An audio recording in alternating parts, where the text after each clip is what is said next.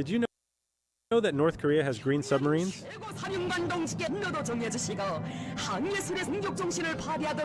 As you may remember, submarines are usually black, except for North Korea's, theirs are green. Apparently, the great leader thought it was a vehicle to be used on land, so he ordered them to be painted green to blend in with the trees. Okay, maybe I made that part up. As you may know, North Korea is located on this peninsula. In the event of a battle, a naval fleet in one of the seas cannot support those on the other side because it would have to pass through enemy territories, such as South Korea and Japan. To the west is the Yellow Sea, quite turbulent, shallow, and with water that varies from turquoise to light brown due to the sediments brought by the Yellow River and others that flow into these coastal waters. This coast is relatively safe for North Korea because of China, therefore they don't have large submarines there.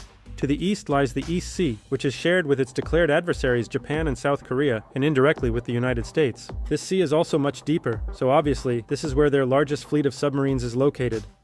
But in the Eastern Sea, something peculiar happens. Cold waters from the north converge with warm waters from the south, creating an abundance of plankton that gives the water a greenish hue. So, to camouflage against anti-submarine aircraft, several of their submarines operating there are green, at least the upper half, like this very small one from the Yugo class. Or this other one from the Sang-ho class, which operates in shallow waters up to 490 feet deep, 150 meters.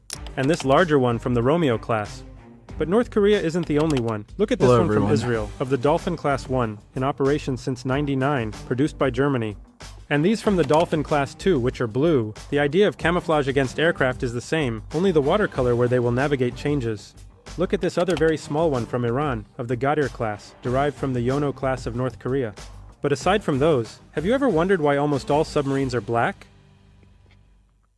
In the past, back in the 1930s and 40s, the US Navy painted some submarines in light gray. It camouflaged very well with the fog as it approached the horizon when on the surface. However, they later realized that they could still be easily spotted by aircraft, even when submerged at shallow depths.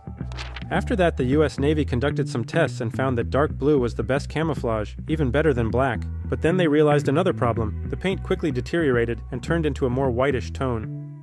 Then they switched to black, which doesn't deteriorate as much. This camouflage was extremely important in the past, when submarines needed to spend a significant portion of their journey on the surface or at shallow depths to avoid being seen by aircraft, as is the case with those from North Korea. But modern submarines can stay submerged for days in the case of diesel-electric ones, surfacing only to allow the diesel generator to intake air and recharge the batteries. In the case of nuclear submarines, they can stay submerged for months. But most modern submarines are black not for camouflage. Their external surface is covered with a thin layer of thousands of rubber tiles with small holes, which absorb the sound emitted by the submarine itself, as well as absorb and distort enemy sonar waves. And these rubbers have this color because they contain carbon black, a carbon powder that enhances the mechanical properties of the rubber, which is important due to the enormous pressure variation submarines endure. The composition of this powder also influences the sound absorption in these rubber tiles. Depending on the frequency of the sound to be attenuated, the same applies to the size of the holes in each tile. And why do some submarines and even ships have their hull bottoms painted red? In the past, copper oxide was added to the paint to prevent the growth of organisms like algae. Although it's no longer used due to environmental concerns about marine pollution, some still maintain the tradition of the red color. But North Korea also has submarines in the traditional black color. In fact, they have one of the largest submarine fleets in the world, around 70 in total, but all quite outdated as you can imagine. These photos are official government ones, and they didn't even bother to remove the rust and repaint. Just for curiosity, those are from the Romeo class, which were their largest until they launched a new one in 2023. But according to experts, this new one is just a variation of the Romeo class.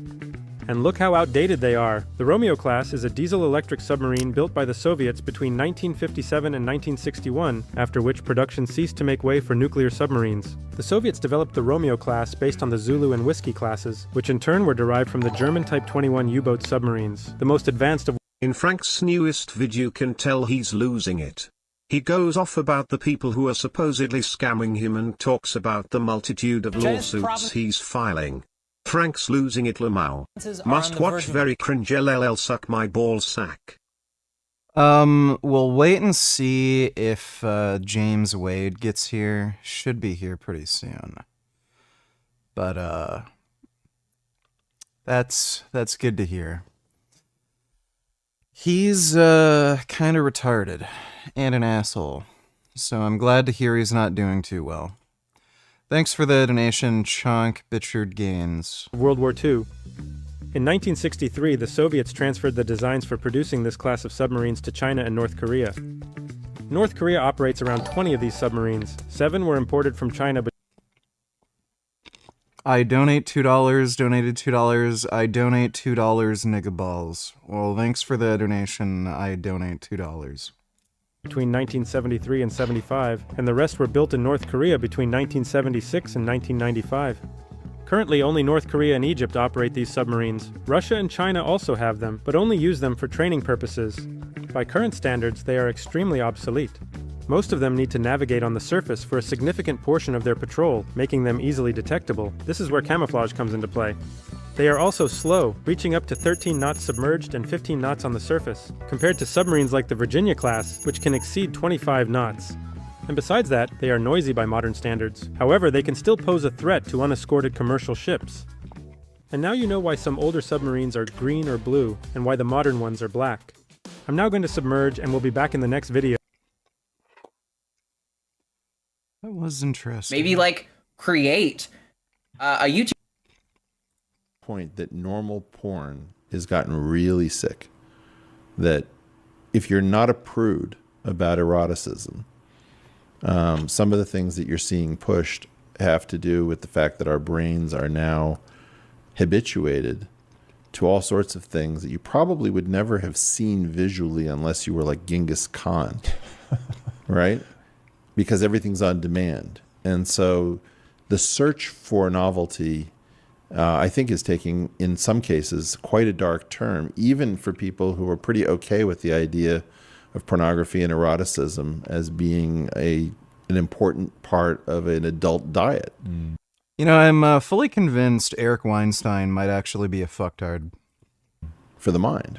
Where it worries me as kids, for sure. And I'm maybe even less worried about today than I am in 15 years when you have VR that is bordering on photorealistic, and that's where Photoshop, whoever. Conservatives are mad at Elon for saying that his trans daughter was born gay. Right, because nobody's born gay. Gay's a choice. They're all just so fucking insane, dude. You want in, choose your own experience. That's very disturbing. But I'll be honest, I'm more concerned right now about people finding partners to have children with. I think that this is an economic epidemic that we don't feel comfortable talking about. And I've been going through a long hypotrophy mesocycle, and I recently have been experiencing a little numbness on the right upper side of my right thigh. I can still walk and move fine. I think it might be a pinched nerve. Have you ever experienced this?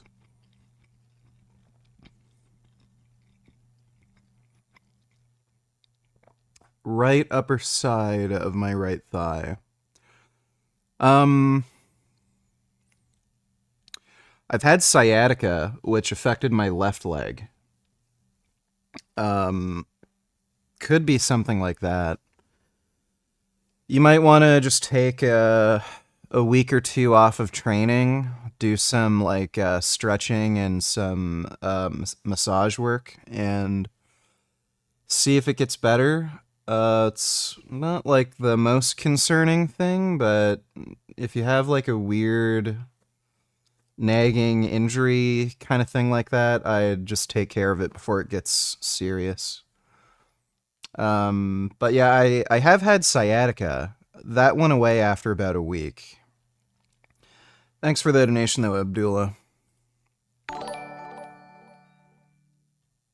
Richard, my name is Abdullah Wahid Sneed bin Kumar. I've been following your geopolitical content and it's literal shit. I would rather defecate on myself than listen to you. I'd rather have air and pee shit on my face than watch you for one more minute. Well, sorry to hear that. Thanks for the donation, Abdullah. 2 PayPal buck, donate $2. If they don't make my food like this, I don't want it.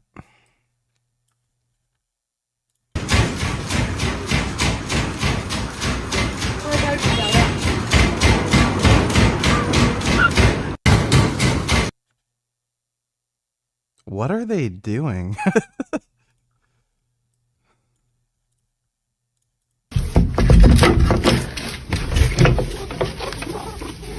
Oh my god. Holy shit, that's a lot of meerkats.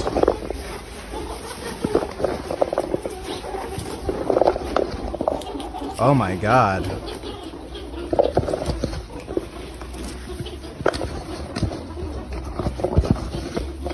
Holy shit.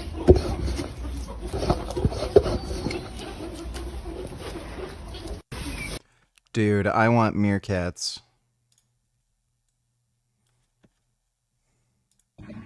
Oh my god!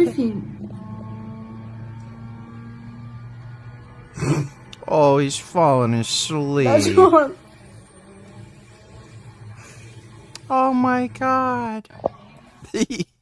That is special. Oh my goodness. It's for the way you... I want one of those guys. Oh. It's a Hyrax. Wow. I like watching him munch. Look at the good boy munching on his lettuce. Oh, that's a good boy munching on his lettuce. Oh, yes, that's a good Hyrax. Oh, a bear.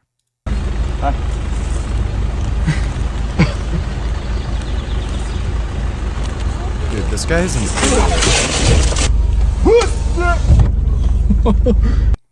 Dude, what a fucking dumbass. Holy shit. Thanks for the donation to PayPal Buck. Classic Ments. A vegan confronts Lenny at the bar. Let me take a look. Thanks for the donation, Chinkwigger.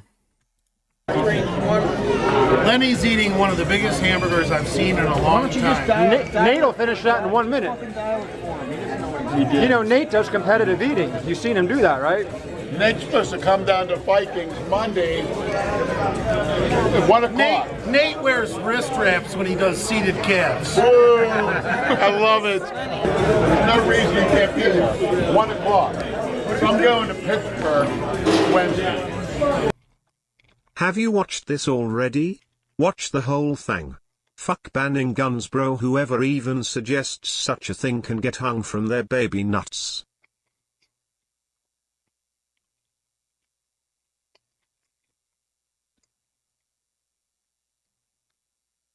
Well, this is on YouTube. It should be fine. Thanks for the donation, Going Anders.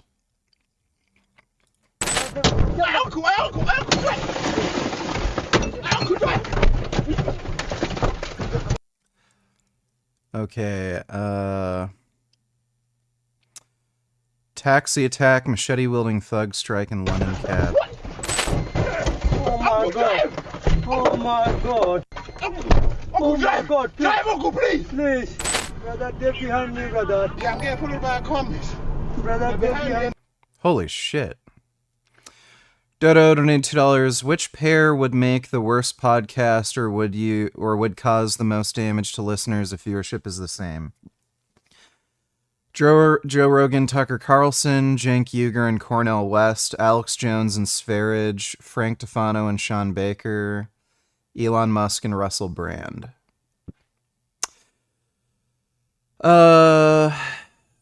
It would probably either be Elon Musk and Russell Brand or Alex Jones and Sverige.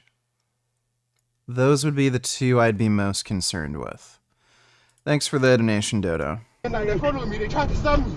Brother, they follow me. Tips. Bro, I give you bad bread, bro. No. Allow me, bro. T. Bro, I gave you bad dunzas, bro. The guy tried to jack me. T, see? No problem, T. Thank you, see you then, yeah.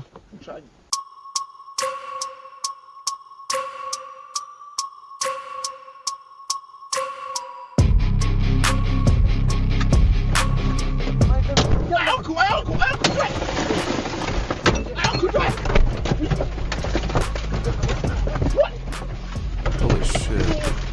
My grand, Uncle, drive! can you go, my grand? Uncle, drive! Uncle, drive! Uncle, drive! What the fucking... Uncle, drive! Oh my God. Oh my God. Oh my God. Drive, Uncle, please. Why did that guy take so long to start driving faster? Please. Please, please. My brain, everything broke. Yeah, dude, it's so stupid to, banning guns. If that guy was strapped, he, wouldn't be in that kind of situation. Kid Boo donated $2, let me see.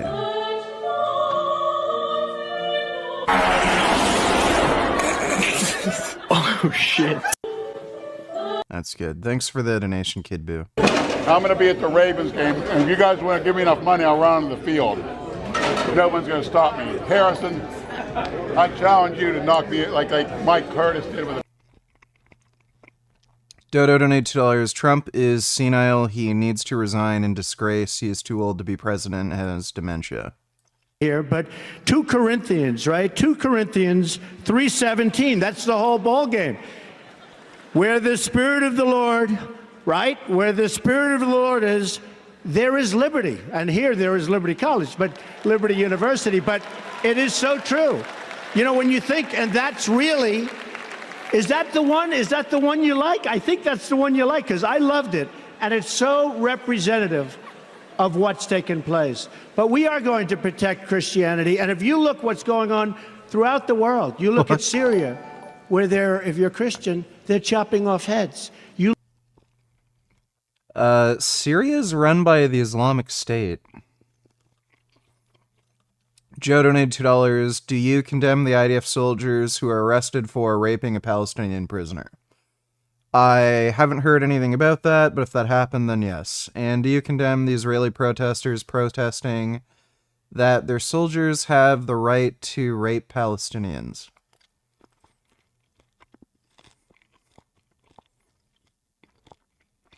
Sorry, there's people protesting that they have a right to rape Palestinians?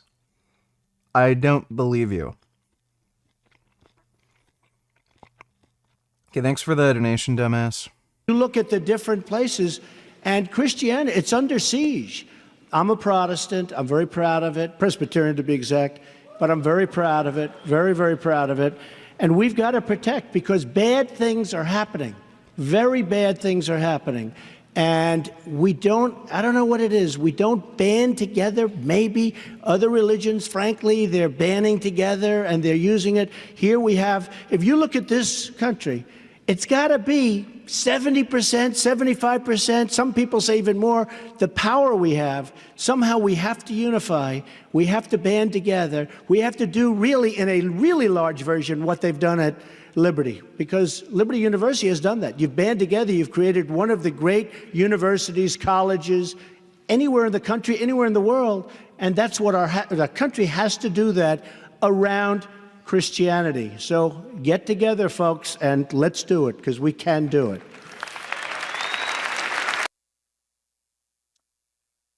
That was incomprehensible nonsense. The Colts. How about that? That's a big ass burger. Really? I think it's small. I'm going to spank you with that eating challenge. Hey, look at him. The cookie cutter. I'm out. I got to get up early. So. You got to get up early and do what? Life. You got to do what? Yeah.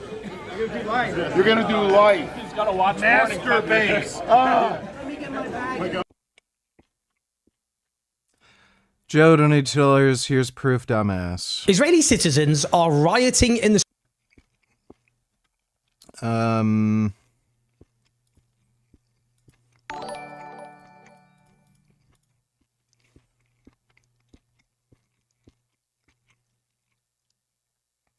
Military police detain Israeli soldiers suspecting of abusing Palestinian detainee.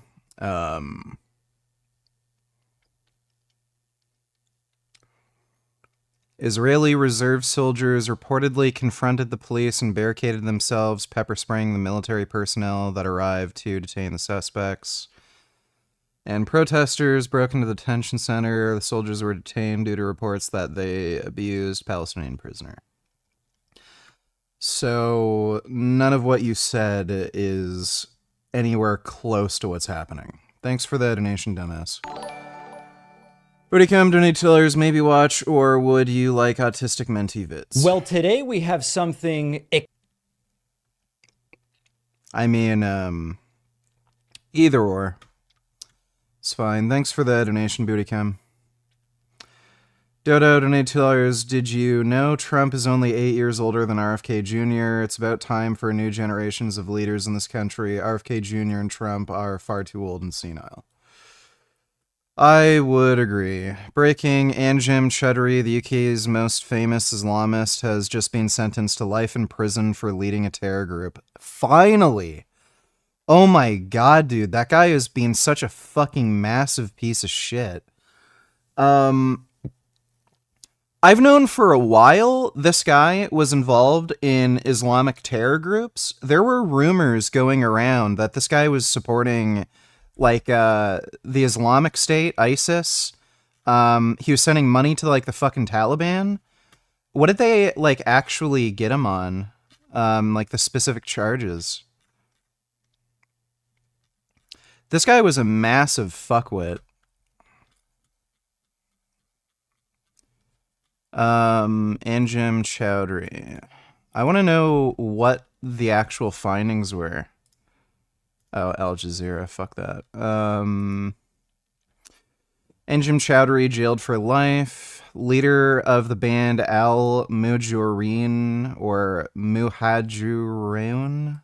Jailed for life and may never leave prison alive. The extremist preacher was found guilty of directing the group, which is banned under UK terror laws and encouraging support for it through online meetings. Sentence means he cannot seek to leave jail or license until he is more than 85 years old. Okay. So he was leading basically an Islamic terror group in the UK. 57-year-old's imprisonment relates to his attempts to redevelop the network in 2021 after his release from a 5.5-year prison sentence for inviting his followers to support the Islamic State fighters in Syria. Yeah, so... yeah, he was supporting ISIS, and I've also heard he was supporting the Taliban as well.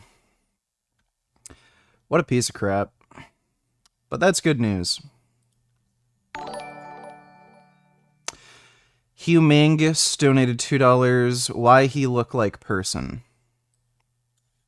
Oh my god. Whoa.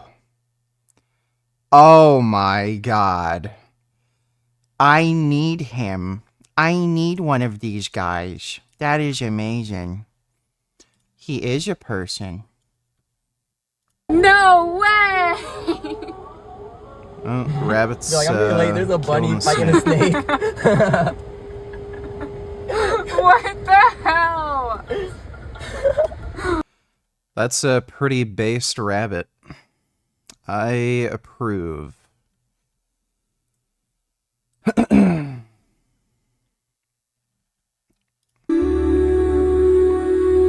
Oh, it's a dogfish. That's a good dogfish. Wow. Russian comedy, lol.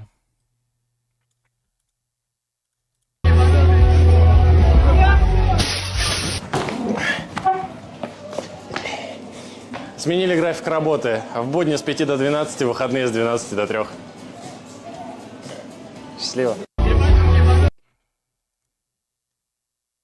That's not funny.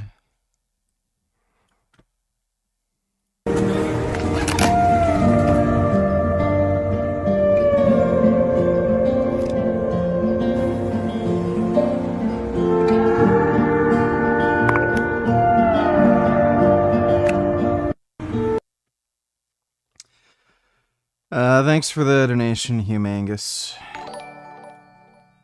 Bootycom donated $2. Let me see. Welcome back to the UK Tonight. Let's bring you some breaking news now from Southport. A large crowd has gathered outside a mosque in Southport with tensions running high in the town following yesterday's knife attack. Police riot vans and officers have been standing guard outside the building with reports of clashes between police and demonstrators. There are also reports from the scene that a police van has been set on fire. And this comes as the Home Secretary earlier warned people not to spread disinformation following yesterday's stabbing attack. Well, in the last few minutes, Merseyside police have just released this statement. Let me read it to you. We can confirm officers are dealing with a disturbance during a protest in Southport this evening. At around 7:45 p.m., a large group of people, believed to be supporters of the English Defence League, began to throw items towards a local mosque on St. Luke's Road in Southport. Officers who are deployed are currently dealing. I'm going to guess some people involved in this mosque were linked to terror groups or stabbing people or just being genuine assholes, and that's kind of the whole deal here. Well, at least they're standing up for themselves. Thanks for the donation, Bootycam. Your 405 benches and shit, bitch. How much you weigh? PFF. I know dudes not even breaking 200 who can push 405, and they're the same height. Fuck you. Jasmine deserves to be with me. I'm fucking her again. Bitch. Show me one dude who's 6'3", under 200 pounds who can bench 405. You can't. You're full of shit. Thanks for the donation, Axel. Bootycam donated $2 to Chowdhury. كانت الأمور أسهل مما كنا نتصور رغم أنه هذا المكان كان له أهمية. And we say bye bye.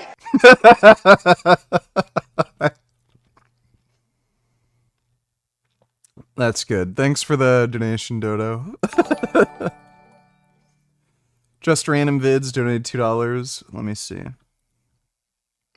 That there's a movie that won't be released until 2115. So the movie, which is called 100 Years, was filmed in 2015, starring John Malkovich, and it's scheduled to be released on November 18, 2115, meaning that none of us will see it.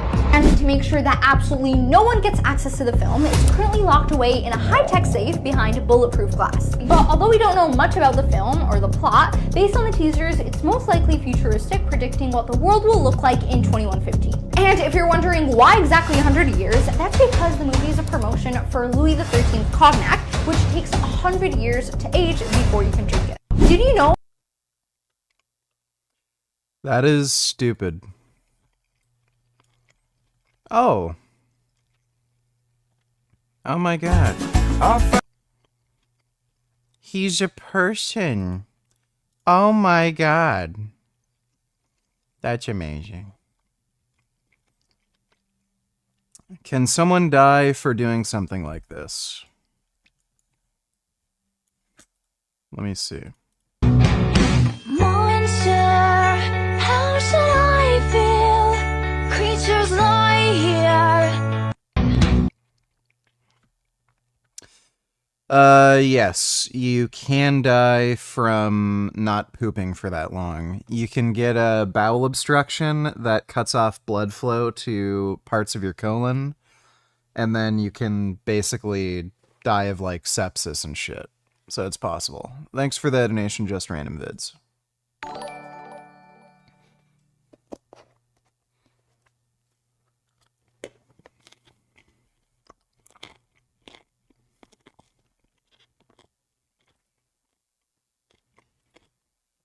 Hey everyone, we have... Oh wait, where the fuck am I with the donos? Hell yeah, I'm glad they're wreaking havoc on that nasty-ass mosque. They probably support Hezbollah. Yeah, I mean, probably. They probably support Hamas, they probably support Hezbollah, they probably support ISIS or the Taliban. Fuck them. Thanks for the donation, dude. Dodo, donate tellers, can you watch this today, or did you already watch it yesterday and I didn't see? We still haven't seen it. We'll watch it today. Thanks for the donation, Dodo. Dodo donated $2. What celebrities is Jasmine into in terms of looks? I have no idea. I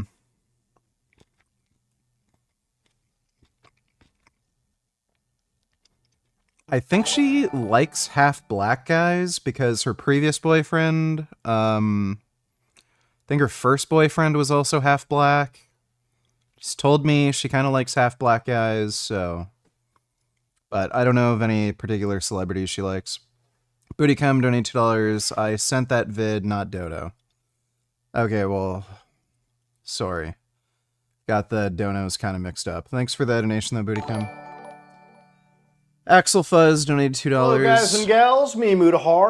All he does is go over the video we already watched. It's not worth reacting to. Thanks for the donation, Axel.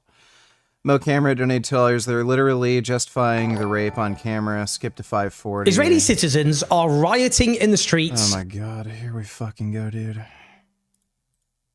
Peace activist who goes by the to the point handle at I really hate you. אני לא יודע אם יודעים, אבל יש אירוע כרגע בשדה תימן שמשטרה צבאית הגיעו לעצור חיילים ששמרו על מחבלי נוח'בה.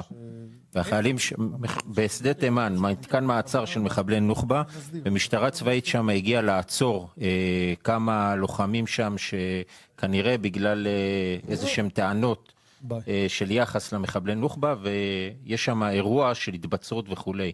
הטרלול שהמדינה שלנו נכנסת אליו סביב הסיפור הזה הוא מטורף וצריך להפסיק אותו. Nothing about that clip has anything to do with them justifying rape. Thanks for the donation and wasting my time. Some fun new merch at the merch store. We'll let you know more at the end of the episode.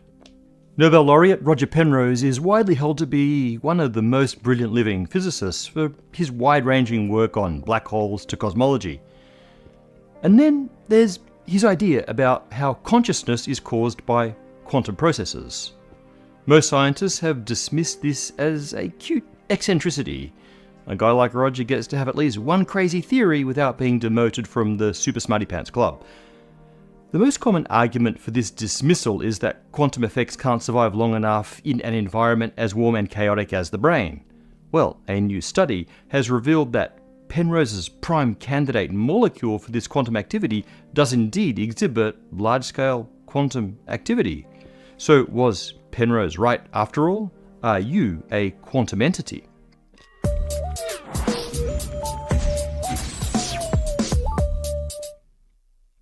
The story starts with Roger Penrose as a young man attending a lecture on the Gödel incompleteness theorems. These are the mathematical arguments by logician Kurt Gödel which prove the limits of proof. The first incompleteness theorem says that for any consistent formal mathematical system capable of expressing basic arithmetic, there are true statements in that system that cannot be proven with the rules of that system. Here's an example of an unprovable statement. This statement cannot be proved in this language. Now, imagine there's an algorithm that can sort through all combinations of expressions in the natural language in question until it successfully finds the one that proves this statement true. That very act would render the statement false, thereby showing that the system is inconsistent. But if the algorithm couldn't find an expression, it would demonstrate that the statement, which is that this statement can't be proved, is true but unprovable. So either the system is inconsistent or contains true but unprovable statements. It's incomplete. Now, natural languages are certainly inconsistent, but mathematics is designed to be perfectly self-consistent. Therefore, mathematics is incomplete. And since any algorithmic system is generally built on mathematics, like classical computation, they too must be incomplete, according to Kurt Gödel. But Penrose argued that humans can prove the unprovable. For example, mathematicians seem to be able to be pretty sure of the true value of certain conjectures without any formal mathematical proof, and sometimes those formal proofs may not exist. According to Penrose, that means that our conscious process of knowing does not come from a process limited by Gödel incompleteness. It's not algorithmic or computational. Penrose goes further to say that this implies that consciousness itself can't emerge from purely computational processes. Similar ideas were articulated by philosopher John Lucas, so this whole consciousness isn't classical computation because Gödel incompleteness thing is called the Penrose-Lucas argument. There are plenty of objections to this argument. For example, that it's a mistake to equate our sense of knowing to a formal proof. After all, it's possible to think you know something but be wrong. Or that even if we do have super Gödel reasoning abilities, it's a stretch to connect that to consciousness. We'll leave it to you to check out Penrose's books The Emperor's New Mind and Shadow of the Mind for further details if you're interested. Okay, let's get to the really weird part. If our brains are not classical computers, what are they? Penrose argues that the only place we might possibly find a type of computation or information processing or whatever that's free from the limits of Gödel incompleteness is...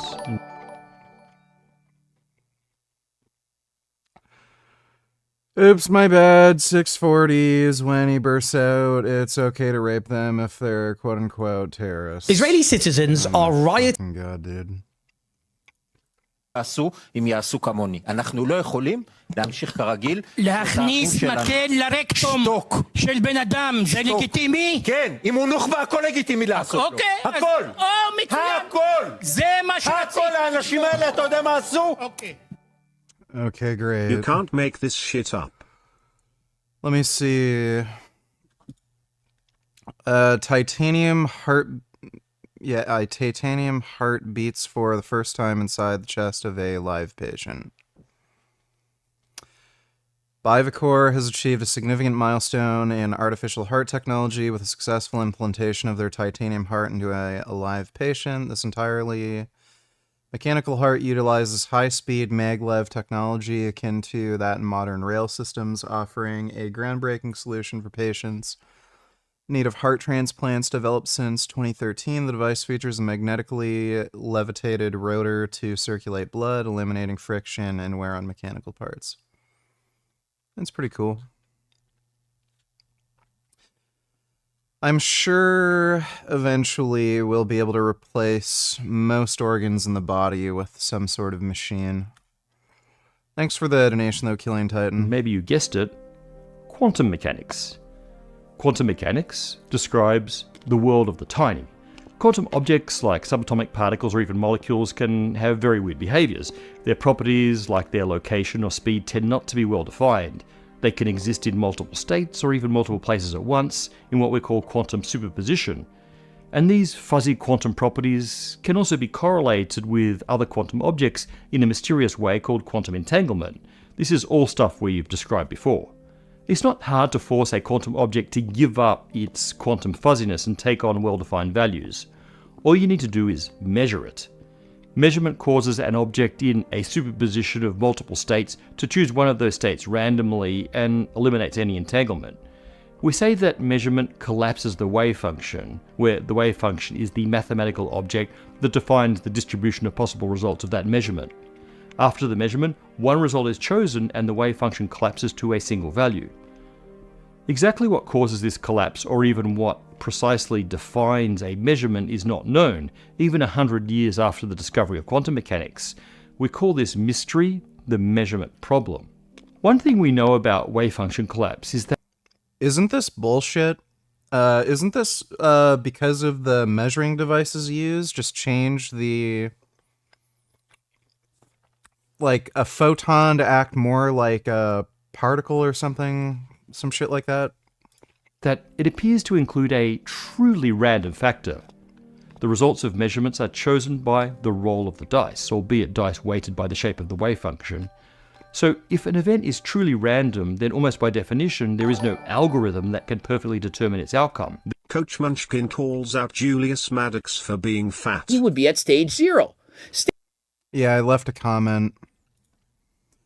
Greg, I care about your health. Also, Greg, buy my supplement that has 0 human research but has steroid-like side effects. Yeah, we might react to that later. Thanks for the donation, nigga. This was one of Greg's dumbest fucking videos. he went out of his way to call Julius Maddox fat. Like, yeah, no shit. We can all see he's fat. I think he probably knows that he's fat. Like, oh my god, dude. Like, I might as well make a video telling everybody that Greg is short. Were you aware, sir, that you are below average height? I just wanted you to be aware of that.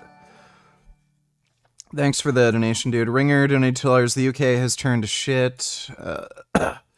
People are protecting the cops for stomping this guy who resisted arrest and attacked the cops before knowing the details, even though the cop who stomped was suspended pending investigation. Footage shows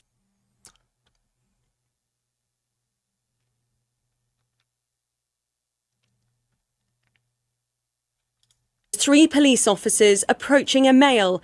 They try to restrain him, but quickly the situation turns violent. Officers are assaulted, including a female who's punched in the face. Then an individual appears to have been tasered before falling on the ground as he's finally restrained. This appears to be the chaotic lead-up to the widely circulated footage from Tuesday evening at Manchester Airport, which showed a police officer kicking and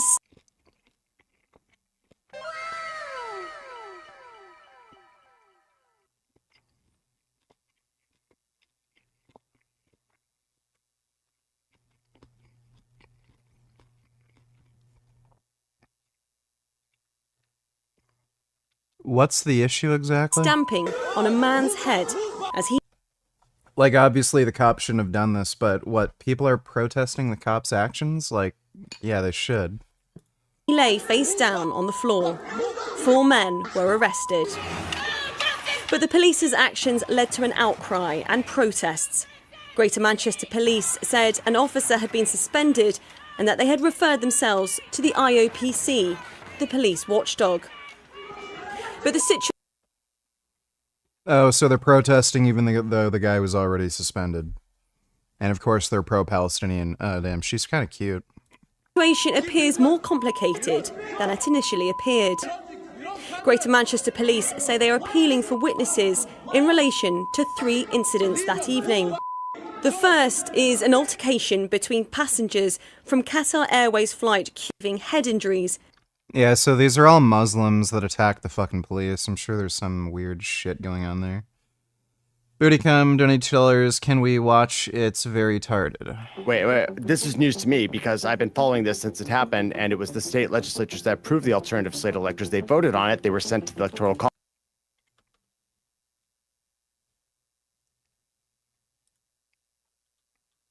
There's no way I'm watching this, dude.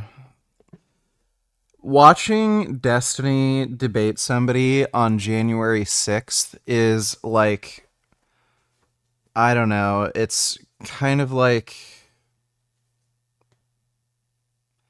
it's like trying to explain, I don't know, quantum physics to a baby. Greg Doucette roasted a health analysis center.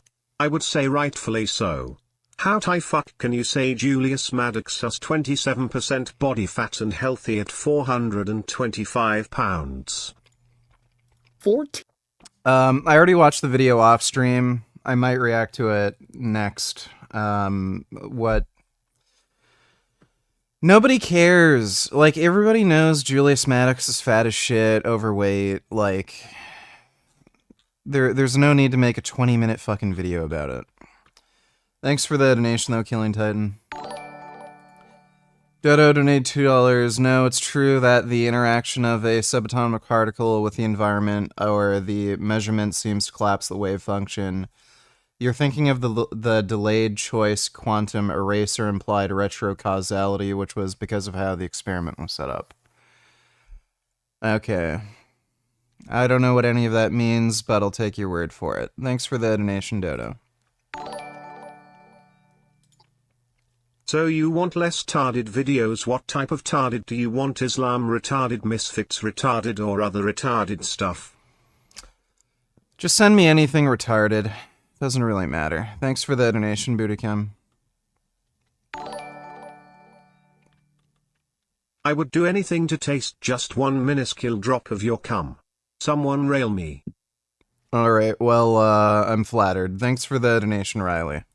Therefore, Penrose argues, the outcome of any computation or information processing performed by a quantum system involving wave function collapse is non-algorithmic, in the sense that the outcome cannot be predicted within the framework of any Gödel-esque mathematical system, and therefore is not necessarily subject to Gödel incompleteness. Therefore, maybe conscious reasoning has a quantum component. There are also plenty of criticisms of this reasoning. For example, quantum computation is still algorithmic in a sense, even if not classically algorithmic.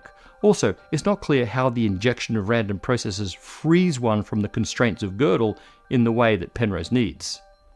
Another common criticism is that Penrose has fallen for the Holmesian fallacy. And to quote the great detective Sherlock Holmes, "When you have eliminated all which is impossible, then whatever remains, however improbable, must be the truth." In fact, Penrose himself has quoted Holmes in justifying the reasoning that if consciousness can't be accounted for by things we understand, then it must be accounted for by the other one big thing we don't yet understand, quantum mechanics and the measurement problem. But that assumes that Penrose has comprehensively eliminated or is even aware of all the other candidate mysteries, which feels presumptuous. On the other hand, this is Roger Penrose we're talking about, so maybe he really has taken a complete census of all mysteries and is justified in Sherlocking consciousness. A final objection, and the one that will finally get us to Thanks for the membership, Tyler. Appreciate it. the new result, is that quantum behavior is generally only observable in the most pristine conditions, typically for individual or smallish collections of subatomic particles, and carefully isolated from the environment. Quantum states decay extremely quickly unless in a vacuum and or near absolute zero temperature, and the more particles involved in a quantum state, the more easily the state gets destroyed. That's why quantum computers are so hard to build. The inside of the brain is far from a pristine environment. It's warm and gooey and seems thoroughly macroscopic and classical. In order to do the sort of quantum information processing that the Penrose-Lucas argument demands, a coherent quantum state needs to be maintained for timescales much longer and involve far more particles than should be possible in our meat computers. When Penrose first published his idea in The Emperor's New Mind, he had no idea how brains might do quantum processing. But then along came Stuart Hameroff. Hameroff is an anesthesiologist with a fascination with consciousness and with a molecular structure inside cells called microtubules, which he suspected may be involved. Microtubules are these tiny tubes that play many roles in every cell in your body.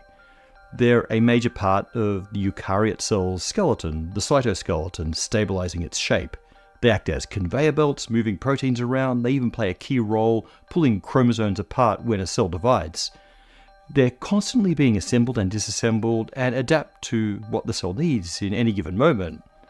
A cell might have billions of these microtubules. Microtubules also have an extremely regular structure, almost crystal-like. They are made of alternating tubulin molecules of two different types. Those molecules have a polarity which can point one way or the other. This structure got Hameroff to thinking that maybe microtubules could in some way work as molecular computers, or at least some sort of molecular information storage. Add to this two more hints. Microtubules are abundant and differently structured in neurons than in any other cell. And also, there's some evidence that anesthetics may act by disabling microtubules, thereby disabling consciousness. So it's not so crazy that Hameroff wondered whether these molecules might actually have some more fundamental role in consciousness. And then Hameroff read The Emperor's New Mind and reached out to Penrose with the idea that microtubules could be a candidate for this quantum information processor inside neurons.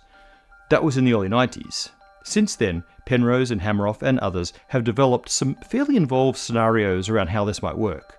The basic idea is that information gets stored across one, or actually really many, microtubules over multiple neurons. The information, in the form of quantum bits, qubits, could be stored in a variety of ways, for example, the polarization direction of individual tubulins. So you have these quantum states that are networks of entangled qubits.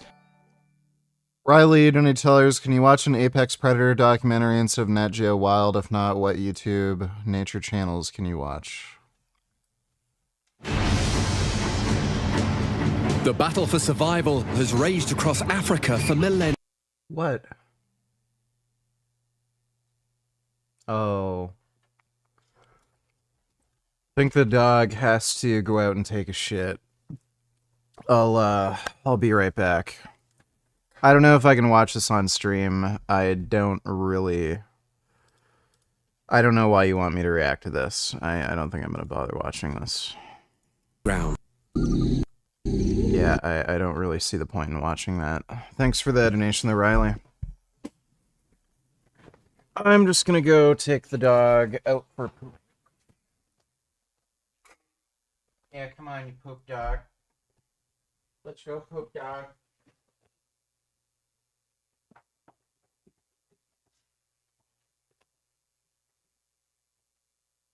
Hey, poop dog.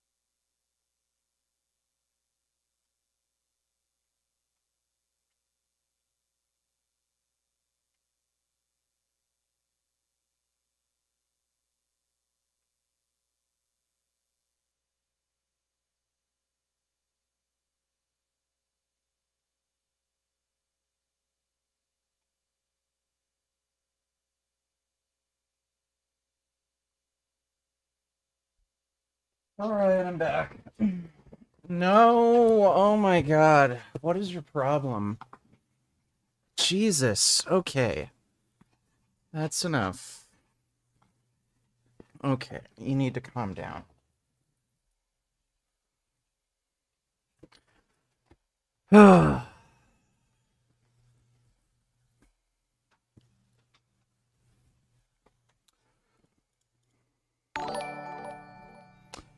I donated 2 nigga ball hair, donated $2. Dull hairs, I donated 2 balls, check Discord. Okay, well thanks for the donation, I donated 2 nigga ball hair. And check Discord for what?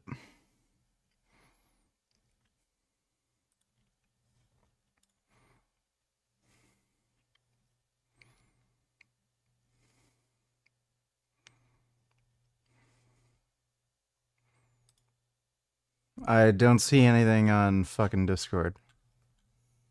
I think you're a dumbass. Thanks for that donation, dude. Bootycam donated $2. 1009 did Bob spit facts. Would you agree that Christians can fight against Islamic supremacism? Disbelievers. Well, so let's try and move the conversation forward. Because, before we do, I actually would like you to answer my question. Can Christians fight against jihadis? Would you agree that Christians can fight against Islamic supremacism? As a Muslim, if Muslims they invade a country or there is a Muslim Christian country or whatever to spread Islam, I am with it. I support it 100%. There you go. So there you got it on camera. If Muslims invade Christian lands to spread Islam, he is in favor of it. I am with it. There you go. And these are the kind of Islamist dogs that we face in the park. They're Islamist ideology. And you should be opposed. I think you should be deported from the country. Yeah, they should. They should just ask these questions when people are immigrating, and if they give a fucking stupid answer like that, don't let them in. It's fucked. Thanks for the donation, Bootycum. I think Pappy Pear said he wants to suck you dry in chat, but he deleted it. I decided to mix germs with my blood, and something crazy happened. You might not believe this is even real. These germs are huge compared to my red blood cells. But after some time, I noticed the most incredible thing. My white blood cells circled in the next clip began to attack the germs. And after they attached, the germs began to explode. This was incredible to see under the microscope. In the next clips, you'll see the same process again, but with bigger germs. My white blood cells would move towards the germ, attach to the germ, and then literally explode the germ. This was the craziest one of all. I've circled my white blood cell trying to attach to this giant germ, and it eventually ripped open the germ. They are small, but they are strong and mighty, and they fight for... Well, that's good. Amazon driver in Georgia has been fired after a video of him driving on a sidewalk was posted to TikTok. The video shows that driver steering his delivery van down a sidewalk in... Yeah, I saw that. I don't know why the fuck that guy did that. Thanks for the donation, some faggot in VG's chat. Andrew Tate calls out Mr. Beast. Do you think Mr. Beast could be the Antichrist? No, I think he's just some random jackass. Mr. Beast's tranny friend, he's been caught talking to kids, trying to fuck children. Surprise. That is not true. He was sending inappropriate messages to minors, but he was not propositioning any minor for sex. Surprise. Didn't see that one coming. Fucking hell. You know what's most amazing to me about this whole scenario? That nobody seems to point out this guy's name. Mr. Beast. Do you think that's a bit of a strange name? I'm sure I could... He's literally saying he's the Antichrist. Google it, and there'd be some bullshit reason why he's called Mr. Beast. I'm sure they're calling for some stupid story. That when he was a kid, he had a figurine called Beast, and then when he grew up, he wanted to be a figurine. Some fucking garbage. Why would the largest YouTube channel with an affinity towards children in the world be named after the beast from the devil? Why would that happen? Is that a coincidence? Considering the fact that you don't get to become the largest YouTube channel in the world without permission from the Matrix. Because they throttle the accounts they don't like. And they take subscribers off, and they prevent the accounts that tell the truth from getting views. If you're getting that many views and that many subscribers, it's because they're pushing you to the front with the algorithm. They want the kids to see you. And by coincidence, this account they want the kids to see is named after the beast. And these are the same people who openly admit they're coming for your children. They chant it in the streets at LGBT parades. We're coming for your kids because the LGBT agenda has no future without your children. They can't have kids. They can't reproduce. They need your kids. They need to come and take yours. And they're open about it. And they put their flags everywhere. They have their month. And they put all their bullshit propaganda in schools to try and convince kids to do all this insanity. And dude, he's driving and not, like, looking at the road.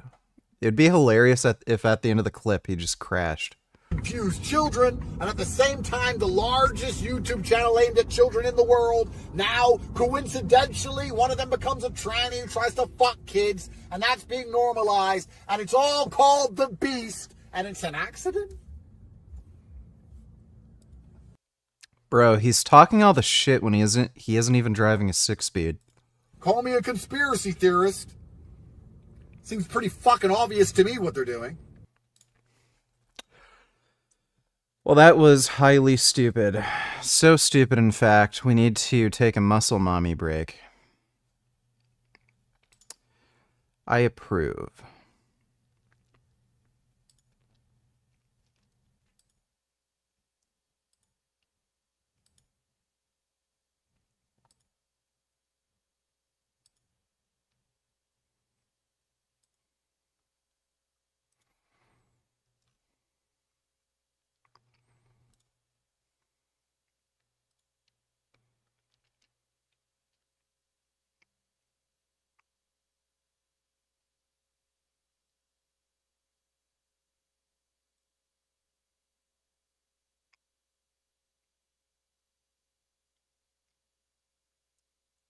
I like her butt. She has a good butt. Mo Camera donated $2. You should debate this guy. Must I have the cam on? Yeah, I tried debating Muslim Lantern, but he kicked me off of his stream pretty much immediately. Thanks for the donation, Mo Camera. And they are in superposition. That means many possible configurations of the ones and zeros of the qubits exist simultaneously across microtubules. And then something happens to collapse this superposition. Some type of measurement causes a single state to be chosen from the many. And it's that moment of collapse that Penrose thinks is a sort of proto-conscious moment. So our conscious experience would then be the sum of these moments happening all the time across the brain. By the way, Penrose also has a mechanism for this wave function collapse. It's called objective reduction. And it happens when the superposition of different space-time curvatures corresponds. Bootycum donated $2. Can we watch and you go through what he's eating, like, say, if it's good and stuff? Let me take a look. Good evening. It's time for the last meal of the day, and I'll be prepping this. This is going to be bad. And this will consist of, as the main course, I have a 2-pound chuck roast that I purchased at Aldi's. That is just so fucking nasty, dude. It looks like a smushed testicle. Yeah, a guy who has diabetes really needs to be eating this. Oh, Jesus. For $4.69 a pound. And this will last approximately 2 meals. I also have golden potatoes. That is a very good choice. I got it at Aldi's. It's being cooked in butter. That is a very bad choice. Has Celtic salt. And there's approximately 6 potatoes in here. And that'll be used for 3 meals. And then, of course, I have the Big Lenny Super Salad,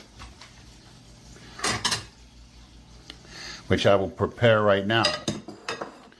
So the oven is heated up to 350 degrees. It's ready to go. Michael donated $2. Thoughts?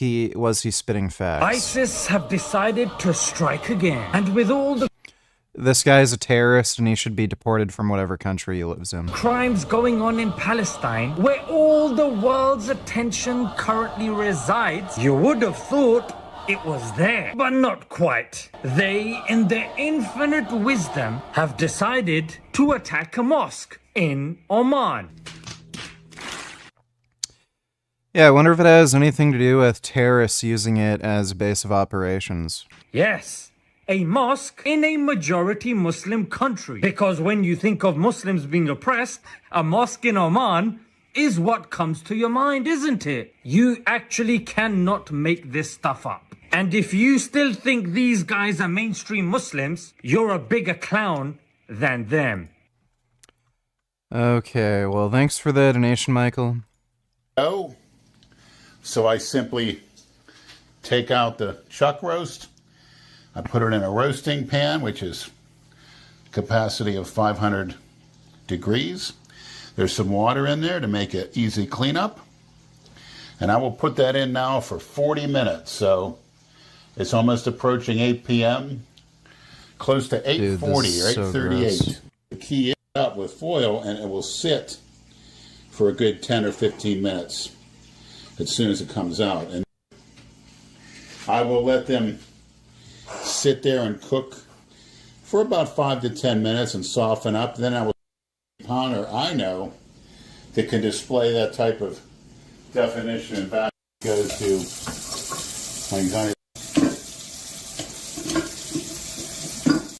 wait, whoop, look at that.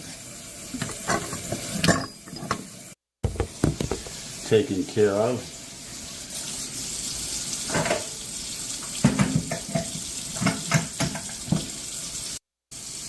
Carrying a torch.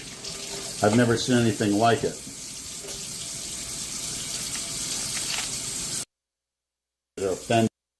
For supplements tonight, magnesium glycinate, zinc, copper, vitamin C. Nutrient. Who do you could beat in a lightsaber duel?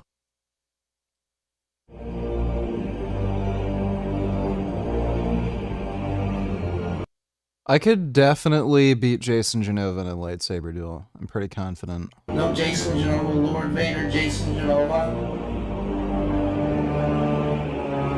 are such a frickin' vegan, bro.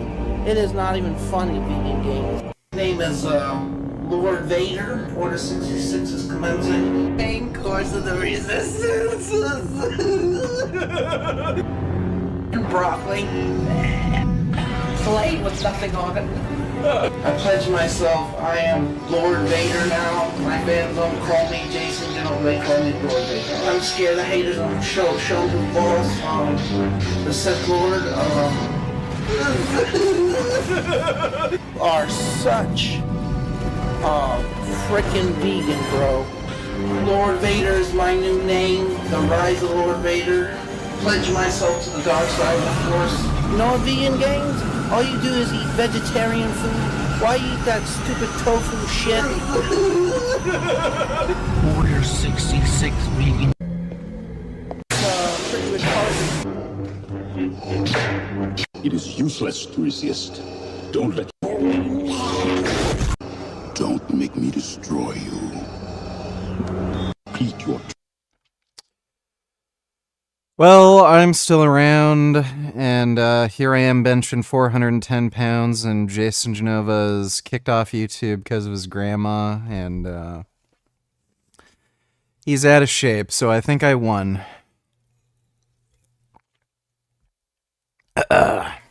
Intense meal. Great. Bootycom, donate $2. Can we watch this again, lol?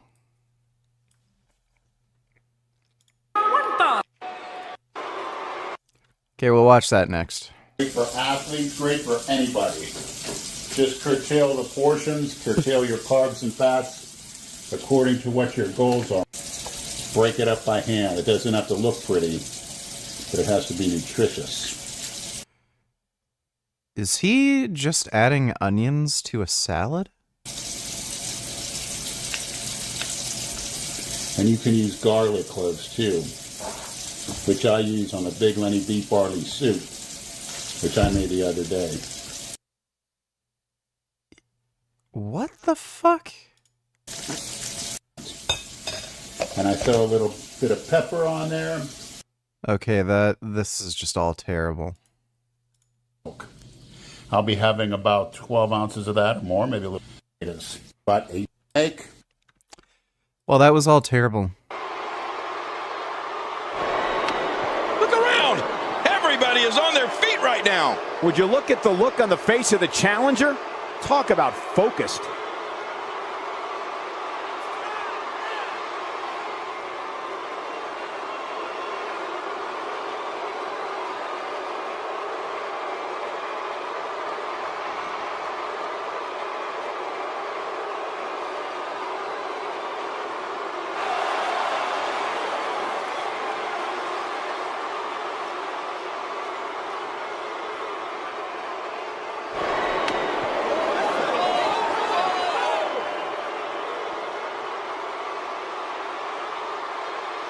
This one's going to be electric. He looks geared up and ready to go tonight.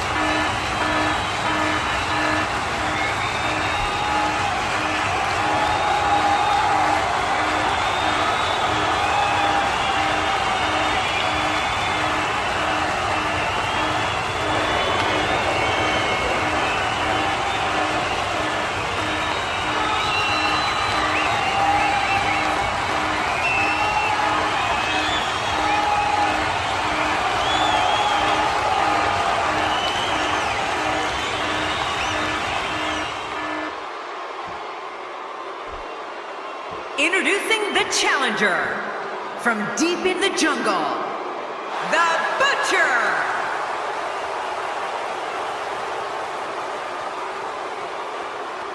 And his opponent from Allentown, Pennsylvania, he is the Deep South Undisputed Champion, Lenny.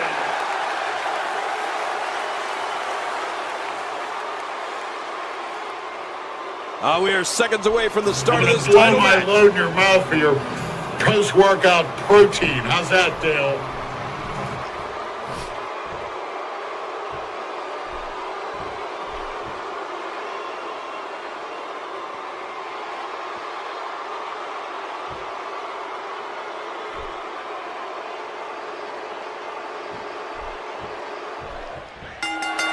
This is it, the moment we've been waiting for. The time for talking is behind us. Now these two superstars will test one another's abilities and will like never before. This is about being the best.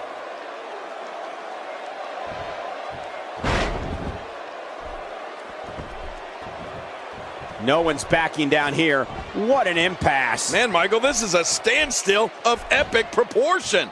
No one wants to give an inch.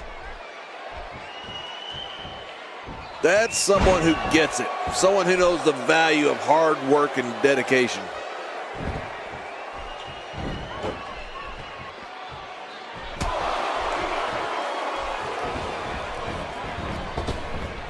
One of these guys is going to walk away with the win here tonight. I just can't imagine one of them also accepting defeat. This guy's a machine.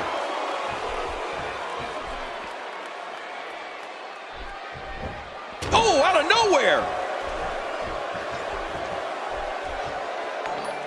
Ouch! After a move. Lol, this dude Vance is calling your psychotic ass out in this clip. Start it at 30 seconds.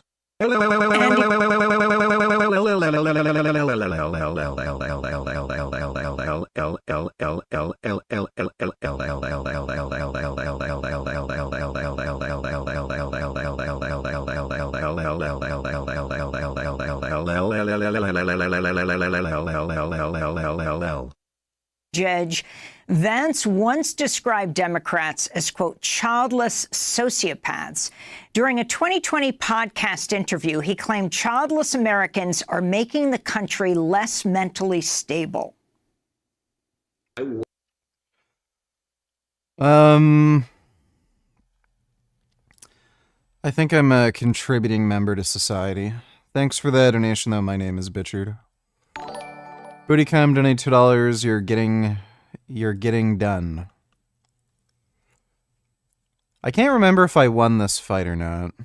Thanks for the donation, though, Bootycam. Move like that, he's going to need to see a chiropractor or a spine specialist, whatever he's comfortable with. No pun intended, of course. Yeah, he's not going to be comfortable for a while. Why did Muslim Lantern kick you out? My guess is you came in hostile SND said something about Prophet Muhammad like a pedo. Maybe next time be polite and try again. It would be a juicy debate.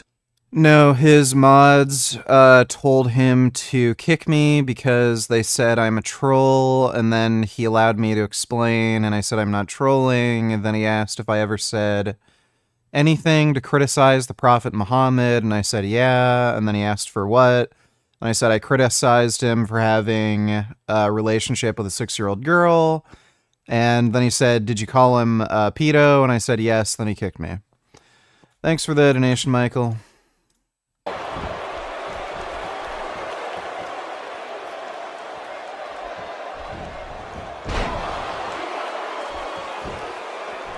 It won't take long for the aggression to escalate quickly in this one. You're right, Cole. These two don't like each other, and we're going to find out how much they really do dislike each other in this match. Not today. Too fast.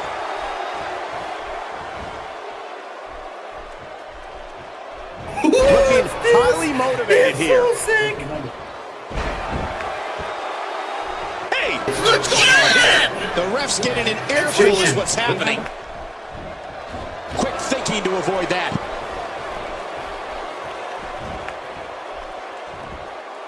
Oh, wait. Nice reversal.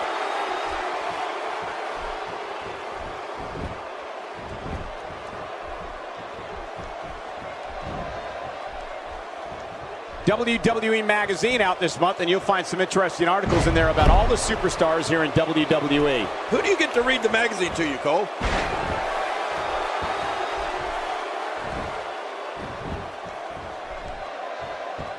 We're looking at complete domination here. This could end it in a hurry. That's it. He's done. Hey, the shoulders are down. And a kick out. The kick out's all that saved him. This match goes on.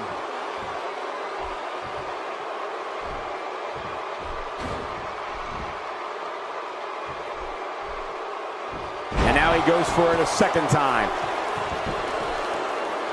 Oh, he's in trouble now. Watch it. Watch it.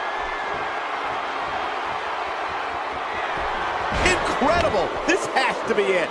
There it is, the finisher. This could all be over right now. Makes the cover. And the shoulder's up in time. Well, as long as it's up before that 3 count, that's all that matters. He's showing no signs of letting up. Oh, out of nowhere.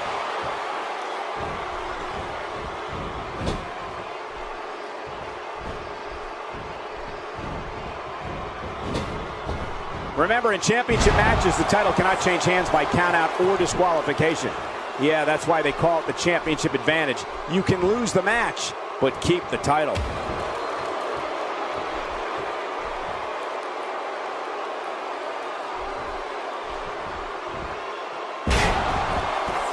The championship hangs in the balance. And it could fall at any moment. This is a great matchup, Cole. Who's going to win this championship?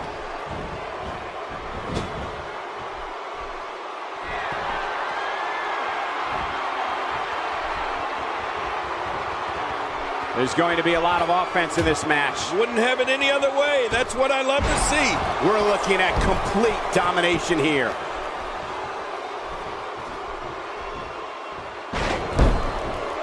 Covers. You call a performance. South undisputed champion, Lenny. Wow. I'm pretty sure I'd win a wrestling match with Lenny. Responding to those different quantum states reaches a certain threshold, causing one quantum state to be chosen. And we did an episode on objective reduction, if you want the details. The overall theory is called orchestrated objective reduction, and the idea is that the brain uses this wave function collapse as part of its information processing mechanism, and this leads to conscious experience and also the ability to transcend classical computation. Orchestrated objective reduction has been around now for over 30 years, and frankly, very few people took it seriously, and I guess most still don't. Some don't agree with the Penrose-Lucas argument, and even... Nigga, why are you making me watch this boring ass shit? I rather someone shit down my throat than watch any more of this stupid fucking boring garbage. Fuck you. You, ara, you, ara, you, ara, you, ara, you, ara, you, ara, you, ara, you, ara, you, ara, bitch fuck you smile. It's a slow news week, okay? Thanks for the donation, nigga. Fuck you. It's all just completely reactive. The way we matchmake in the West now is all short-term, reactive, responding to things, as opposed to long-term planning, which is what it all. Fewer believe that coherent quantum states can persist long enough inside the messy environment of the cell interior. Which brings us to the reason we're doing this episode now. Evidence is emerging that microtubules may exhibit interesting quantum behaviors after all. In 2013, evidence was found that microtubules display large-scale quantum resonance, giving them unusual long-range electrical conduction properties and potentially allowing them to work as memory switching elements. And just a few months ago, a paper came out adding weight to this idea. It's by Nathan Babcock and Philip Turian from Howard University and their collaborators, and it's titled Ultraviolet Superradiance from Meganetworks of Tryptophan in Biological Architectures. Now, those meganetworks of tryptophan are basically microtubules, but to grok the rest of that title, we need to understand superradiance. So, normally, if you radiate a bunch of atoms or molecules with a bunch of photons, each might absorb a photon, bumping an electron to a higher energy level, and then radiate another photon as the electron loses that energy. When the emitted photon has lower energy, then the process is called fluorescence. The de-excitation of many excited electrons takes a bit of time as they decay randomly one by one, so fluorescent materials glow for some time after being illuminated. Superradiance is a bit different. It can occur when a group of atoms or molecules get into excited states as an entangled group rather than individually. That can happen, for example, if the spacing between excited particles is smaller than the wavelength of the incoming photons. Then we can't say which particle absorbed which photon, so we have to treat the collection of particles as a single quantum superposition state of all possibilities of the absorption matchups. In any case, if the system of particles is in a collective excited state, then it tends to decay collectively, so photons are emitted together. This results in a much brighter and shorter spike of radiation than regular fluorescence.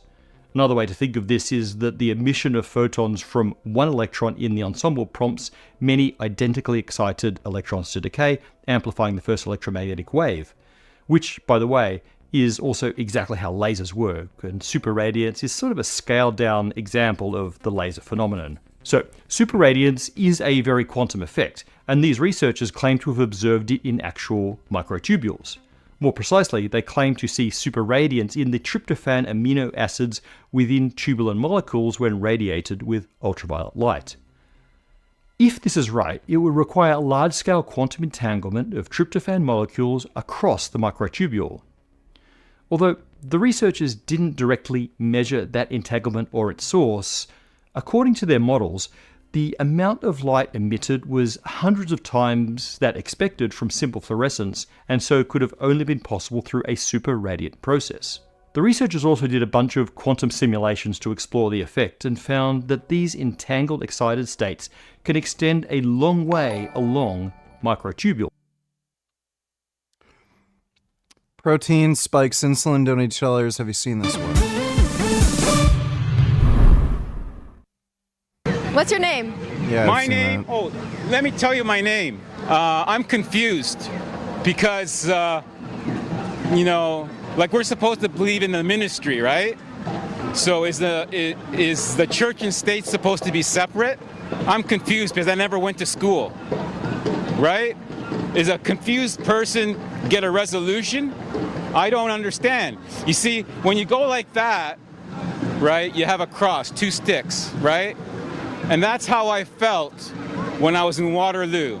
Because when I walked in Waterloo and smiled at people, they treated me like a vampire. They used the cross and they went like this by not smiling at me. In Toronto, hey, hi guys, you know me, Steve Spiros, easygoing. Those who know me, I'm a nobody. You understand? And you can't kill a person with no body. So why am I afraid? I'm not afraid. I'm afraid of the boogeyman. Who's the boogeyman? You figure it out. I'm getting out of here. I'm going back to Waterloo where the vampires hang out. And I'm gonna wear my sunglasses at night. You know why? Because women show their tits, have short skirts, and then they feel violated when I look at them. Why? Because I have sunglasses on and I'm weird. I'm from Humberside. I'm sorry if I made a fool of Humberside, but all those people who called me a sleepwalker, I woke up. Now I'm going back to sleep because I'm going to be committed in an isolation room because I'm going to go back to the ministry and allow them to perceive me as I am, a fuck up. Goodbye. Hey, Toronto the good. Look at this square. It was a shithole when I worked here. Now it looks like New York, Manhattan. Where are the bums? There's no bums here. Toronto doesn't have bums. But Waterloo, they're creating bums. They created me. Why? I don't know. Maybe it's the church. Talk to the Pope. He knows everything. I had it. I'm gonna die. How can you die when you're dead?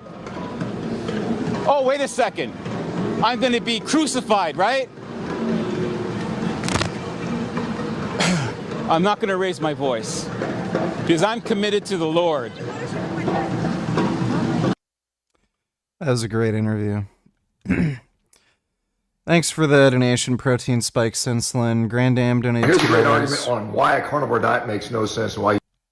Alright, we'll react to that. Hello VG, I bought you a Fav ice cream flavor. Enjoy, my friend. That is by far the worst ice cream flavor ever made. Thanks for the donation, Kumar. Trap, marriage or having kids? I think having kids because you can't do the same stuff. At least in marriage, you guys can still smoke crack together. If you got kids, you can't. You got to like put that to the side or something like that. Exactly. You got to put the crack at least 4 years or something like that. Once they turn 5, you back in the game. Yeah, because then they can babysit themselves. They'd be like, "Get over there," and they'd be like, "It smells like plastic, Daddy," and they'd be like, "It's plastic time. Like, get out of here." What's the big? That's fucking weird.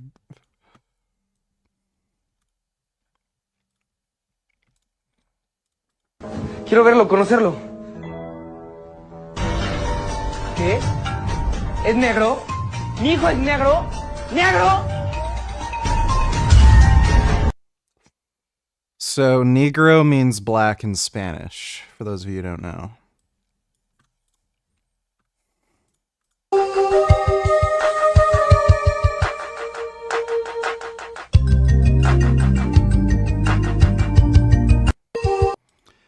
Dude, I was on hold with a company recently. I think it was like a gas company, and they had that stupid hold music. Oh my god, it just drove me fucking nuts.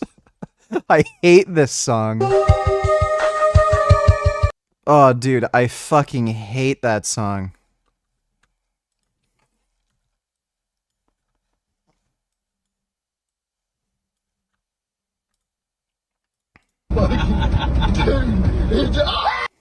Oh my god. Poor raccoon. Why didn't they just stop the fucking car? Dipshits. Hey, Prim Prim. How's it going, little buddy? How's my Prim Prim? What's going on, Prim Prim?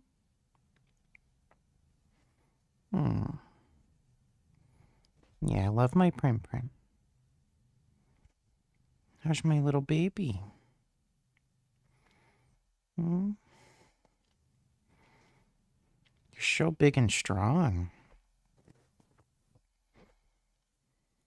You must consume carbohydrates. It comes from some obviously very, very learned person who says. Do you think Destiny will go down as one of the greatest minds in our century? I think he will be talked about in the history books like Plato and Socrates. I doubt it. I don't think he's going to reach that level of fame. Thanks for the donation, though, Rio. Bad Karma donated $2. Tristan Tate is such a fucking psycho. Ugh, I hate him.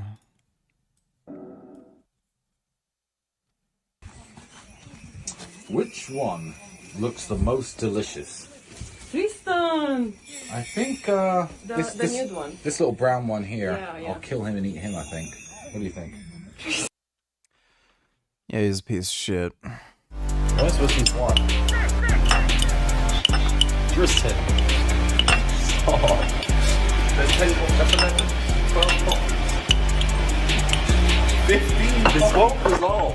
I think that looks like an Yeah, he's sort of a degenerate caffeine addict. energized. Power for a little bit. My spirit is real fun.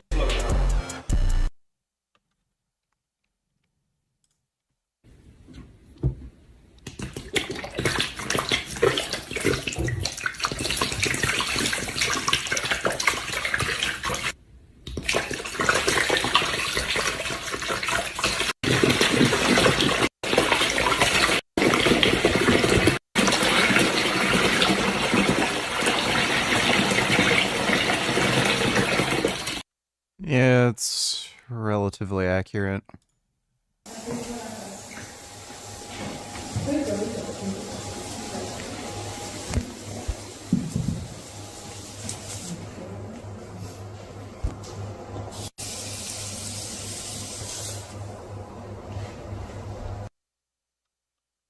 It's retarded. You can see Tristan going bald last clip. Oh yeah, he is going bald. I didn't even notice that. Yeah, it's quite a bit of hair loss. Thanks for the donation, dude. Bitchard Regis, what is that thing? Stop right there, criminal scum! How's it going? Yeah, we were literally watching this yesterday. That is a person with very odd proportions. Thanks for the donation, Bitchard. Is that, well, all Olympic athletes take carbs, and therefore going without carbs is clearly not appropriate. Now, for the 99.999999999% of you that are not Olympic athletes, that are not spending 5 to 7 hours a day training intensely for their sport so that they can perform for 2 minutes once every 4 years, that statement has zero relevance for you. The clear matter is you can gain muscle. Yeah, so you can gain muscle much more easily if you eat carbohydrates. It's also better for your hormone levels. Carbohydrates lower cortisol, which is a stress hormone, which lowers your testosterone, which would likely make it harder to, have the energy to train, motivation to train. It also has negative impacts on body composition where you're going to have less muscle, more fat mass. So why would you do it? Also, you can be stronger, you can be faster, you can excel at many athletic endeavors without carbohydrates. So provided you have adequate protein, adequate calories, and adequate energy, which is certainly doable on a carnivore diet. The fact that every coach out there is pushing athletes to consume carbohydrates, the fact that Olympic athletes are often sponsored or have sponsorships to their training programs by companies that produce, i.e. Gatorade and things like that, produce. Has Jasmine given you the hawk tour yet today? Don't even ask, just shove that shit in her mouth as is your God-given right. Nick Fuentes says marriage equals consent. Well, Nick Fuentes is gay, so I don't know what he'd know about that. Jasmine hasn't been here for the last 2 days. She's out camping. But thanks for the donation, Zoomer. Carbohydrate-based foods has nothing to do with that overall policy. Now, I don't really care what people eat. I'm not the one out here saying that all people should eat meat or all people should not eat meat. That's never been my position. I look at this specifically as a tool to help people manage disease. Purple-headed mule pecker $20. Was this a show in Canada? What's the story, Wishbone? What's this you're dreaming of? Such big imagination on such a little bug. What's the story, Wishbone? Do you think it's worth a look? It kinda seems familiar, like a story from a book. Shake a leg now, Wishbone. Let's wag another tail. Sniffing out adventure with Wishbone on the trail. Come on, Wishbone. What's the story, Wishbone? What's the story, Wishbone? What's the story, Wishbone? What's the story, Wishbone? Yep, I remember occasionally watching that as a kid. Wishbone.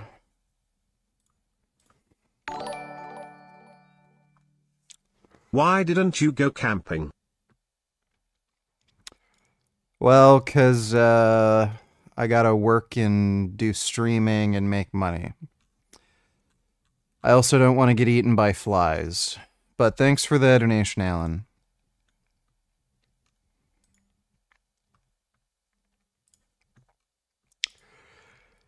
Yes, this was a show that Canadians thought of.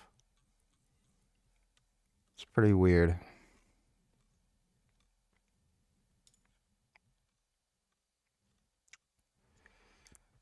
But, I remember when I saw this as a kid, I was confused because this dog would, like, travel back in time.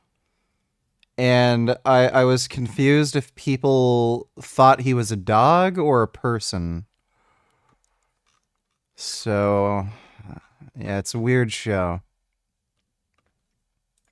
And hopefully improve their overall quality of life, get off medications and so on and so forth. And so to sort of have these straw man arguments because, well, Olympic athletes don't do that, therefore it must be the right thing to do.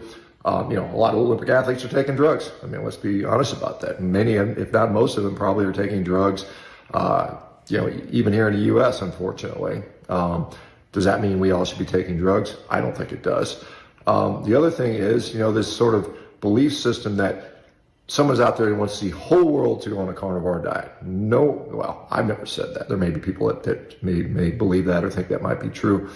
I think that we should all improve our diet quality, whether it's eating more whole natural foods, unprocessed foods. Yes, I do think eating more meat would make sense. Fuck flies, $20. How do you get rid of flies in your house? Do you kill bugs?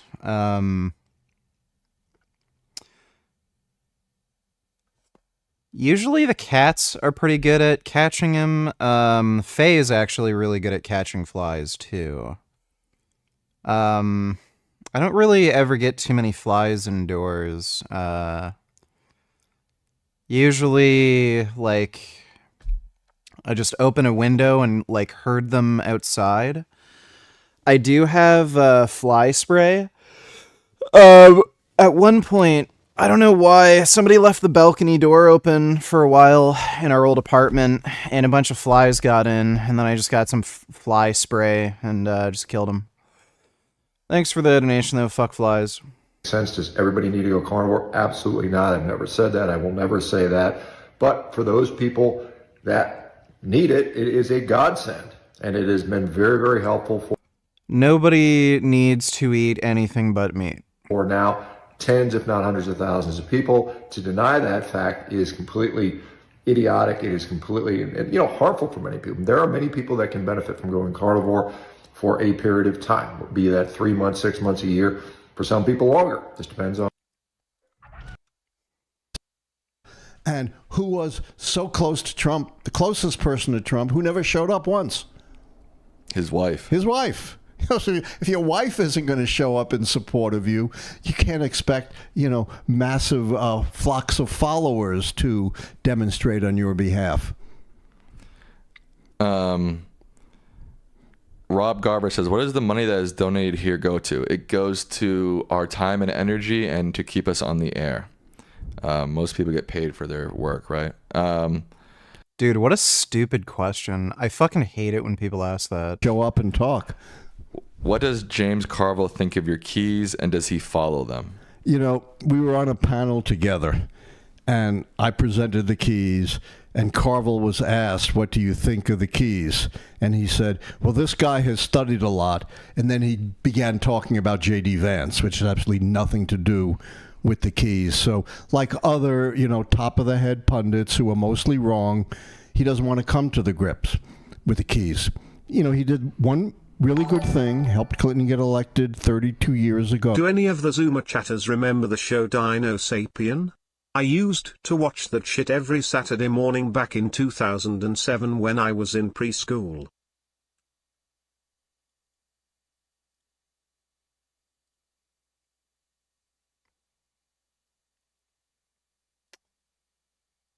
I've never heard of that show.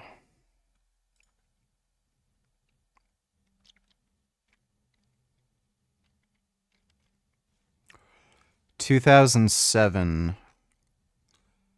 Yeah, by that time, I pretty much stopped watching TV altogether. And I would have been 16 at the time. So yeah, this wouldn't have been on my radar. Yeah, I've never heard of Dino Sapien. Thanks for the donation, Chinkwigger. It's no secret.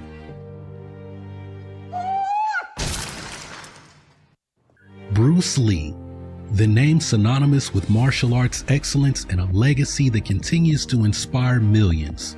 Yet, there's one question that often puzzles fans and experts alike. Why didn't Bruce Lee compete in karate tournaments?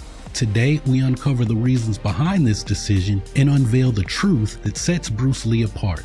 To kick things off, let's hear from those who witnessed Bruce Lee's unmatched prowess firsthand, Jim Kelly and Hayward Nishioka. He has this 1-inch punch. He straightens out his arm like this, places it against your chest, and then, by some strange action, he just kind of twitches, and you go flying back about 6 feet. I've fought the best. I train with the best. I know great martial artists. There's never been anybody, in my opinion, like Bruce Lee. Bruce Lee was unbelievable. How in the hell did I go flying back 6 feet, hit the wall, fall off, and fall down on the ground? I'm the Pan American gold medalist for judo. I know who Bruce Lee sparred with. Yeah. I know. They won't tell you. But I know people he sparred with. I never mention their names either. But Bruce Lee was untouchable. Yeah. Well, despite their impressive tournament records, champions like Joe Louis, Mike Stone, and Chuck Norris sought training from Bruce Lee. These established fighters recognized the immense value of Bruce Lee's techniques and philosophy. Joe Louis said, if he's not the greatest martial artist of all time, then he is at least the #1 candidate. Mike Stone had this to say, Bruce had a tremendous amount to offer. He was one of the most knowledgeable martial arts people I have ever met. He was that skillful. And Chuck Norris said, the truth is, Bruce Lee was a formidable opponent. I totally enjoyed sparring and just spending time with him. I learned a lot from him. He was a very knowledgeable individual. His whole life was the martial arts. Well, let's pause and consider a fascinating question. Could Bruce Lee, with his undeniable skills... Time Machine Donators, now this is what you saw on Saturday mornings, Mr. VG, on that big-ass box TV when you were a kid. Oh, yeah.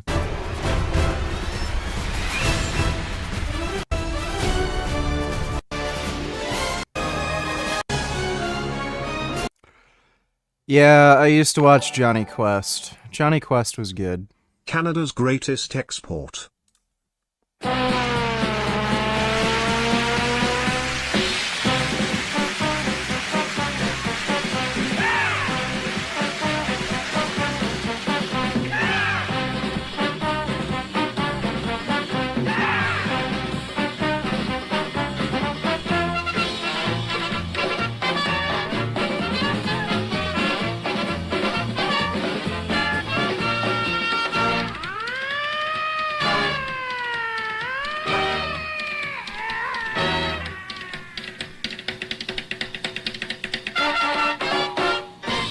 a few. One or two. Okay, I was thinking sauna. You know, the kind where they have the little oven and they put all the oxygen in the sauna. The fuck is that? Thanks for the donation in Kindu.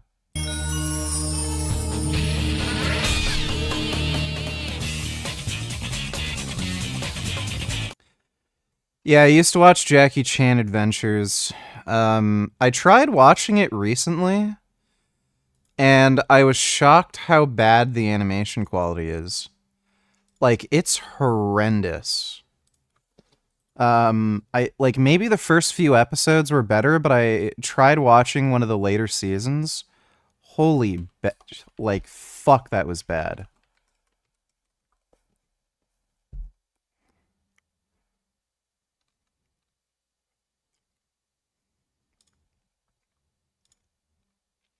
Welcome to Uncle's Rare Finds. How can I help you? You're a Jackie Chan, the archaeologist?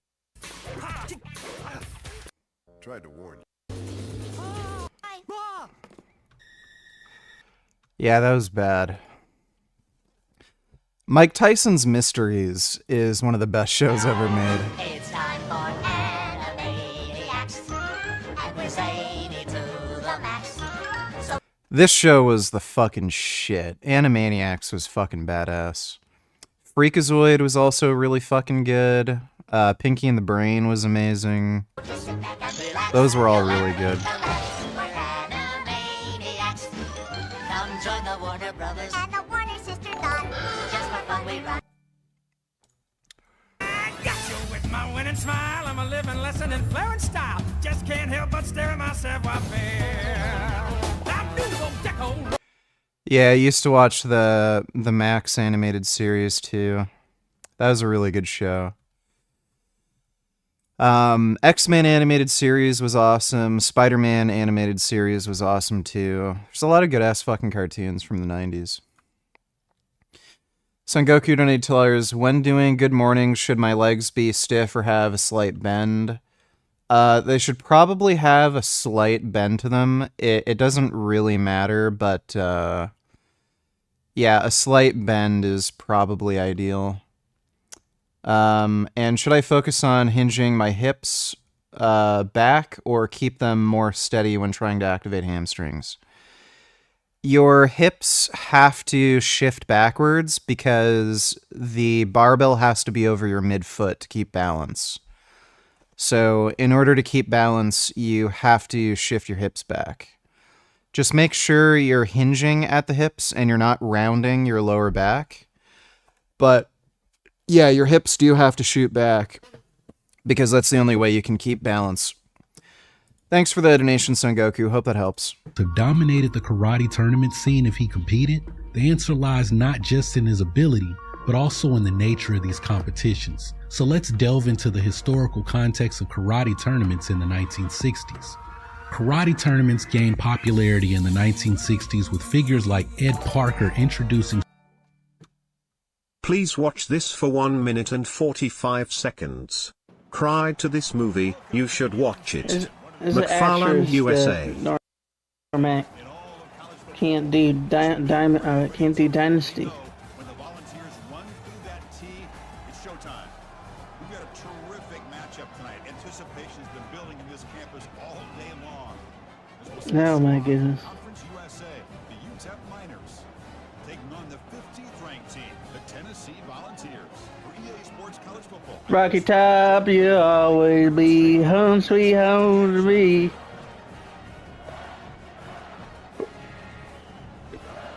No, Rocky Top, woo! Oh my goodness, baby.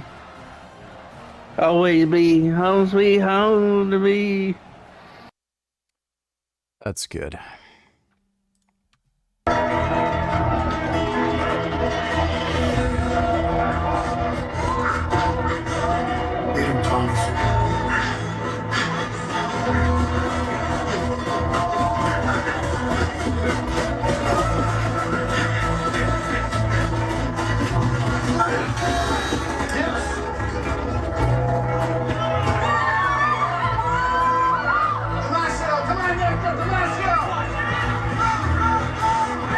Yes!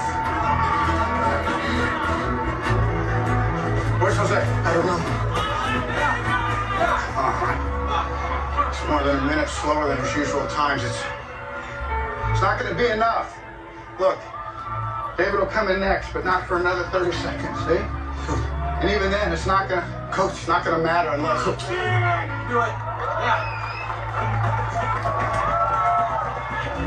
That's not Danny Diaz. Come on, Danny. That's not Danny Diaz.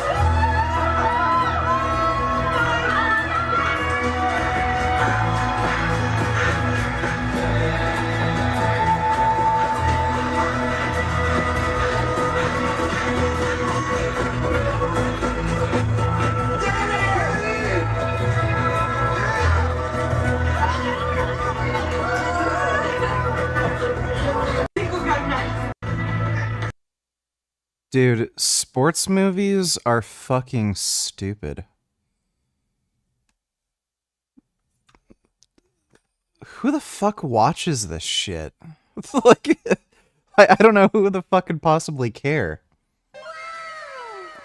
Can we watch Frank now? It's funny you mention that.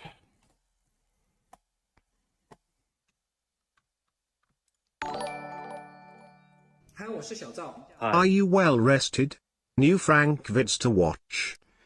I am pretty well rested, and there is indeed a new Frank video to watch. Thanks for the donation, James. You got here just in time. You know, I'm so happy and excited because I was about to leave, go home, have my 5 o'clock lunch, eat a pint of lemon sorbet, but I saw my camera and realized I forgot to film a vlog. And unfortunately been dealing with so much negative stuff. The harassment has gotten pretty bad at this point that I'm gonna have to just sit down and talk about it at the beginning of this vlog and kind of go over what we're doing. But in good news, I have to give a shout out to Taylor Professional because I sent him an email that I was missing these like metal plates for the top of the scale, and I was like, hey, can I buy a few of them? And they were kind enough to send me, as my guys work in the background making too much noise, they were kind enough to send me 3 brand new replacement scales. And these aren't cheap, guys. These are, well, in terms of commercial scale equipment, I guess, you know, these aren't $5,000 scales, but you know, these are 70, 80 bucks each, and these are decent quality, good food scales for weighing stuff. I like these a lot. Very kind enough to send me 3 of these for free, so I'll give them a little shout out there. Taylor Professional, maybe I'll put it on my Hey Bosman, what's up, dude? Amazon shop too for you guys. But well, my guys are still messing around in the back. They're about to leave, so we're gonna sit down and talk about what's been going on harassment wise. So I'm not having fun here. Not having fun. I'm spending half the day at work and the other half of the day writing up lawsuits in my house. So I usually refer to these people as corporate shills, but that kind of devalues their level of organization and commitment to harass me. I can't call... Jack Devaney, donated $2. You ever seen this movie? Flight 1520, with Zurich, will depart. Caucasian. I don't think he gets it. Where do I buy the Nike shoes? I'm gonna need the passport also. Oh, okay. No, No, Mr. Navorsky. Beyond those doors is American soil. You are not to leave this building.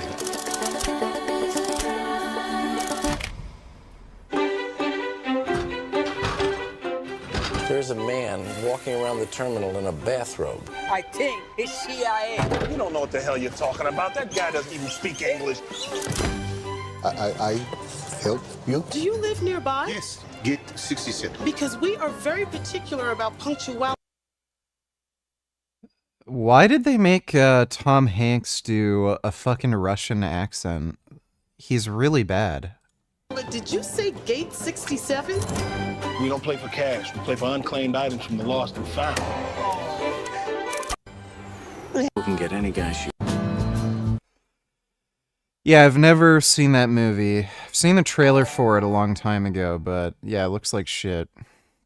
Thanks for the donation, Jack. Mike donated $2. People who get their dogs from breeders are selfish pieces of shit. I agree.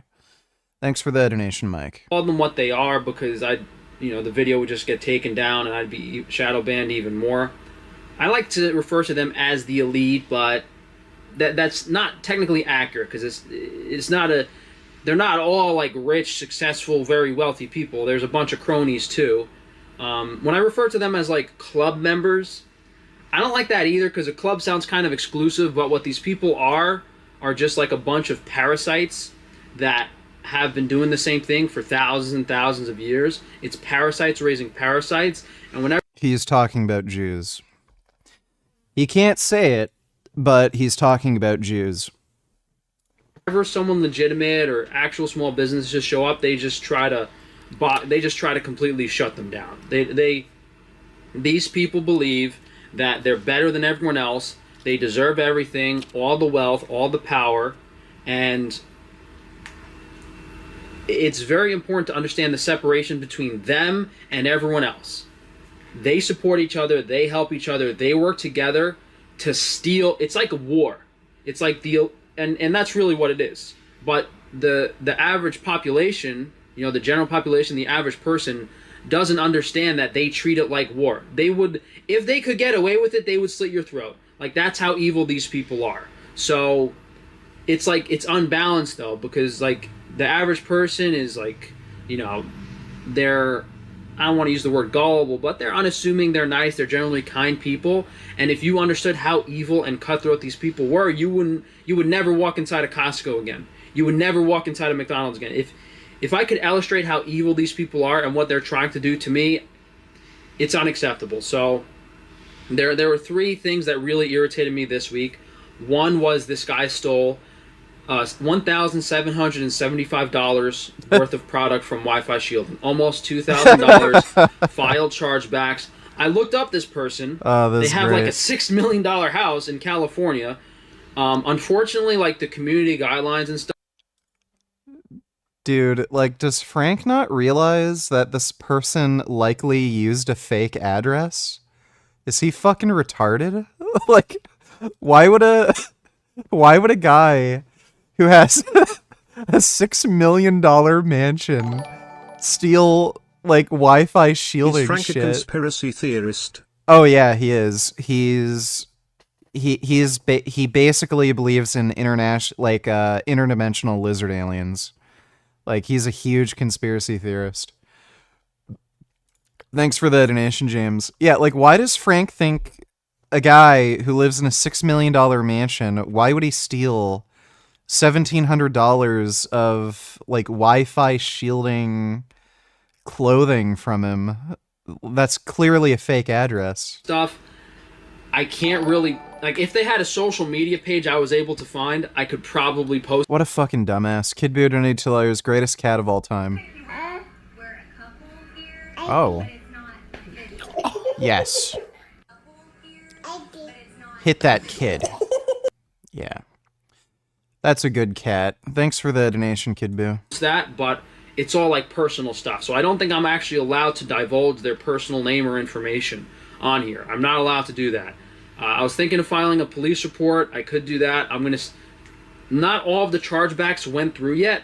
One of them did side with them though. So I'm already out $400. If the rest of that goes through, I don't know. I'm gonna have to file. That's probably the most amount of money anyone's ever stolen from me. It's insane. I have to go over there and film a video in front of their house.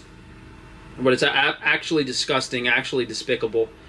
And maybe we'll get more into that one another day. But then there was this one girl that I actually filed a lawsuit against. I wrote the lawsuit the next day. It was so disgusting, and I can say her name now because I filed the lawsuit.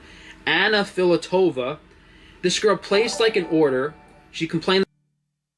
Damn, I didn't know Frank is an anti-Semite too. Not surprised though. Yeah, he's a massive anti-Semite. Pretty much all of his conspiracy theories revolve around the idea that there's an evil Jewish cabal that's trying to, like, fuck him over and fuck over other people. He's had a few lawsuits, and his lawyers dropped him as a client because he was making anti-Semitic claims. Thanks for the donation, Vegan Linguist. And that she got sick from the duck eggs, which, by the way, we sell thousands of dozens of duck eggs a month. We sell so many eggs, and this was the first person that ever complained about getting.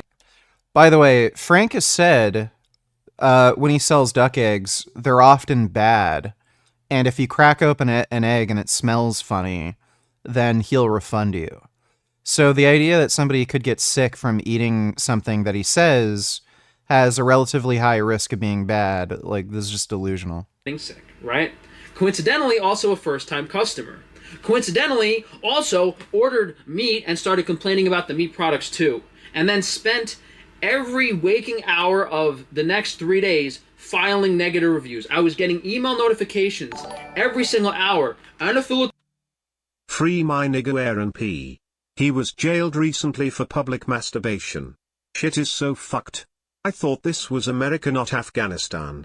Free Aaron P. Is Aaron P. arrested? Jailed recently for public masturbation. Well, Aaron should know better, but thanks for the donation, free my nigga. Filatova, 1-star review. Anna Filatova, 1-star review. Like, what is... These people are so disgusting and despicable. And this is malicious, targeted harassment. There is no legitimacy to anything these people are saying. So if you want to read about what this girl specifically did, you can look up the lawsuit now. It's public. Tufano v. Filatova. You can see what she said about me, and when she has to go and spend $10,000 for a lawyer to tell her that she shouldn't have said this. These people are not. If these people are not being 100% factually correct and honest with their reviews, and when you Google my business. He's suing somebody for leaving a bad review? By the way, yeah. 2.1 out of 5 on Facebook. I think he has like a 1 out of 5 on Better Business Bureau. Did the ducks voluntarily donate the eggs? Apply that to Frank. No, they did not. Yeah, fuck Frank, dude. I hate him. Thanks for the donation, James. Frankie Kruger donated $2. Jesus Christ, could you imagine running into this guy at night? I'd be fucking terrified. At this point, Frank clearly needs help, like, really badly. Holy fuck. Turning his face into a mess is one thing, but trying to run a failing company is insane. LMFAO. I think he's, like, too far in debt or something to just give it up. Because he bought the store that he's currently working out of, but he had to buy it with a mortgage, so he's in debt to the mortgage company. He's taken out like something like a $30,000 loan or some shit to fix the place up. So I think he's too much in debt to just drop everything and start over or do something else. But it's hilarious. This is clearly going nowhere. Thanks for the donation, Frankie Kruger. You see, like, I'm rated 2 stars on Google. I'm rated 2 stars on Facebook. I got 1-star review on the Better Business Bureau. Is that indicative of a person who sells the highest quality, freshest meat online at insanely cheap prices? No, it's not. Yeah, everybody gives him bad reviews. Like, dude, if you had a good business, why would anybody, like, give you bad reviews? Like, I could understand one customer here or there who's, like, crazy giving a bad review, but usually good companies get good reviews, you fucking dumbass. Clearly you're doing something wrong. It's not. If there's ever an issue with... And that girl got a refund, too. I refunded her product, and she continued to harass me and leave these reviews, which is completely ridiculous. And Look, I filed about 10 lawsuits in the past 2 weeks. I mean, I won't get too much into that. One was, Reddit permanently banned me. I can't advertise on Reddit, so I'm suing them. TikTok... What? What? Dude! Has it never crossed Frank's mind that maybe he's the problem? If so many people are demanding refunds, then maybe his products and services are substandard? Also, Dot from Reboot was hot when I was a kid. I always wanted to split her cheeks. Yeah, Dot was pretty hot. Yeah, Frank is a narcissist, so he cannot comprehend the idea that there's something wrong with him or something wrong with what he's doing. So he just blames everybody else. Thanks for the donation, though, Sanderbling. Did Frank do due diligence? No, clearly not. I think that was the only place he could find for cheap, but he didn't really consider whether or not it was a good idea. Thanks for that donation, James. He's suing fucking Reddit for banning his account. Bro, that is insane. First of all, he got banned from Reddit a while ago. This was like 5 years ago or something. So I don't know why he'd sue them now. I don't even know how the fuck you could sue for getting a Reddit account banned. I'm pretty sure it's in their terms of service. They can ban you for whatever fucking reason.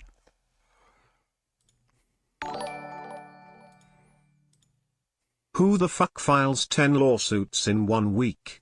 Narcissistic AF. This is your fault. Type of attitude. He's unhinged, bro. Absolutely fucking unhinged. Thanks for the donation, Vegan Linguist. TikTok banned me from advertising. I'm suing TikTok. I'm literally spending half my day TikTok is a Chinese company, by the way. Like, how the fuck are you going to sue them? working and half my day doing legal paperwork because I'm fed up at this point. I'm completely disgusted. I filed one lawsuit against the people that were like when I got raided by the USDA, the people that were like took my attention for themselves. I'm suing them. All those social media pages. I'm gonna have to file. Speaking of the USDA, they just sent me. I spent days writing up this grant to try to give back to this lower income community here, and they sent me an email already denying saying it's not even qualified to be reviewed. If we might have to sue the USDA too. Wait, let me go back here. This lower income community here. Speaking of the USDA, they just sent me. I spent days writing up this grant to try to give back to this lower income community here, and they sent me an email already denying saying it's not even qualified to be reviewed. If we might have to sue the USDA. What the fuck is he talking about? Giving a grant to a low-income community. What the fuck does he even mean? Too, right? The USDA denied my grant last year. They raided my business the year before. They denied. Oh. He's lying. Okay, he was applying for a small business grant. So I think the USDA gives some like agricultural businesses government grants, so you might be able to get like $5,000 or $10,000 or something like that for new equipment or some shit. He probably didn't qualify for the grant, but he's making it seem as though he was trying to make some sort of charitable donation to somebody, but he was just trying to get free money from the government. My loan application last year for a separate business venture, and now they're denying these grants? Hold on. So he's lying. Something's fishy here. So I won't get too much into that. So that one girl, Anna Filatova, really... Yeah, he's in a lot of debt, and he's trying to get free money from the government to pay off his debt, and he's just lying about it. Pissed me off to the point where I literally filed a lawsuit, like, against her solely. And then there's this other girl that's been emailing me now. And it's very problematic, first-time people... and it says, and we have another lawsuit that we filed 2 months ago against all the people that have ever filed chargebacks against my business. Tufano v. Free Range Meat Conspirators. Finn, what are you doing? What are you doing over there? Oh, that's a good boy. Good job, Finn. List of all, and that lawsuit goes into detail about what these people are doing to harass me. And guys, there were 10 people last week, maybe less, that had a problem with their order. They email me. I issued them a refund, no problem. If people have a legitimate issue with their order, they email me. I issue them a refund. And like, Frank thinks this should save him from bad reviews. Like, if you fuck up, give somebody a bad product or something, it doesn't matter if you make up for it by giving them a refund. They expected a good functioning product, so you fucked up. They're probably going to write a bad review. They didn't want to spend, $200-$300, not get what they wanted, and then get a refund. They wanted to get what they asked for. And they get a completely new product. There's nothing wrong with that. It's just these people are like, I don't even want to talk about this at all, because it's like a negative thing, and I don't want any sort of negativity associated with my business. But what I said earlier, when you Google my business, they're gonna see 2-star, 1-star reviews, and I'm losing customers. And that's why I'm gonna write up a lawsuit against Google. I'm gonna write up a lawsuit against Facebook. They're hosting a platform for these malicious conspirators to slander my business, and it's costing me new customers and a lot of money. It's completely disgusting. This other girl places an order. First email she sends me, these are the wrong amounts, which is not correct. I made her take a photo of all the products she received, and she actually got more meat than she ordered. So then she stopped Bro, you just missed the part where he said he was suing all the people who did chargebacks against him. Frank V. Conspirators Lamau, WTF is that? What court would even accept this lawsuit? Well, that's not necessarily unreasonable. Like, he's claiming some people, issued like almost $2,000 worth of chargebacks.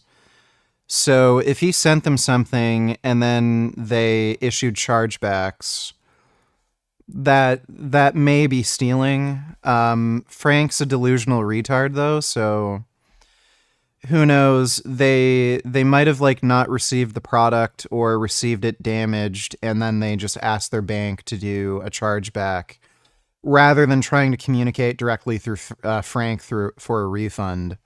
Who knows, right? Thanks for the donation, though, Chunk. emailing me. Then she said, "Oh, this meat smells. I want my money back. It's not grass-fed." And she specifically got the local Amish beef that we just slaughtered last week. So that meat could have been out in the sun for a week and it would still be fresh. Like, that's how freshly it was slaughtered. Then she started complaining about that. She said, "Oh, the meat's not grass-fed. The meat's smelly." And then after I didn't issue her a refund she was lying about the weight of the meat, trying to get money from me. Then she said, "Oh, the meat's smelly. It's not good," trying to get money from me. And now she sends me another email. "Oh, I'm sick. I got sick from your meat." Really? The fact that if you're gonna do that, if you've been ordering from me, if you have a legitimate concern and you're not comfortable with the product, that's one thing. I always issue a refund. I always help people with that. If you're gonna, he's full of shit. He's clearly full of shit. Pull this BS and try to scam me for 4 emails and then as so much threaten to say you got sick, I hope you have hospital bills and records, because I will file a lawsuit the next fucking day against these degenerates, okay? There's nothing wrong with having... Guys, I can show you how many thousands of dollars I've refunded in the past month for customers that have legitimate issues, but this is absolutely disgusting behavior by these people. And next time you go to Costco, next time, whenever, pretty much every other business is owned by these people. So know that, and again, perhaps not direct affiliation, but the people that own Costco, the people that own these grocery stores, the people that own everything, they meet in secret and they organize and hire people to harass small businesses like mine. Dude, he is out of his fucking mind. This is probably a combination of him being a retard and sending people like rotten meat or rotten eggs, not packaging things properly, people missing their orders, stuff like that. And maybe like 10% of the time, there's somebody who actually tries to rip him off.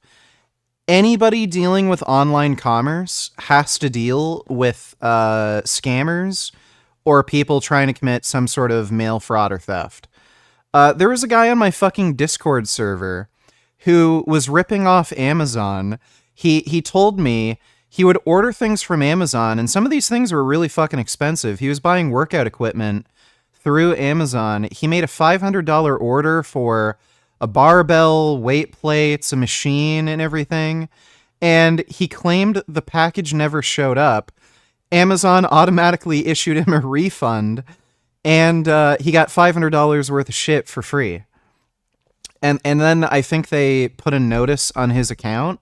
So every single time something is delivered to his house, the Amazon delivery drivers make a photo of, the delivery, and they don't allow him to make any refunds anymore.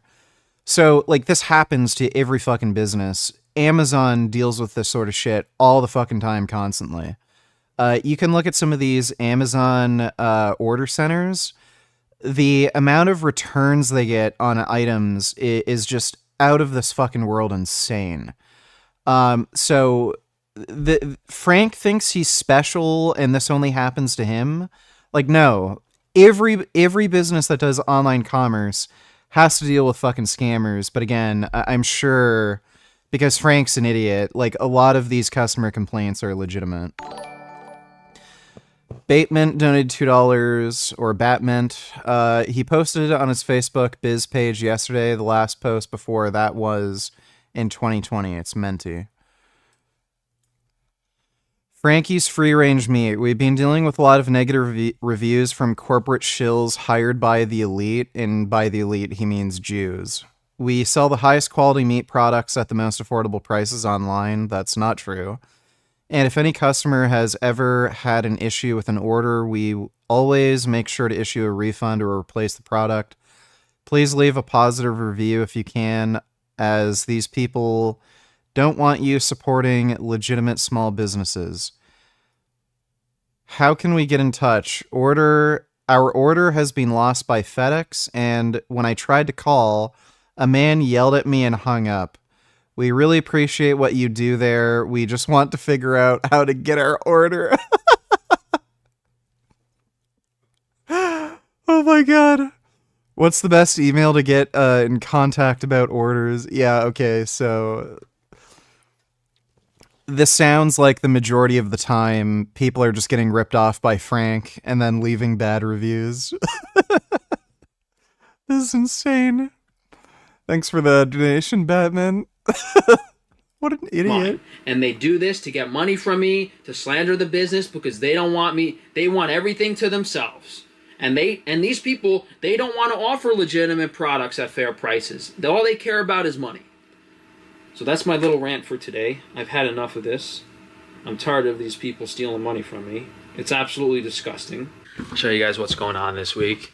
I think it's mostly just stuff in the freezer. I should probably show you. Nothing's ready yet, but I guess I could give you guys a little sneak preview of what we're going to have in maybe 2 months. So we finally found a company to do all the Frankie's products. We got sunscreen, me wearing sunglasses. We got shaving cream, me with a beard that I can never grow. And then we got a new hair pomade formulation, me with slick back hair. We're going to have them make the shampoo as well, and I think we'll have them make a few more products. So if you guys want to support frankiesnaturals.com with the products we have now and all that stuff, you can. These I kind of didn't want to show you guys because it might be a while till we get these, but it's something to look forward to probably a month and a half, 2 months from now. All new line of the Frankie's Naturals products. Yeah, the big restock last week was the glandulars. So we have like the male virility, and we have all the thyroid support, as well as the frozen glandulars in the freezer. Nothing too crazy or exciting this week. I guess the biggest thing for me, we got the lemon sorbet back in stock with the new recipe using the flextrose, the organic glucose. So like I can eat the whole tub of it and feel a bit better because the fructose content is lower. We restocked the raw pork bacon, which is big because we haven't had that for a while. We restocked the ground iberical pork. And then I think there's a few other restocks here and there, but nothing too crazy. I'm a little excited. We're going to do the, it's a cotton candy grape sorbet. So I bought like the organic cotton candy grapes, which actually taste like cotton candy. And we made a sorbet mix, and we're going to have that this week. So I'm excited. I'm thinking of doing an orange or apple sorbet too. I think we might have some extra time this week, so I'm kind of excited because if I'm not doing something new to distract me from all the negative stuff, that's why you guys see me doing all this crazy stuff and buying new stuff every week. I've been like buying stuff at auctions and reselling it just to like keep my mind off a lot of the negative stuff. So I guess we'll hop in the fridge and see if there's anything new for me to show you. We didn't label it yet, but we got pineapple kefir now. So we have strawberry, blueberry, pineapple, and cherry dairy kefir flavors available if you guys want some variety. All the roast beef, freshly made this week, cooked rare. Really, really perfect. Guys, this is only $10 each now. This is amazingly special. It's cheaper than your grocery store. 100% grass-fed, cooked rare. Highest quality roast beef online. Really, really special product. You guys buy a lot of it every week. We shipped out most of the raw dairy because it's the end of the day Monday. We still have some sheep milk left. What's new, but we're getting it in very small amounts, is we do have sheep butter. So we did sell out of all the regular butter this week. Our farmer was having some production issues, but on Wednesday we're gonna be restocking a lot of butter. This is new, we just gotta label it. We got some Grana Padano cheese instead. Similar to Parmigiano, it's just more buttery, a little more affordable, so we're gonna get that labeled. We have that available on the website now. Just some meat here to send out with some beef shares. 2 people ordered a quarter beef each, so we have our fresh local ground beef here, and we got some steaks just freshly slaughtered last week. All of the ham. Only somebody could freshly slaughter Frank. And stuff, the bolota, the sebo, everything sliced really thin on the Burkle slicer. Paper thin, really delicious. And then we got a decent amount of eggs to send out. Yeah, I showed you guys this a few times. We got it on Facebook Marketplace for a really good price. This machine is able to get the prosciutto and ham really, really thin. Super expensive new, but we're happy to have it and offer you guys the highest quality sliced ham products possible. Without this, you can't really do it. I also saw a few like brand new electric slicers at an auction that I might get and see if they're better than these. If not, I'll just resell them, because stuff like that is really important for like reducing my labor cost and increasing the sales potential. Like, we bought this Hollymatic burger machine. Not sure if it works yet. We're just trying to clean it up really well, and we'll see if we could do burger patties. Dude, this thing looks like he got it from a fucking, like, landfill. With it, but, yeah, you know, you try to save money. Why would he show this on camera? Like, yeah, we're gonna make food in this. It literally looks like it came out of a landfill. And get stuff for like $2,000 or $3,000 instead of the full sales price of $20,000, but it's like, it's always a nightmare and it's always a pain to work with this type of stuff. But if it works and we can make some burgers, maybe I'll buy a few replacement parts. Ideally, just use it as is, and then when I get my Russian princess to buy my $10 million facility. There we go. I'm not gay. I won't have to worry about stuff like this. Oh, I should probably put my sweatshirt on. It's gonna be so cold. So a lot of the local pork share has been sold already. I think what we mostly have left is ham and sausage. This is really good for breakfast. I'll probably start eating this pork ham for breakfast with my pancakes and stuff. It's already, you know, it's been brined, it's been smoked, it's ready to eat stuff. So the main thing left in the Amish pork share is, as I said, the ham, and I think there's some sausage around. Oh no, I'm sorry. It's ham and pork chops. Guys, $15 a pound. $15 a pound for, no, it's actually cheaper. I think it's like $10 a pound for corn and soy-free pork chops. Probably half the price of everywhere else online. We got our regular Iberico pork here. This is the restocked ground Iberico. Forgot to tell you guys, we're giving away New York strip steaks this week. So every order gets 2 free New York strip steaks. Every order. 2 12-ounce steaks, so almost 2 pounds of steak for free. Forgot to show you guys over here. All the pork bacon is back in stock too. We got the... Dude, this is like pure fat. It's not even meat. It's just pure fat. The regular raw Iberico pork belly sliced thin. In the fridge, we have the cured stuff, but you guys like this more. That looks this so is that bad. organic lemon sorbet, guys. The texture on this sorbet is phenomenal. This recipe is improvement from the last time. So if you liked the last lemon sorbet, this one's even better. Texture is amazing, it's delicious, and you can eat a lot of it without like any issue whatsoever. We have a decent amount of that. We were running a little bit low on some chicken breast, but now we got all the chicken in stock this week. Breast, thighs, drumsticks, wings. This is all the... All that meat looks sick, disgusting and diseased.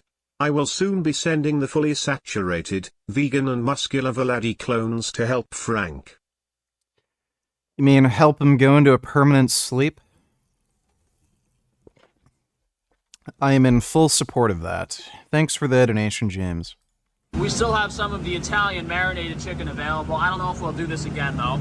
And over here are those glandulars I showed you guys last week. We got the ovaries back, prostate, thyroid, pancreas over there. Got the wild boar bacon back, too, with a slight price reduction. If you want something a little leaner for breakfast. In addition to those, we also restocked some lamb fat and the bone-in ribeye steaks. So, nothing too crazy this week. You know, we're not doing a million new products, but I think we'll have a few new things to show you guys in the next vlog. I'm excited. We got the grape sorbet, cotton candy grape sorbet. We're gonna do a new seasoning, and then maybe that'll be the only new thing for a little while. Gonna start. I said in the fridge, we ran out of butter. We're gonna restock a lot of butter this week. We found some other Amish farmers to supply it, and then we're gonna start doing the new ice cream recipe, which I'm excited for. So that should be a bit better, a bit tastier. I spoke to the Amish farmer, and they didn't follow my recipe exactly. They didn't put all the sugar in it that I said. So I think this time around it'll be delicious, because like most of it this week, bro. And this other guy was busting my balls too, like. A good business owner would seek to improve their quality control, but even recently there have been silly mistakes in fulfillment. I'd be telling my Discord about this and leaving the appropriate reviews on your website, which you, of course, free to use. Do you guys want me to... Like, he can't even consider taking some constructive criticism. Can't even consider it. To name you in the lawsuit when I sue Google. This is... I'm losing my mind. How is he going to sue this person for leaving a fucking opinion? It's just so insane. I'm losing it. You have a new message from the New York Better Business Bureau. I'm suing these cocksuckers too, dude. I'm suing these cocksuckers too. What an idiot. Oh my god, yes. Threaten to sue people who are buying from your business. That will definitely help. Oh, this fucking idiot, dude. I love it. He's gonna run his own business into the ground. What a jackass. Better Business Bureau serving Metropolitan New York. 30 East 33rd Street. Thanks for putting... Now I know exactly where to send the fucking lawsuit, you ugly cocksuckers. Alright. Good. No, I'm going to sue them too if they don't respond. I don't understand how a private website is allowed to host reviews about yours and extort you for fucking... Anyway. He's going to sue the Better Business Bureau?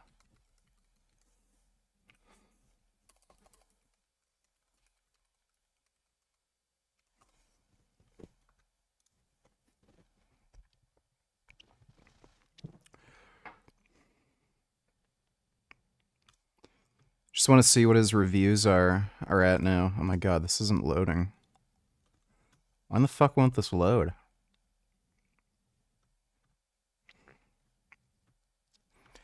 Here we go. Oh, this business profile is being updated. I wonder what's going on there, because last we checked, it was 1 out of 5. Let's try to read some positive reviews.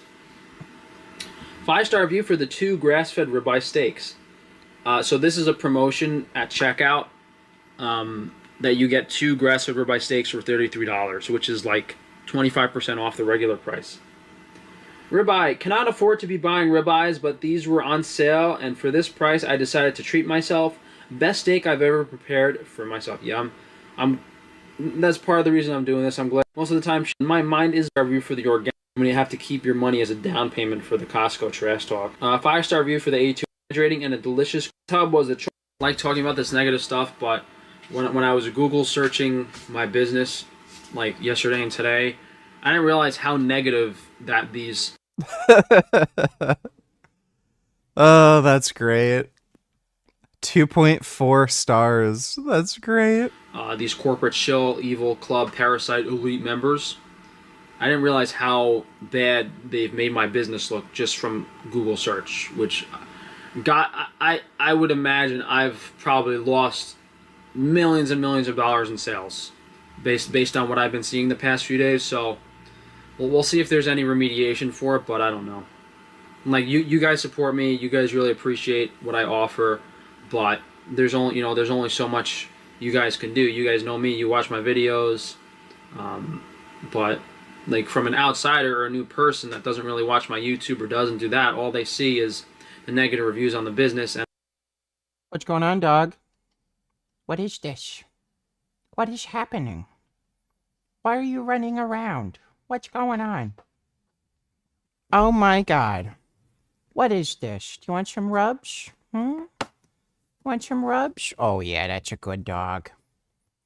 Yeah, that's a good dog. So nice and scruffy. Yeah, that's a good baby. Mm-hmm. And like, I bet you I'm probably one of the only businesses that has that bad of a review on the internet in general for no warranted reason, you know? Like, how am I getting all these crazy reviews about people being happy about getting all these unique, high-quality products at these affordable prices, and then you look at what Google and Facebook have, and it's the complete opposite. It doesn't make any sense whatsoever. But that's what these evil people do. They try to hurt you in every way possible, whether it's direct chargebacks, stealing money from me, posting false and misleading statements on social media to deter people from ordering from my business. It just never ends with these people. Be a shame if some of you guys left Frankie should arrange me business cards on all the cars next time you went to Costco, huh? Be a real shame. There's an awful lot of cars in Costco parking lots, man. You know, I won't get too much into possibilities, but if I wanted to play the same game these people are playing against me, let's just say there's a lot more real estate that I can mess with than what. Look, these people are messing with my business and harassing me. If I went out and started to try to steal their business like they're trying to deter mine, oh man, we'd have a ball. We'd have a ball with that. That'd be real fun. Bring my steaks into supermarkets and give them away for free. Hey, try my steak and buy from me. Don't buy that. Look, I'm one for being fair and doing legitimate business. But if these people continue to do this stuff to me, I have no problem doing crazy wacko dacko shit too. I haven't exactly gotten to that point yet, though. Maybe we should give it a test run, huh? Yeah, he's fucking losing it. He's exhibiting signs of schizophrenia. It wouldn't surprise me if he, goes into full-blown psychosis.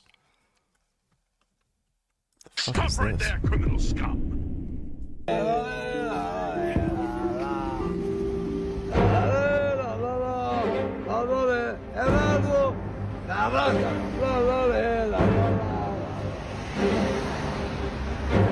Stop right there! What the fuck? Structured events that showcase martial arts skills. These tournaments prioritize safety with rules emphasizing control over power. Point sparring replaced uncontrolled strikes with judges awarding points on technique rather than impact.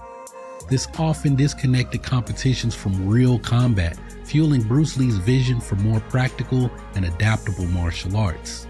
Bruce Lee criticized the American martial arts scene in the 1960s for its rigid traditions and rehearsed techniques.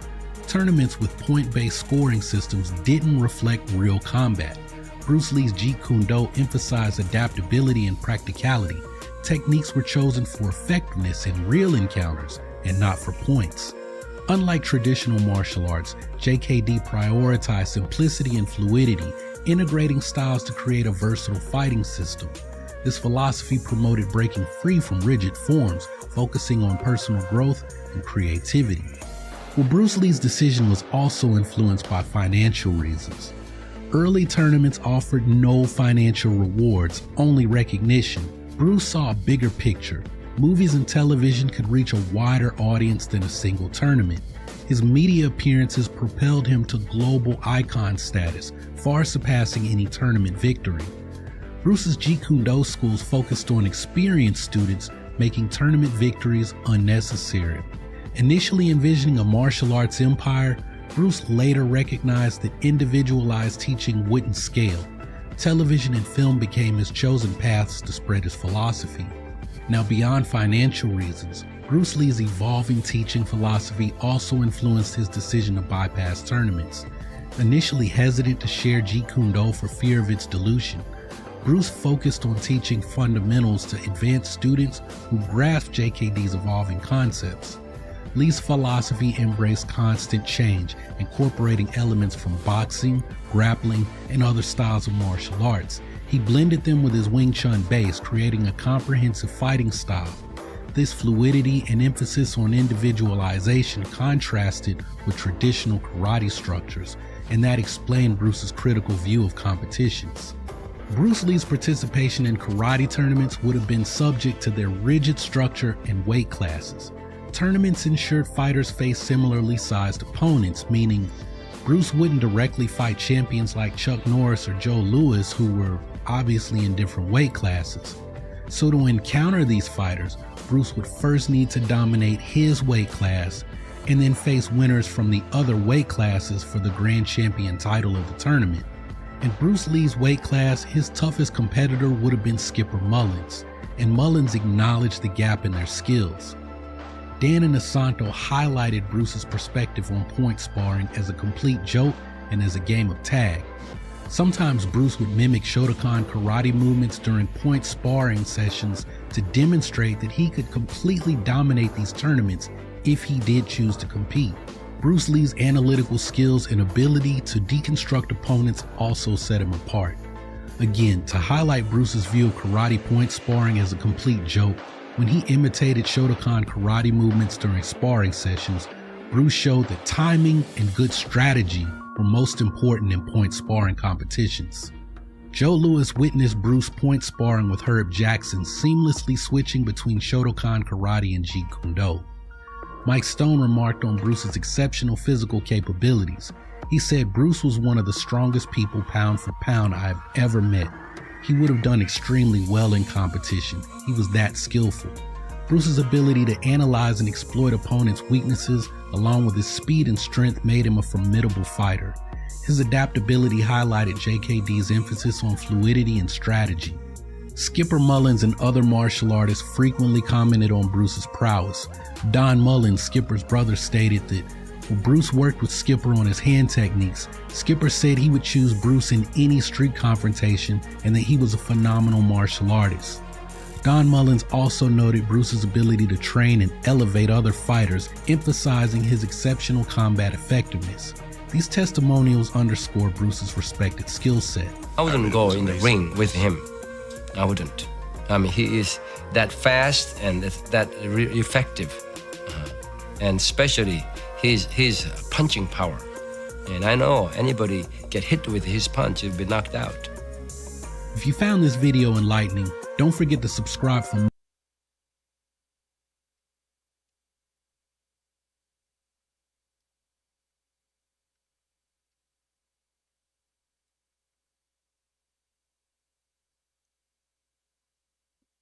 The scene was fucking badass.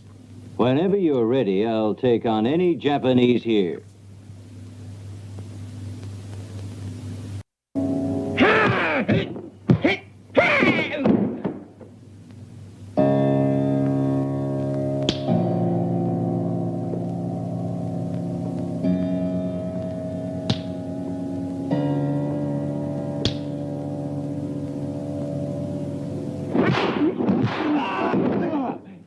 Surround him!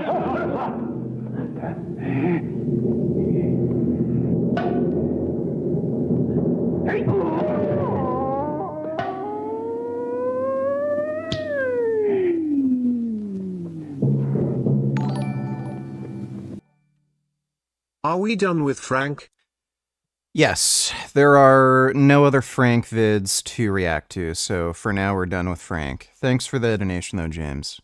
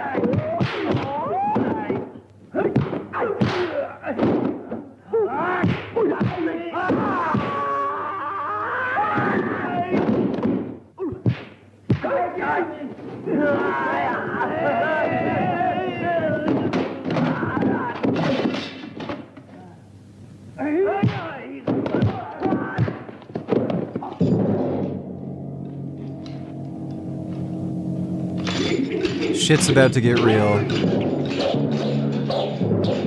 Hell yeah.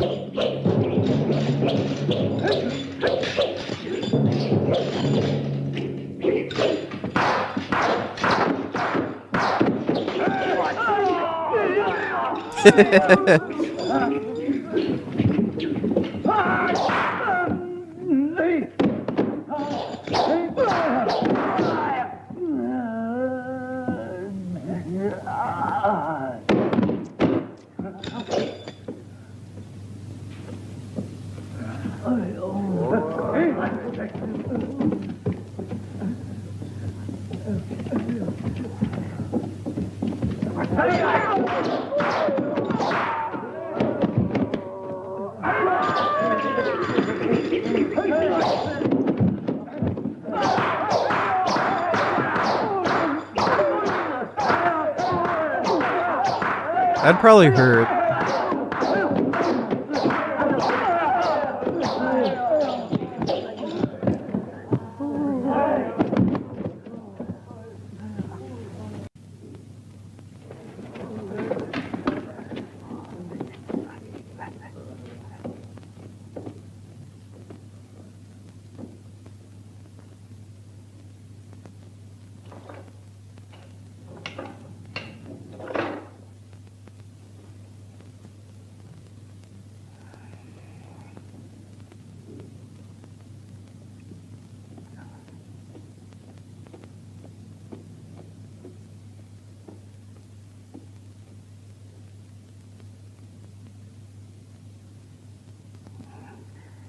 Emo, what are you doing?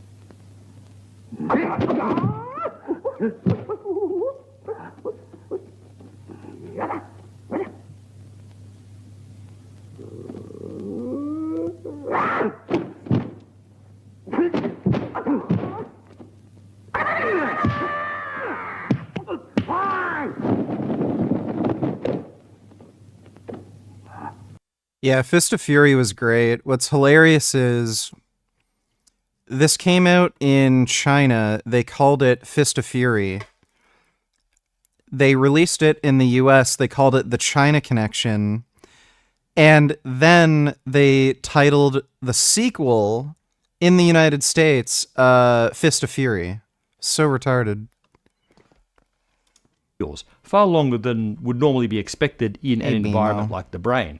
Look at this implies that microtubules could at the very least serve some role in cell signaling.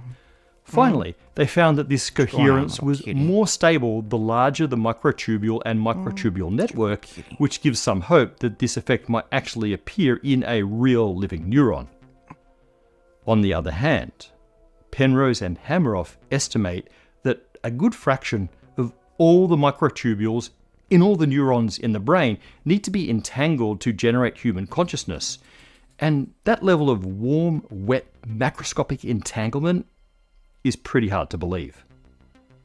So, what are the implications of this? Well, forget consciousness. even if microtubules contribute to cognition, we may be a way further from artificial general intelligence than some believe. Brains have around 10 to the power of 14 synapses.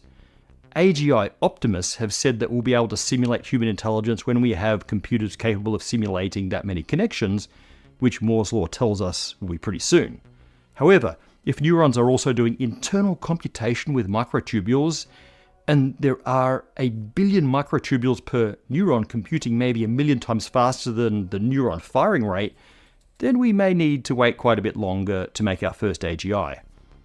And at any rate, if orchestrated objective reduction or anything like it is right, no AI that we make in the near future has any hope of human-like consciousness. If we want that, and I'm not sure we want that, we're going to have to build our AIs on quantum computers. So after a good mix of science, philosophy, and speculation, it's appropriate to finish with a little disclaimer. What the microtubule superradiance really shows is that there are potentially quantum processes happening in the brain. There is, of course, no claim in the recent paper that this relates to consciousness at all. Consciousness only comes into play if you accept the arguments of Penrose, Lucas, and Hameroff. We'll leave it up to you to take a philosophical stance there, but I will say that I've always been pretty dismissive of Penrose's idea, but this has me looking at it a bit more closely. And the same is surely true of others. But a lot of work needs to be done to establish that actual quantum information processing is happening in microtubules, and to even establish a concrete mechanism by which this phenomenon could generate our conscious experience. On the other hand, don't you kind of feel like you are a massively entangled quantum state collapsing under the buildup of superposed space-time? Hey everyone, we have a few new items. Yeah, I don't know. I don't know. Actually, maybe we should watch this first. Yeah, maybe we should watch this first. Exceedingly special, I would say. We are going to be speaking with Dennis Prager, host of the Dennis Prager Show. He's been on with me before, co-founder of PragerU. And also Stephen Kenneth Destiny Bennell II, known to some just as Destiny, known to some as Stephen, online streamer, gamer, political commentator. It's really great to have both of you on. And we've been working on this for a little bit, so many things have transpired since we kind of decided we were going to do this. So just to start somewhere and get the state of American politics right now, we had this assassination attempt against the former president, which, as I say, I am really glad did not succeed, because I want to defeat people with votes rather than bullets. That being said, Stephen, you've been criticized because you said you did not feel, and I hope I'm not putting words in your mouth, particular sympathy for what happened to Donald Trump, in part because when the victims have been on the left, you do not feel that there has been sympathy equivalent to that from the right. Can you tell me if I'm correct in characterizing what you said, and maybe tell us what you feel now?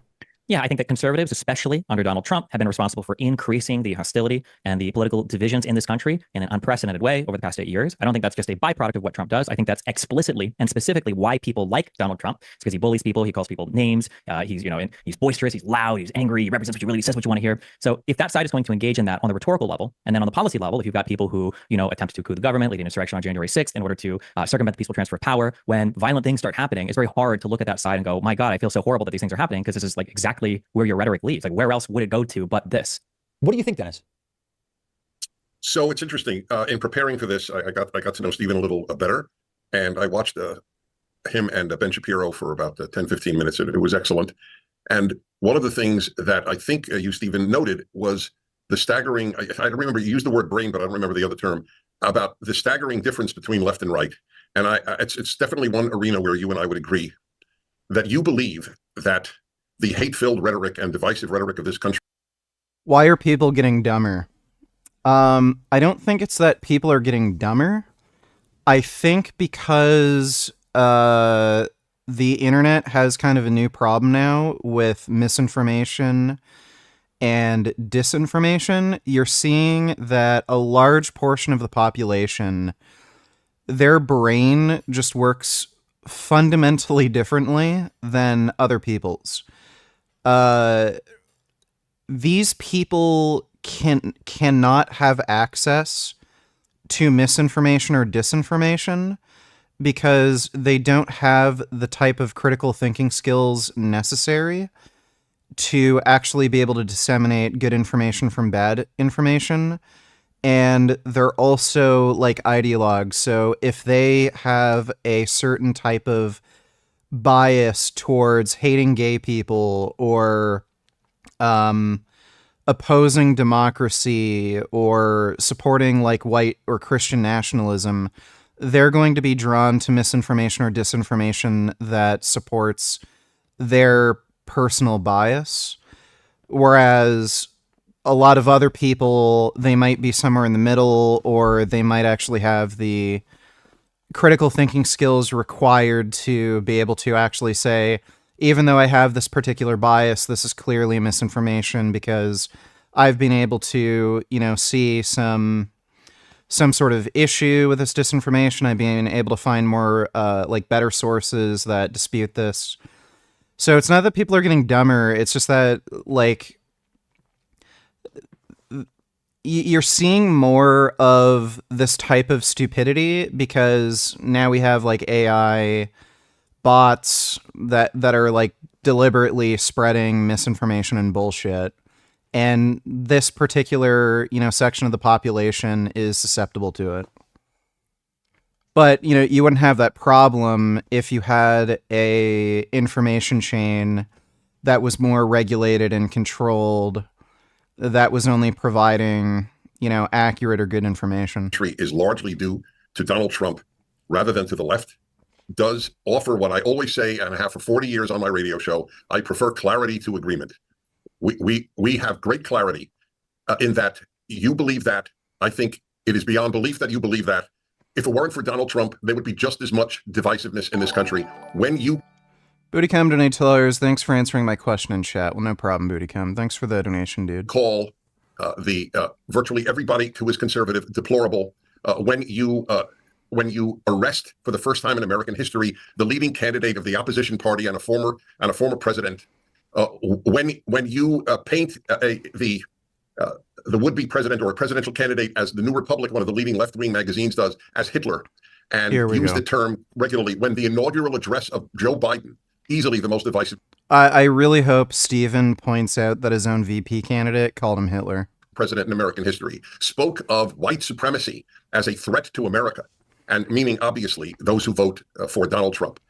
And then say Donald Trump is responsible. If Donald Trump had been assassinated, God forbid, and I would say God forbid about Joe Biden as well, there would be not one diminution in the divisive rhetoric coming from the left. If Ron DeSantis were the nominee, he would be called Hitler as well. So, Dennis, to be clear, you're saying you just disagree. You agree with Stephen that there is a difference in terms of.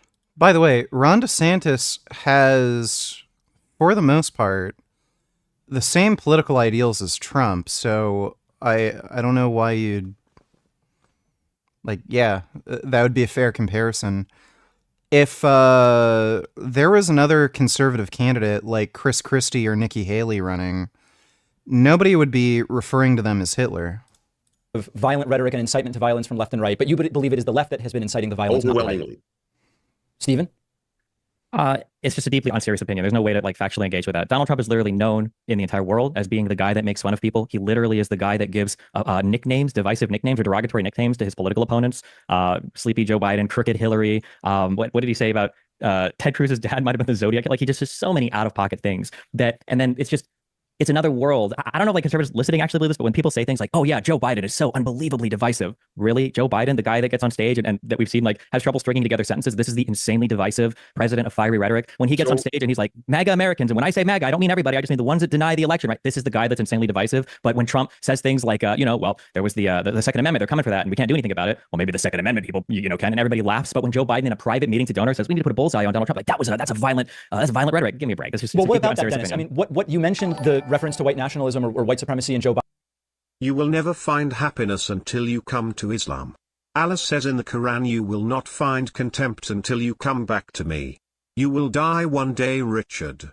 So I invite you to Islam. Allah did not create the humans and jinns except to worship him. Well, I'm already happy. And I think I'd be happier if Islam didn't exist. So, thanks, but no thanks. Thanks for the donation, dumbass. Nicholas donated $2. Hey, I know everyone asks you this question, but is 2 grams protein per day per kilogram body weight ideal? I think that's slightly more than you actually need. It's 0.75 grams per pound body weight, so that would translate to like 1.81 grams per kilogram, something like that. So, yeah, it's if you're getting 2 grams per kilogram, that's I think a little more than you need. Just started lifting and I want to gain muscle fast. Vegan, of course, thanks. Well, I think that answers your question. Thanks for the donation, though, Nicholas. Biden's inauguration speech. But what else has Joe Biden done, in your view, to incite violence? Oh, I didn't say he incited violence. I thought the issue was divisiveness. Who is more responsible for divisive? Also, Donald Trump is one man. Calling people Sleepy Joe or Little Marco is not in the same moral ballpark as calling people Nazis and depicting your opponent as the New Republic in this last issue painted Donald Trump as Hitler. The staggering amount of lies. It's the whole left world. Donald Trump is one man. The whole left is filled with hate. The lie that Donald Trump said that they were fine people who were Nazis in Charlottesville. Even Snopes, which is left of center, in its fact-checking. Right, it's funny how he said Charlottesville. Like, Trump's the guy who said there's great people on both sides. I mean, said it was false that he ever said that. Like, by the way, Trump also refused to disavow the KKK's support. The KKK were endorsing Trump, and then when Trump was asked about that, he refused to disavow their support. He said, look, I don't know who the KKK are. I've never heard of them. So I don't know. Like that was his response. This guy, like, it is very fair to compare Trump to Hitler. The Nazis in Charlottesville were fine people. He wasn't referring to them. The New York Times continues that lie to today. Joe Biden said that's the reason he ran for president, because of that horrific statement. The lying from the left and lying of smearing. This is not just Donald Trump. This is not just Joe Biden. The left smears. That's what they do. When I spoke at Arizona State University a year and a half ago, 34 professors of the 42 at the college that I spoke to at Arizona State said people should not attend because I am a bigot and a homophobe and an Islamophobe and a racist and a this. That's all they do. I invited all of them onto my radio show. Any one of you 34, all 34 can come on my radio show. Not one accepted the invitation. Did one invite me into their classroom? Of course not. So constantly referring to Donald Trump. Donald Trump is nothing compared to the whole world, from the New York Times to Joe Biden. The world of the left is a world filled with smearing hate. Stephen, let me give you the last word on this before we move on. Yeah, I mean, if Biden was invited to speak about a particular BLM riot and Biden would have ever uttered the words Antifa, stand back and stand by, like Donald Trump said for Proud Boys, stand back and stand by, I think that the conservative sphere of media would have erupted in anger. If you want to talk about like who's more divisive or not, you just need look no further than the legislation passed in Congress. You know, President Trump ran for how long on repeal and replace the ACA? He wasn't able to replace it. He ran for how long on infrastructure? Biden was the one that passed that bill. Donald Trump didn't. And in terms of Donald Trump as being one man, Donald Trump is not just one man. Donald Trump is the entirety of the conservative party right now. And if you're a conservative politician or if you're in conservative media, you absolutely know that, because you either toe his line or you are destroyed. I want to talk a little bit about what's happening now with the presidential race, which has been upended by Joe Biden deciding that he's not going to seek re-election. Dennis, I know from listening to you that you are not likely someone who is going to vote for the current vice president to be the next president of the United States. I don't think that'll come as a shock to our audience. What I am curious about is, do you see her as simply an elected official running a campaign with whom you disagree, or do you believe that there is the sort of danger of a Kamala Harris presidency that some associate with another presidency for Donald Trump? I didn't get the part on the Donald Trump. Do I see her as a dangerous? There is a view that Donald Trump represents a threat to democracy, and that's a phrase that we hear frequently. Oh, I see. Yeah, so I'm curious whether you see Kamala Harris simply as an elected official you disagree with, or do you feel that the word threat or danger applies? Yeah, my position and my last column actually was on this subject. To me, it is completely irrelevant which leftist runs. Really? Kamala Harris, Nancy Pelosi, Adam Schiff, Gavin Newsom, it is completely irrelevant. They're utterly interchangeable. All leftists damage everything they touch. This has been true from Lenin until the current leftists, wherever they are, not liberals. I have great respect for liberals. I think they're naive, but I have great respect for them. Liberalism and conservatism have a great deal in common. Liberalism has nothing in common with leftism. Leftism hates liberalism. Leftism is illiberalism, anti-liberalism. So that is just absolutely psychotic. Like, when you look at conservative policies, they all support an oligarchy. They want to get rid of taxes. They want to get rid of social services. They want everything to be privatized. They want like the wealthiest people and the biggest corporations to pay little to no fucking corporate taxes. Like, all of those things support a fucking oligarchy where you have a like super wealthy, rich ruling class that basically just gets to decide everything, and then everyone else is just a peon that has to toe the line. I don't care who the leftist is who runs, whether it's Kamala Harris or Gavin Newsom or somebody else. They are utterly interchangeable. Same with Joe Biden. It doesn't matter to me. I listed in one of my columns 25 institutions that the left is destroying, from the universities to the high schools to the elementary schools to the American Medical Association, which has announced that no birth certificate should list the sex of a child because we don't know what the sex is. The child will determine later. That's the American Medical Association, because the left has taken over the AMA. The left has taken over just about everything and destroyed everything, from the Boy Scouts to military recruitment, to music, to art, to architecture. Leftism is a shark. It's a destruction machine. So okay, that's a lot, Dennis. Let's allow Stephen to weigh in on that. And a couple of specific points that Dennis made there. One is that there's an interchangeability to who is the Democratic candidate. Number two, that leftism destroys everything it touches. And number three, he mentioned Leninism sort of in the same breath as modern Democrats. Do you think that's an apt analogy? I fully agree with Dennis that illiberal people are a danger to society. Right now, there's only one like very popular illiberal candidate, and that is easily Donald Trump. When you want to talk about people destroying democratic institutions, I would argue that probably one of the most important institutions that we have in the United States is the vote, is the idea, the concept of the peaceful transfer of power. Donald Trump, in multiple ways, whether it was by encouraging people to lie and submit false electorate votes to Congress, whether it was through a multi-channel pressure against his vice president, of which Pence has come out and spoken plenty about, to get Pence to throw away the actual votes on January 6th, whether it was getting his attorney generals to write a letter to different states to lie about them having found voter fraud, whether it was Donald Trump lying to the American public, to Raffensperger, to people, to state legislatures in Arizona, Nevada, New Mexico, like all of these things. All of these actions were taken to circumvent the peaceful transfer of power, which I think is probably one of the cornerstones of a liberal democracy, of a democratic republic, of a constitutional republic, where we are allowed to vote on a change in leadership, and where that leadership is expected to back down or step down if they've lost the vote. So insofar as illiberalism is a huge threat in this country, I agree, but it is exclusively coming from the right now. I don't think that the leftist candidates are leftist at all, and that they're socialist or communist. Ironically, as Greg was complaining about calling everybody a Nazi, I know that Republicans have been in the business of calling everybody a communist for decades. I know, because I grew up as a Republican, and I used to listen to Rush Limbaugh talk about the commies every single day. So this idea that all of these candidates on the left are leftist, I don't think is true in any sense of the word. They're liberal. That's why the examples that Dennis gives of them destroying institutions are whether or not you list birth on a birth certificate, whether or not you list the sex, or the Boy Scouts, or music, or art, or architecture. I think that threats to our democracy or the liberal order, I think, are far more evident when you look at the Republicans' attacks on our judicial system, on giving the executive branch, for instance, the power to have criminal immunity when the president takes certain acts. When you talk about trying to overthrow the election, I mean, like, you can go on and on. Like, the attacks on institutions from the right are far more damaging than any perceived attacks from the left. What about that, Dennis? Because I hear Stephen arguing that there's been sort of a reshuffling here, where the illiberalism or authoritarianism is, he argues, now coming from the MAGA wing of the Republican Party. Even if you don't like leftists, would you concede that he's right to some degree about the authoritarianism? No, because Donald Trump was president for 4 years. And we had far more freedom under Donald Trump than under Joe Biden. How so? We can give, the number of mandates, for example, in the government and done by through the CDC and NIH. If you don't wear a mask, you're fired. If you don't get a vaccine, you're fired. If you speak... oh, boy. Here we go.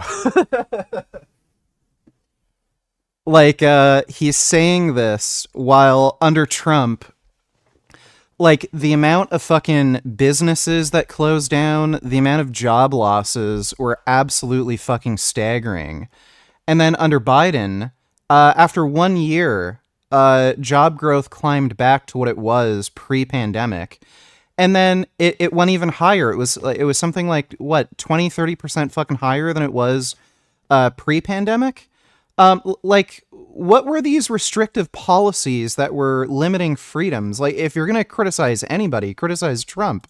Dissent at a college, you're fired. The whole culture of speaking to big tech and telling them what you consider misinformation from the government. As the Prime Minister of New Zealand infamously announced, if you don't hear it from the government, it is not true. That's a left-wing position. All truth, and that's why I compare it to Leninism, which was my field. I studied Russian. I went to the Soviet Union a number of times, and he called the Soviet communist paper Pravda, means truth. Truth is what the left says truth is. For 2 years, they lied. The Columbia Journalism Review, published by a rather non-right-wing institution, the most sophisticated or prestigious journalism.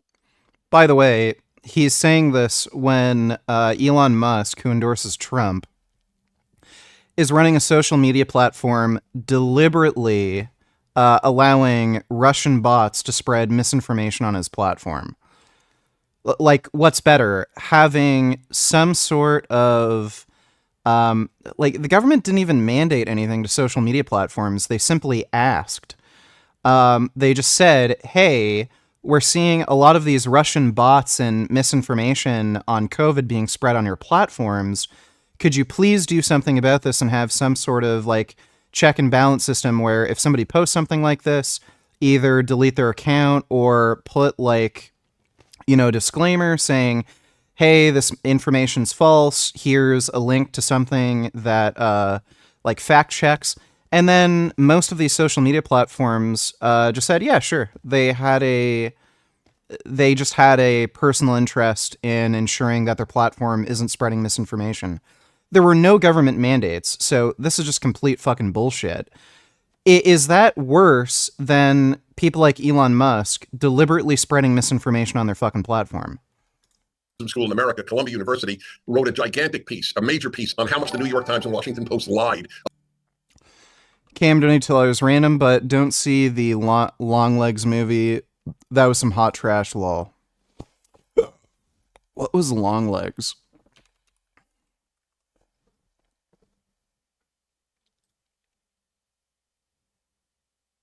Oh, that one. I think Red Letter Media did a review on it. I'll check out their review. Thanks for that donation, Cam. About collusion between Trump and the Russian campaign. And if you differed with that, as you differ with... There was collusion between Trump and the Russian campaign. With anything, you were dismissed, and you were... Hey buddy, look at the date of death.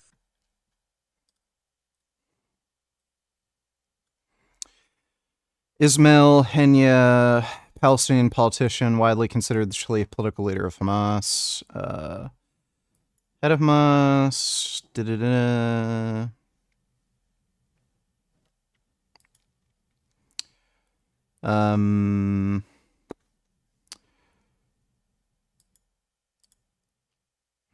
Disputed from 14th June 2007 in office. Died July 30th, 2024, age 62. So today? Well, that's good. That's good news. Thanks for the donation, fuck Palestinians. Misinformation and the way in which they have taken over Google. But all of this is nothing compared to Donald Trump. But Donald Trump was president for 4 years. What did he do during those 4 years? Forget for the moment. I know you can't, because everything is based on January 6th. Right up till January 5th of 2021, what did Trump do in 4 years in power that compares to Biden's and the Democrats' suppression of freedom in this country? Well, let's let Stephen answer. And I think, to be fair, Dennis, I'm just kind of an arbiter here. Some of the things you mentioned with regard to masks and vaccines, I believe they happened while Trump was president, not Joe Biden. But I'll let Stephen, if he wants to address that. But to Dennis's question, up until January 5th, 2021, what was the illiberalism from Trump? I would argue that the illiberalism from Trump was Trump's inability to work with Congress and trying to usurp as much power in the executive as possible to do things unilaterally as the executive without getting any kind of congressional approval or legislation from Congress, obviously.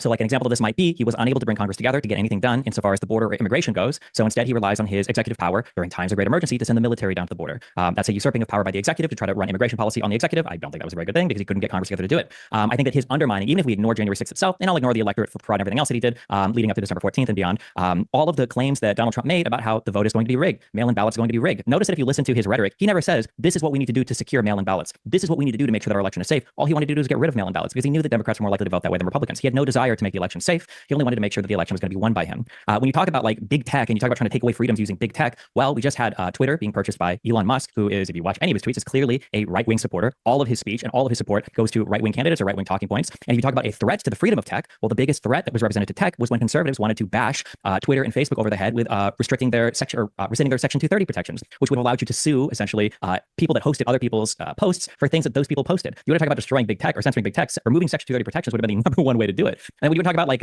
requests made by big tech, if you want to call those censorship, we got the full Twitter files leaks. And as much as Republicans try to rewrite the record, Taibbi himself said, when it comes to the New York Post story, for instance, there was not a single example. There was no evidence whatsoever of government intrusion into Twitter to ask them to remove that story. But you better believe when that one comedian lady said that Donald Trump was I think a pussy ass bitch, she tweeted, Donald Trump sent in a request to Twitter to have them remove that tweet because he didn't like it. So if you want to talk about like big tech censorship or attempts to do so, we can talk about Elon Musk's acquisition of Twitter. We can talk about the types of requests that Donald Trump sent into Twitter, as opposed to the Biden administration, who when they sent in requests for specific tweets to be taken down, it was because they were pictures of Hunter Biden. I'll just say that. Not even close to comparable. And yeah, when you talk about like authoritarian actions, I think that one of the largest authoritarian actions you can take is to try to usurp as much power for yourself as possible. And that might be done in terms of running things that should be done by Congress, like immigration policy, by using the military. And that might be done in ways of like undermining an upcoming election and saying that the election is going to be fraudulent, or it might be done in ways of like avoiding ever being held responsible for things that you do for criminal activity, right? The Supreme Court's granted him criminal immunity. He wasn't impeached in the Senate because they said, oh, well, we can't impeach him. He's already out of office. And he pardoned almost every single person that worked with him. Why would he pardon people like Paul Manafort? That's so crazy. I understand why people might want to argue for pardons for maybe like Flynn or maybe Stone, but Paul Manafort, why? It was so crazy. You can look up how many pardons he's done on the presidential website. It's insane compared to any other president. What do you think, Dennis? I mean, certainly it sounds like a lot of unilateral action for sure. Do you defend all of the things? Do you dispute that Trump did any of the things Stephen mentioned? And if you don't dispute it, do you defend it? Yeah, he started to build a wall. That was, I don't know whether it's in his province or not. I don't know what the law is. But he's just going to ignore everything Stephen said. It is true. He could not get Congress to agree because the Democrats, since Ted Kennedy in the 1990s, have worked to open the border. You cannot have a civilization with an open border. That is a given. I assume Stephen would agree with that open border and keeping a country intact are mutually exclusive. Can we agree on that? Yeah, that's why nobody asks for an open border. Oh, yes, the Democrats do. I mean, if you deny that, that's good. You'll be on record, Dennis, saying... Well, define it as policy, Dennis, so we can agree. It's really critical, really critical. Do you believe, Stephen, that the Democrats have been for a controlled border and not for an open border in the last 10 years? I think the Democrats tried to pass comprehensive legislation that was written by Langford, a Republican in the Senate. I think Donald Trump and the Republicans are the ones that killed that, and that was on public record. So no, the Democrats have not been for open borders. The Democrats are for a closed border. Okay, it's not just closed or open. Can you define it, though, for us? Borders is a very complicated thing. Can you define what you mean? It is very complicated. It's not complicated. I'm sorry, you just got a bunch of information about immigration. Okay, good. All right. As I said, I prefer clarity to agreement. Can you define open border, Dennis? Yes, letting anybody who wants to come into this country come in. It's not complex.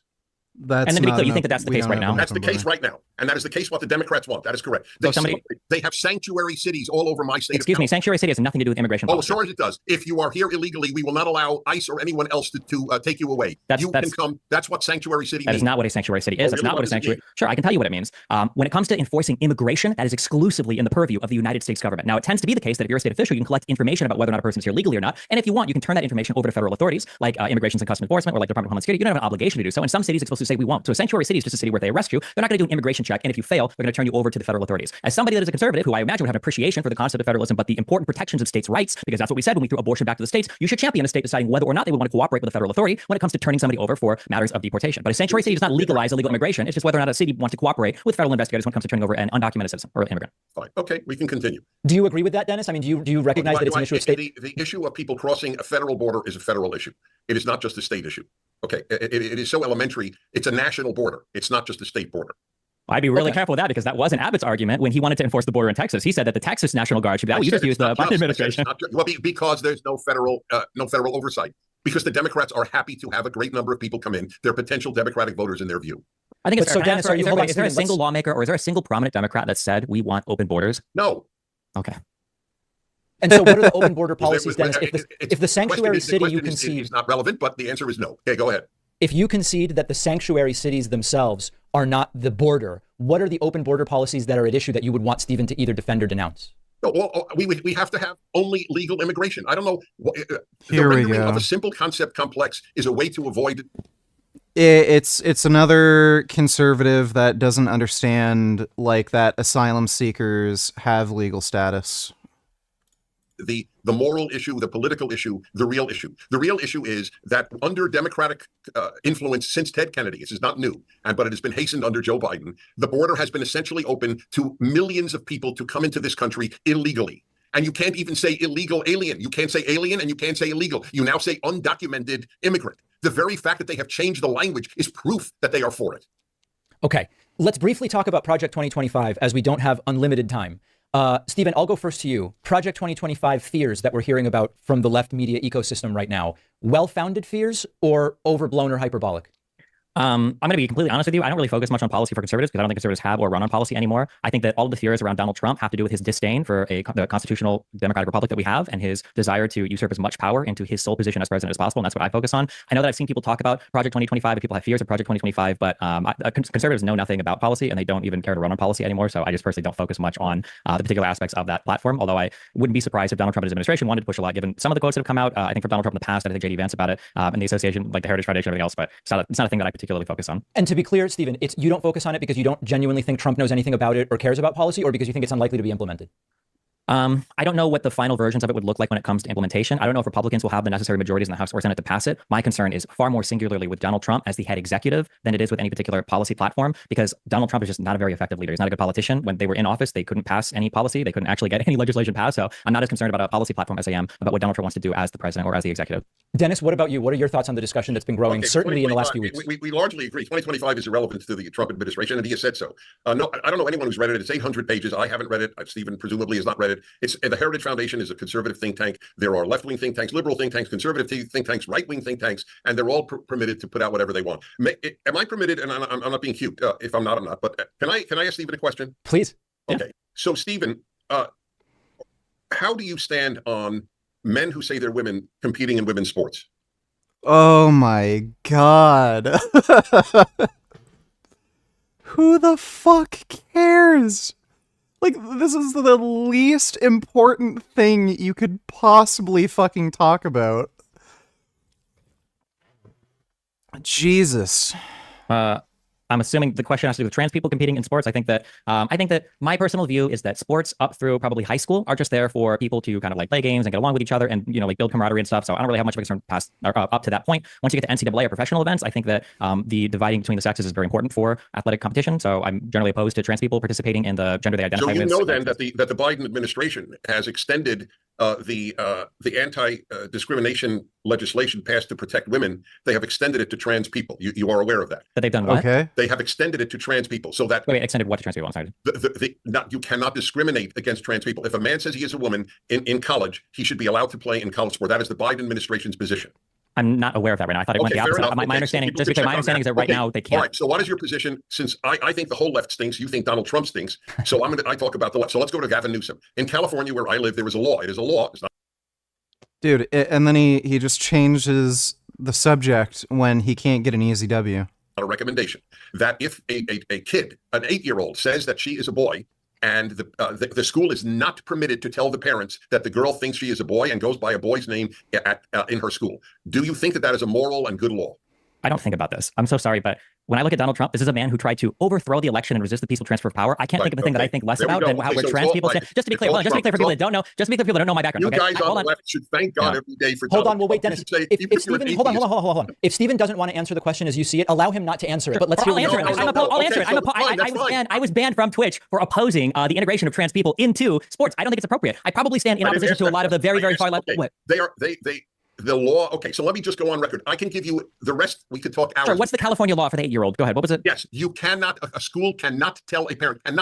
Doesn't have to. Is not allowed to tell a parent if a child identifies as the other sex in a California school.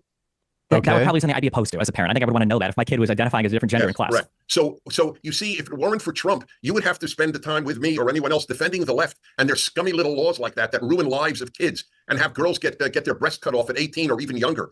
It's like nothing matters. All that matters is By the way, when you're 18, you're a legal adult. January 6th. Every time I raise an issue, we go back to January 6th. Because he tried to rebel. It was a rebellion against the peaceful transfer of power. He told people to go peacefully to the halls of Congress. He told Mike Pence. Why were they going there? What were they going there for? To protest the results of the election. Exactly. They thought it was cheating. You're exactly. Right. It was an insurrection. They thought, no, you're not allowed to protest with violence. You're not allowed to overthrow, but you were allowed to protest. When they were going there to support Mike Pence, what did they want Mike Pence to do? Yes, they wanted Mike Pence not to accept certain electors from certain states. Exactly. Yes, that's right. Correct. Okay, but okay. Which was against the ECA, right? That was illegal under the Electoral Count Act, right? But I don't agree with that, and that's fine. I don't agree with insurrectionists either. But you understand the ridiculousness of wanting to have a man who is now usurped criminal immunity as the president. So a lot of the illegal actions that he took. Remember, Roberts in his opinion said explicitly that when Donald Trump told his acting and his deputy attorney general, "Can you guys write fake notes to the state legislatures to say that we found evidence of voter fraud that wasn't there?" We can't even criminally review that anymore, right? So a man who's now criminally immune who tried to overthrow the government, that's going to stand out more in my mind, even if they failed at it, than whether or not 8-year-olds in California, their teachers tell their parents if they're trans or whatever. I didn't say it doesn't matter, but some things matter more than other things. Right. In the day, you're right. It matters less. What happened on January 6th. These conservatives are fucking unhinged. They'll look over all of the criminal activity that Trump did because they're upset that trans girls can compete in fucking women's sports. Like, it's just... They care more about their bigoted bullshit than like things that actually matter.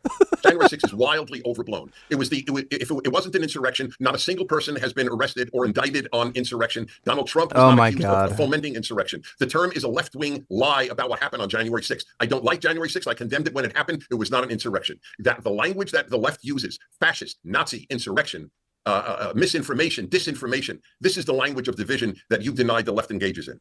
First of all, I've never denied that the left engages in divisiveness. Of course they do. I'm just saying that Joe Biden himself doesn't, which is evident enough by how much joint legislation he's passed. This guy's got 40 years, in government. Of course, this guy, has relationships with people, isn't as divisive as he seems, and I think that's evidenced by what he can pass. To say that the insurrection is the language of leftists, this is the language that came to us in the 14th Amendment after the Reformation, when, surprise, surprise, after the Civil War, people in Congress didn't want leadership again. That was part of the Civil War. That shouldn't be that shocking. There's nothing left-wing about that idea. That should be a very American idea. Okay. We don't want people to try to insurrect the government to fight against. Also, if we want to talk about health issues, we're welcome to talk about it as well. But I care way less about the leftists have some crazy views on 8-year-olds being trans, which I think is really stupid, by the way, and I agree that that's stupid. But I care way more about the fact that I don't know if we're ever going to have a new vaccine in this country that is going to have mass protests against it now, because conservatives become the party of anti-vax. I think that's a far more pressing public health matter than trans kids. Yes, because the CDC is in cahoots with Big Pharma and lied to the American people about masks, about distance, and about lockdowns, and ruined. Here we go. And by the way, this happened under Trump's presidency, so what is he talking about? A whole generation's lives because of the lie that lockdowns were necessary for kids. Sweden didn't lock down one day for kids, not one kid died. That you defend the CDC, the NIH. By the way, Sweden had one of the worst death rates in all of Europe. And the Democrats, and for that matter, any Republicans who supported lockdowns, it will not be something you will be proud of when you look back at your career. Yeah, and the entire world was all in cahoots for all the people. You point out Sweden, compare Sweden's death rates to every other European country, even the other Scandinavian countries that didn't have lockdowns, and more people died in Sweden. I have compared them. Okay, then you know that Sweden fared about the worst of any of those countries. Only if you compare them to Scandinavia. And Finland has announced that it would do exactly what Sweden did if it ever happened again. They were wrong in locking down their students. If you're on the record as defending nearly 2 years of lockdowns of students, and how did this come to just lockdown of students? The lockdowns affected more than just the students, right? Okay, because you said that egregious because kids were hurt more than adults were because of the lockdown. That's why I'm noting kids. Sure. And because it was particularly irrelevant because kids were not dying of COVID. Kids were transmitters of the disease, so kids might not have experienced much, if any, adverse side effects from the virus, but they're spreading it to parents. You can actually look at infection and fatality rates during flu seasons. Same thing happens. Kids will spread the flu in schools, and then they'll spread it to adults like teachers and their parents. That's why when there's the Christmas break for 2 weeks, kids are at home, not at school. They're not really going out much because it's winter. They're just staying at home for the most part. Infection and fatality rates for flu absolutely dive bombs. And then when they go back into the school, it climbs right back up again. So, yeah, locking down schools was a good idea, especially for high school students. The COVID was very dangerous for young men in particular, so teenage boys. A lot of people aren't talking about this, but it's an extremely serious problem. Young boys around the age of 15 to 20, they have an extremely high risk of permanent erectile dysfunction from getting COVID. There was actually a case report where somebody got COVID. They had erectile dysfunction. They actually they took a biopsy of some of his penile tissue. He still had the COVID infection inside of his penis. So nobody knows quite yet, but COVID infections might cause permanent, lifelong erectile dysfunction, and it seems to have an absolute risk of about 15%, which is massive. You're talking about 15 out of every 100 people around that age group getting permanent, lifelong erectile dysfunction. And again, conservatives are all about, getting a family, having children. Well, you're going to have trouble getting a family and having children if you can't get an erection. Whereas old people were. Sure, but the issue was that teachers tend to be older people and they were the ones that were worried. Yes. Whether or not the lockdowns were... No teacher died in Sweden. Whether or not the lockdowns were good or bad... No teacher died in Sweden. Yeah. The lockdowns were despicable. Despicable. Whether or not... That is the reason that people are very, very suspicious and should be. I was never. My brother was a professor of medicine. I trusted Dr. Hamas leader smoked in Iran. No shit. Yeah, somebody just told me about that shit. Ismail. Yeah, fuck that dude. Israel's cleaning up, dude. They're absolutely fucked. Like, they're just screwed. Thanks for the donation, Israel. Like I trusted my own parents. I trusted the medical community. I don't any longer. They've lost my trust. Now you trust Joe Rogan and Donald Trump. Yeah. Now we trust podcasters who have every vested interest in lying to you about things in order to make more ad revenue and to sell you more products for whatever vitamin boost, whatever. Okay. If you want to talk about lockdowns and them being good or bad, I think at this point, I think the evidence is out that the lockdowns were probably too aggressive. I think most people agree with that. The issue isn't debating whether or not they were good or bad. It's that you conservatives assume that they were done maliciously. The entire world came together to maliciously lock. It's not irrelevant. You know what? The motivation for why you. I don't give a damn if it was malicious. It ruined societies. It ruined children's lives. You don't think the intention of a policy matters when it comes to trusting them in the future? It didn't ruin children's lives. This is fucking dramatic. I think knowing that they were acting maliciously or not is important to deciding if you trust them. No, and by the way, well, I will say this with regard to the vaccines and the fact that they were not tested and they were unleashed upon people and that they told children, they still told little babies should get these vaccines when babies aren't dying of COVID. I think there was an element of maliciousness, not in the sense of we want to hurt people, but we want to have the profits that Big Pharma enables us to have because Big Pharma, let me ask you, how do lockdowns advantage Big Pharma? You think Big Pharma has only the interest of the public in mind? I'm a liberal capitalist. I think that Big Pharma has the interest of making money. The goal is the FDA and the government to regulate, to make sure that they're adhering to what they're supposed to do. Now, if you want to take the position, that every corporation around the world that would have had plenty of investment in calling this out, by the way, why didn't J&J say that the mRNA vaccines were rigged? If you want to say that every academic institution across the entire world, especially in other countries, weren't calling out the horribleness of the mRNA vaccines, and if you want to make the argument that every country in the world, even those that didn't utilize our vaccines, like China, Russia, Iran, and Qatar, they would have every incentive to say, by the way, those mRNA vaccines are killing Americans. It's strange that all of these people seem to be silent on this issue, but thank God we've got Joe Rogan and Jordan Peterson to tell us about how corrupt, and Brett Weinstein to tell us how corrupt, I guess, Big Pharma is. I thought the conservatives should be proud of large American businesses. This was an operation under Warp Speed from Donald Trump, a Donald Trump Warp Speed, a globalist capitalist thing the Americans should be proud of. We can't even take pride in it because you're so conspiracy brained on it now. The issue is not conspiracy brained, and sometimes there really are. Look, I will admit to you, I defended the Big Pharma nearly all of my broadcast career. I have been awakened to the corruption that is now involved. Yeah, I'm sorry to say. You've been awakened to something called audience capture. I think audience capture is what we awakened to. I never took Robert Kennedy seriously on the issue of vaccines and kids, and now I do. I admit it. I have been chastened by the facts. All right, gentlemen. Now he supports Robert Kennedy on vaccines. This guy is just a fucking delusional fuckwit. Polio vaccine has killed more people than it saved. We could go endlessly on vaccines, but we have come to the end of our time. The last thing I want to ask you, and it really should be just a one word. Dennis, you first. Who do you expect to be the winner of the November election? So I feel bad in not giving you a yes or no or a one-person answer. Trump or Harris? I never answer predictive questions. I'm only interested in what I think we need to do. And the thought of 4 more years of the left governing the country frightens me in terms of liberty. So, all right, but you're not making a prediction. Stephen, who do you expect to see the win in November? I'm feeling good on Harris right now. Feeling good on Harris. Gentlemen, we haven't quite said it all, but we've said a lot of it. Dennis Prager, Stephen Kenneth Destiny Bennell II. Thanks to both of you for joining me today. Good to be with you. That was fucked-hearted, dude. What's up, guys? We're getting a body scan at Westland Fitness and Nutrition. I've never seen anything so pretty. People would be better off saying videos, photos, and blood work to Coach Ray, where I can analyze them, because why are these people lying to these individuals? Coach Greg, in today's video, Julius Maddox is perfectly healthy. Or is he? The man stands just under 6'3". He's the height of Mitchell Hooper, and he weighs in at 425 pounds. And guess what? They tested his body fat, and they've determined he's healthy. But how is that possible? We're going to go into the video, watch what his body fat percentage is. Do you think I'm going to agree with this? I mean, what's next? We're going to say that Lizzo's healthy? Healthy at every size. It's not an actual thing. It's not real. What's up, guys? We're getting a body scan at Westland Fitness and Nutrition. I've never seen anything so pretty. That looks great. Your body fat looks great. He does not have 27% body fat. It's probably over 30. Weight 424. That is crazy. The highest I've ever gotten up to was 289. And I'm a little bit taller than Julius Maddox. I'm 6'3". He's a whole 130 pounds more than I was at my absolute peak bulk. I can't fucking imagine what it would be being that fucking heavy. That is insane. At 289, I wasn't just an absolute colossal fat ass, but, it was uncomfortable. I didn't have as much muscle tone as I'd like, obviously. I didn't have, a big pot belly. I just tend to have chub pretty evenly distributed. But, it was hard to walk upstairs.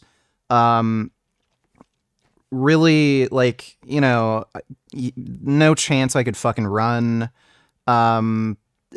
you just kind of feel like a fucking brick. It's not a great feeling, but holy shit, 130 pounds more weight. That would be brutal. Your muscle mass looks freaking magnificent. And so there you have it. She's never seen anything so pretty. First of all, it's not about if you're attracted to this man. We're not saying he doesn't look good. We're not saying you're not excited to see him. He's a specimen. He's one of the best bench pressers of all time. Clearly a specimen. Not denying that. But is he in fact healthy? Well, his body fat clocked in at 27%. I'm sorry, but I'm going to tell you what you need to hear, not what you want to hear. You want to hear that it's pretty, that all this fat is just good for you, that you're 27%, and that 27% is ideal. Last I checked, 27% is in fact obese. I don't make the rules, but 27% is obese. And he is not 27%. He's far greater. He's probably closer to 37% than 27%. He's 425 pounds. He's the same height as Mitchell Hooper. Mitchell Hooper was a world's strongest man. Mitchell Hooper weighs 320 pounds. And so you're going to convince me that this man has 100 pounds more muscle than Mitchell Hooper? Now, let's assume he was at 15% body fat. Let's say he actually had an ideal percentage of body fat. Remember I've said in, 1,000 videos that you should strive for perhaps 15% body fat? If you're above 25% body fat, you're obese. Remember, this is for men. If you're a woman, I've been stating 25% body fat, above 33% body fat is obese. But if you're 425 pounds, even if it's muscle, it's not healthy. Your body's not meant to be 300 pounds of muscle. It's like your heart is not meant to pump blood to 250, 270 pounds of lean muscle tissue. Body fat looks great, yet he's morbidly obese. Thanks for giving out such horrible information. I'm going to get shit on for making that comment. Shit on for telling you the truth. The doctor should be saying, look, even if your body fat is healthy, when you're 425 pounds, it's a lot of wear and tear on the body. It's a lot of strain on the heart, and it is, in fact, taking years off your life. If I used my laser eyes and said, you're at 27%, are you going to be proud of that? And so this in-house body scan, you really think it's accurate? You know it's not accurate. It's useless. You may as well just ask your child, hey, you're 12. What body fat percentage do you think I am? Choose a number between 1 and 100. It's probably more accurate than the body scan. And so yeah, the only good thing about those body scan things is they'll have internal validity. So the actual percentage of your body fat is going to be inaccurate, but the percentage in change, whether you gain or lose weight, is going to be relatively accurate. So you're really only using those for internal validity, not external validity. Why are you bothering to use this nonsense? Not ideal to stay at this weight forever, eventually get to around 15 to 12% body fat. It's all a process. Until then, I'm clinging kilos. Why would he say not ideal? He knows it's not ideal. He knows he's taking years off his life. And so he says he stopped in at Performance Methods in Westland Fitness for a body scan and routine checkup. If you get a routine checkup when you're not healthy and they say you're healthy, what's the point of the checkup? It would be like Toji getting his blood work done and it being horrendous, which it was, and then him saying, oh, I'm not worried. You know, I would assume if he had the ability to lower his body fat percentage, he would. I'm pretty sure Julius Maddox is at that size because he has like a problem with his diet, not because he's doing this for any sport specific purpose. It's really hard to argue that he wouldn't be able to bench close to 800 pounds, you know, if he had a better body composition, like less body fat, more like, and either same or more muscle mass. Having that extra fat mass doesn't seem to contribute to, you know, a bigger lift. Like there was that guy, Kirill, what was his name? Kirill something? Kirill, is that his name? No, that's a different.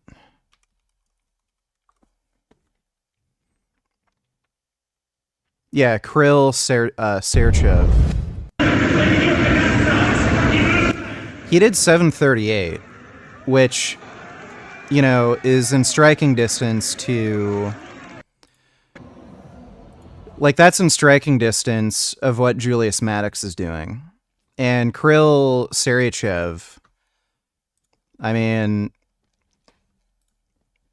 peak bulk, he's nowhere close to as fat as Julius Maddox. Like, this guy isn't ripped or shredded or anything, but, you know, this... I can't see it helping a max effort bench if you're, like, much fatter than this. So I think the reason Julius Maddox is 424 and not, like, I don't know, 325, like about 100 pounds less, It's not because he's trying to max out like bench press gains. It's because he probably has like, a problem with his food. Like he just doesn't eat well. So I don't see 100 pounds of extra body fat allowing you to bench like 40 pounds more, It's okay. People would be better off saying videos, photos, and blood work to Coach Greg, where I can analyze them, because why are these people lying to these individuals? Do they not care about their health, about their fitness? If you want to be at your top physical performance, visit, and they want you to visit there. Why you visit it there? That body fat testing analysis is absolute garbage. It doesn't even work. And then no matter what the body fat percentage is, oh, it's beautiful. Oh, you're so healthy. Look at... For a big dude, he has pretty small calves. Yeah, I would have thought him being that heavy, his calves would be a bit larger. Look at all that muscle. I see a shit ton of fat. I tell the truth. I could have posted a comment and said, you have so much muscle, you're a beautiful man. You are perfectly healthy. I think you'll live to be 100 because you work out. Oh, you're so nice, Greg. We love you. But no, because I tell the truth. Let's see what the comments say about Coach Greg. Greg Doucette, who pissed in your coffee? Crying face, crying face. And so I do believe that he understands that I tell the truth. He knows deep down that 27% body fat, it's not healthy. He knows that him weighing 425 pounds is going to take years off his life. And if he doesn't, he's lying to himself. And not just himself, to others. Hater much. I love Julius Maddox. I am a fan. I love how strong he is. I'm a fan. I'm not a hater. I can't wait to see a bench press. It's exciting for me. I'm a former powerlifter. But what I don't want to see is him take years off his life. And so, yeah, it's exciting. 425 pounds. He can bench press more weight than ever before. But at what cost? And so let's get serious for a minute. Does anyone believe that Julius Maddox is 100% natural? Raise your hand if you think he's natty. This is not a natty or not, but I'm predicting probably not natty. And so if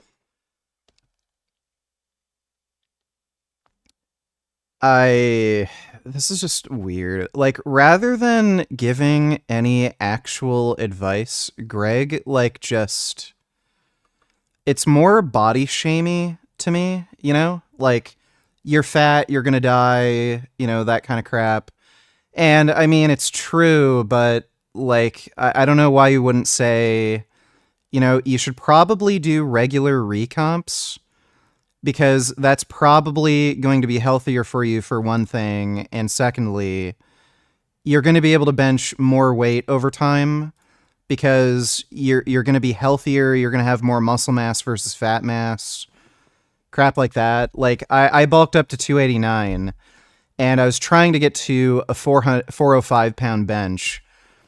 I just I wasn't able to peak high enough. So I did a recomp. I went on a long hypertrophy phase. I lost 50 pounds. Then after I was done with that, I did another bulk, and then I was able to bench 410. So I exceeded, the goal.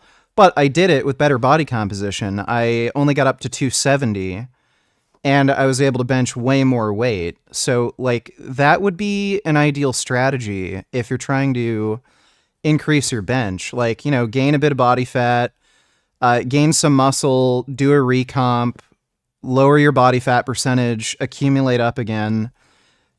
Doing that again and again rather than just perma-bulk and get fatter, that's probably not going to be a winning strategy. If you combine the use of performance-enhancing drugs with excessive food consumption, calorie surplus higher than last time, to get as huge and as massive as humanly possible, to have your body fat percentage at probably a lot higher than 27%, do you really think that's healthy? And so if you go to a clinic and they say you're healthy, beautiful, look at all that muscle, what message does that provide? It makes you think you're healthy, that you should keep going. I'm just curious, bro, do you think the 27% is accurate, or is it kind of just a joke post, showing the inaccuracy of these machines? He's not a hater. He doesn't hate Julius Maddox. Did he just say 27% body fat? He's at least 35% body fat, being generous. He needs to lay off the double cheeseburgers and start cutting a bit of weight. He doesn't need to be shredded or bodybuilder, but he is massively overweight. His diet must be horrible. Well, yeah, he's clearly not at 27. He's probably closer to 35%. And again, the idea that being that overweight is going to be conducive to a heavier bench press, I think that's ridiculous. The former world bench press holder, Kirill Sarchiev, he wasn't shredded or ripped or anything, but you could still see his abdominal muscles when he did the 738 pound bench. So when you have other extremely strong, successful athletes, like I mean, even what's his name? You need a big belly to bench more. Scott Mendelson.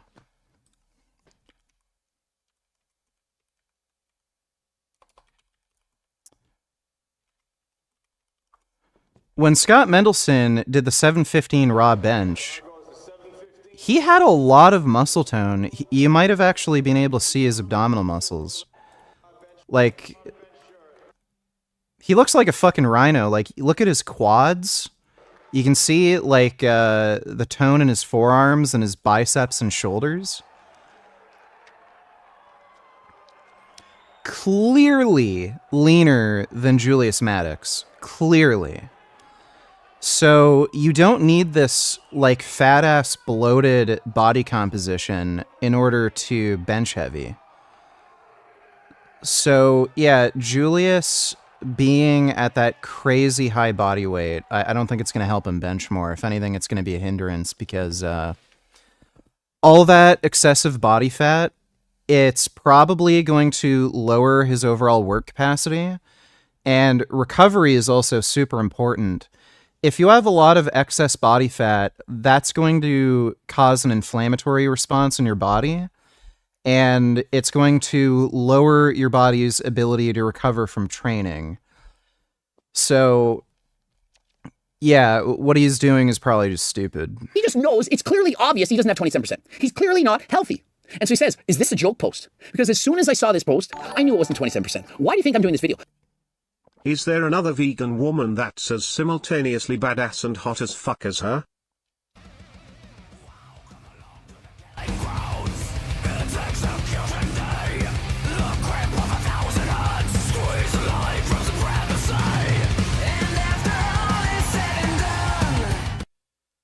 Yeah, I like Arch Enemy. I don't know, I can't really think of anybody. But yeah, she's cute. I like Eliza White Glues. Thanks for the donation and get fucked. People sent it to me. They said, Coach Greg, check this out. They think he's 27%. Of course he's not 27%. Honestly, Greg is the only one that cares about your health. These other people do not. People are starting to get it. When I say these...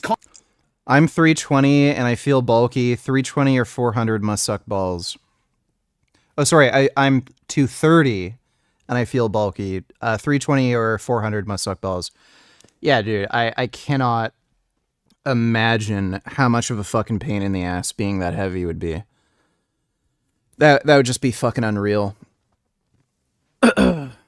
Comments, make these videos. It's not about hating on the person. It's because I care. I want to make a difference. All of you strongman competitors out there, all you powerlifters, bodybuilders, if you're abusing performance-enhancing drugs, in particular, if you're over 300 pounds, it's not good for your health. I don't care what the doctor says. And remember, I am not your doctor, and yeah, you're supposed to listen to your doctor, but find a doctor who cares. And if they're telling you you're healthy at 425 pounds, go and get a second opinion. Hater, like, how is he 32% body fat? He got there from eating in a calorie surplus.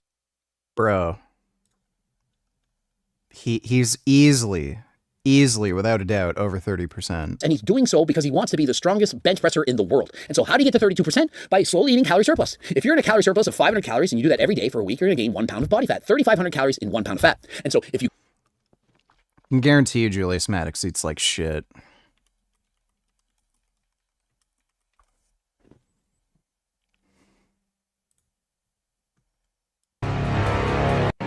How much do you eat a day? What kind of stuff do you eat to, to maintain the size and the strength? Everything. I eat everything, whatever I want. Pizza. Yeah, I steer away from, I try to steer away. Like, I like cake. I like snack cakes and stuff. But I don't eat as much as people would probably assume. But for the most part, like... Yeah, right. I eat a lot of steak and, just baked potatoes. I might have pizza once a week. This guy does not eat pizza once a week. Or a cheeseburger once a week. But for the most part, like, I don't eat like most people think that I would eat. You know what I mean? Like, people think that I eat 5 Big Macs, then turn around and drink 4 milkshakes. No, I don't. I don't at all, So I know what a buzzkill, but I don't eat how people think. But I'm a cereal guy. I love cereal too. But do you have So this guy eats like a 7-year-old. He eats boxes of cereal, steak, cheese, pizza, French fries. Guess what's on the menu? Like, bro, you're not gonna look like this if you don't eat like that. Like, you're just not. I mean, God, I have to take a. Seen this before. Wow. Wow. And then we've got. I don't eat as much as people think. Give me a fucking break. You continue eating a surplus, you're slowly going to put on muscle. That's how we got to 32%, or in fact, a lot more. This is why nobody in the industry appreciates you. I get it. Because I tell you what you need to hear, not what you want to hear. You hate me. Because essentially, you're shooting the messenger. Somebody has to be the bearer of bad news, and for some... When fat people lose weight, the skin's still there, right? That kinda sucks. Guess they you gotta get ripped after to fill it in.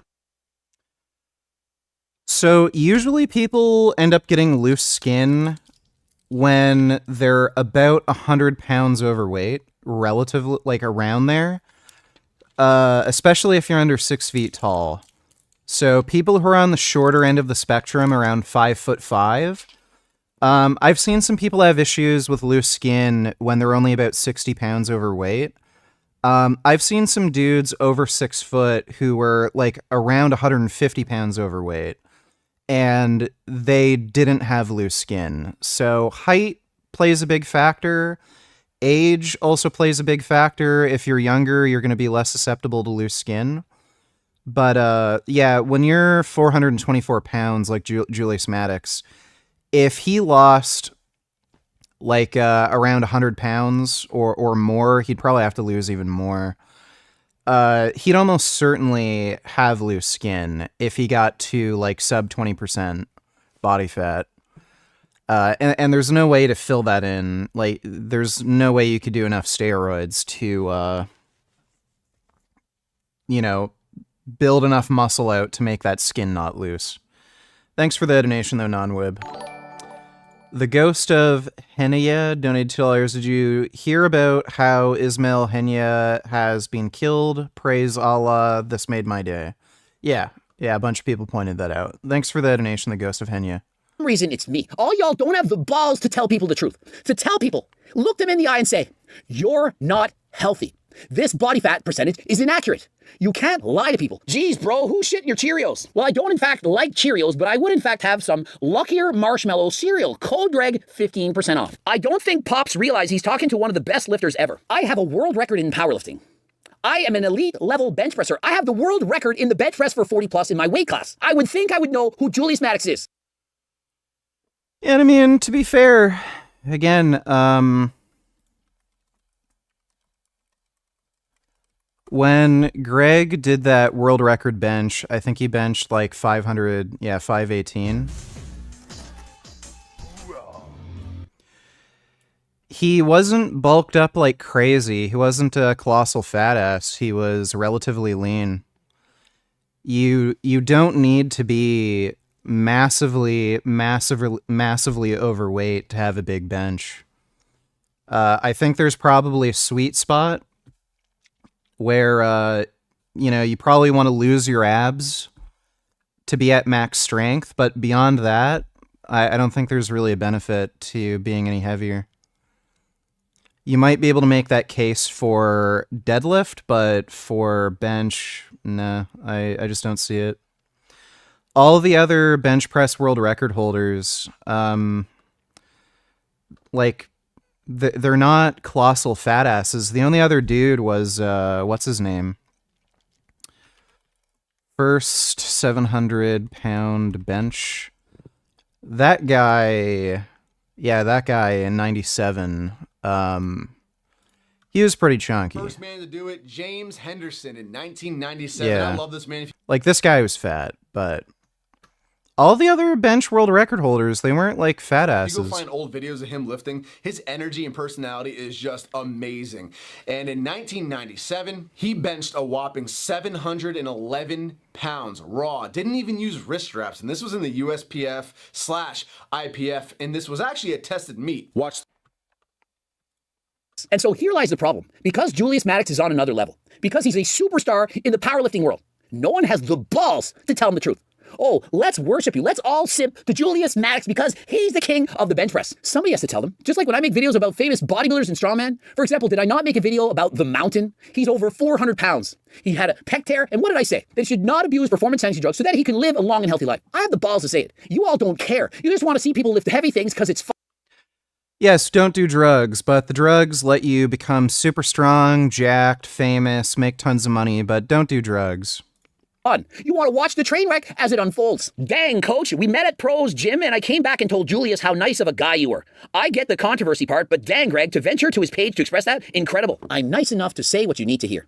Another person could have just said, nothing. Another person could have said, congrats, you look great. You know, I don't think that's the case. Greg is extremely selfish. And I think there's probably two reasons why he's saying this. One reason might actually be jealousy over athletes that are better than him. So when he sees people like Hafthor, Eddie Hall, Julius Maddox, like outlifting him like crazy, I think he's kind of motivated to say, hey, you shouldn't be doing steroids, or you shouldn't be at this body weight, because he just doesn't like to see people like outlift him, and this is a way for his like brain to cope and say, oh well, yeah, they're stronger than you, but they're like really unhealthy and shit, and he has to like, of course, express this publicly.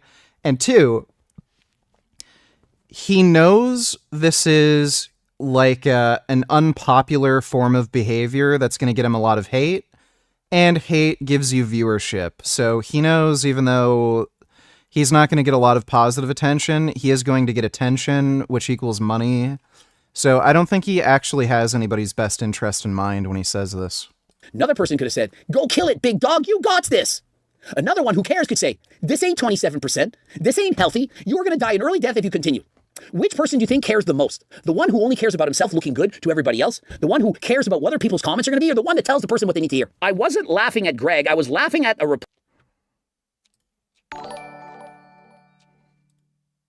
This drum cover is insane. I don't play drums, but I don't understand how it's possible to do some of the rhythms in this video. Let me take a look. Oh, Finn's sleeping and snoring. Oh, what a cute boy.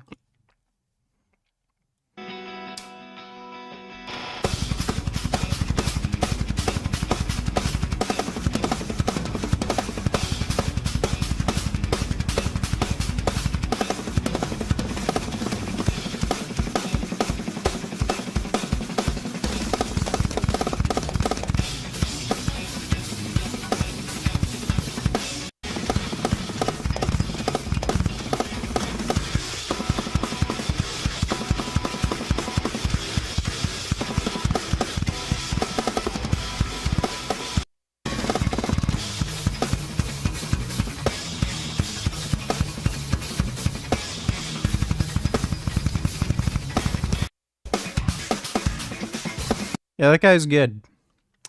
Thanks for the donation, Adam.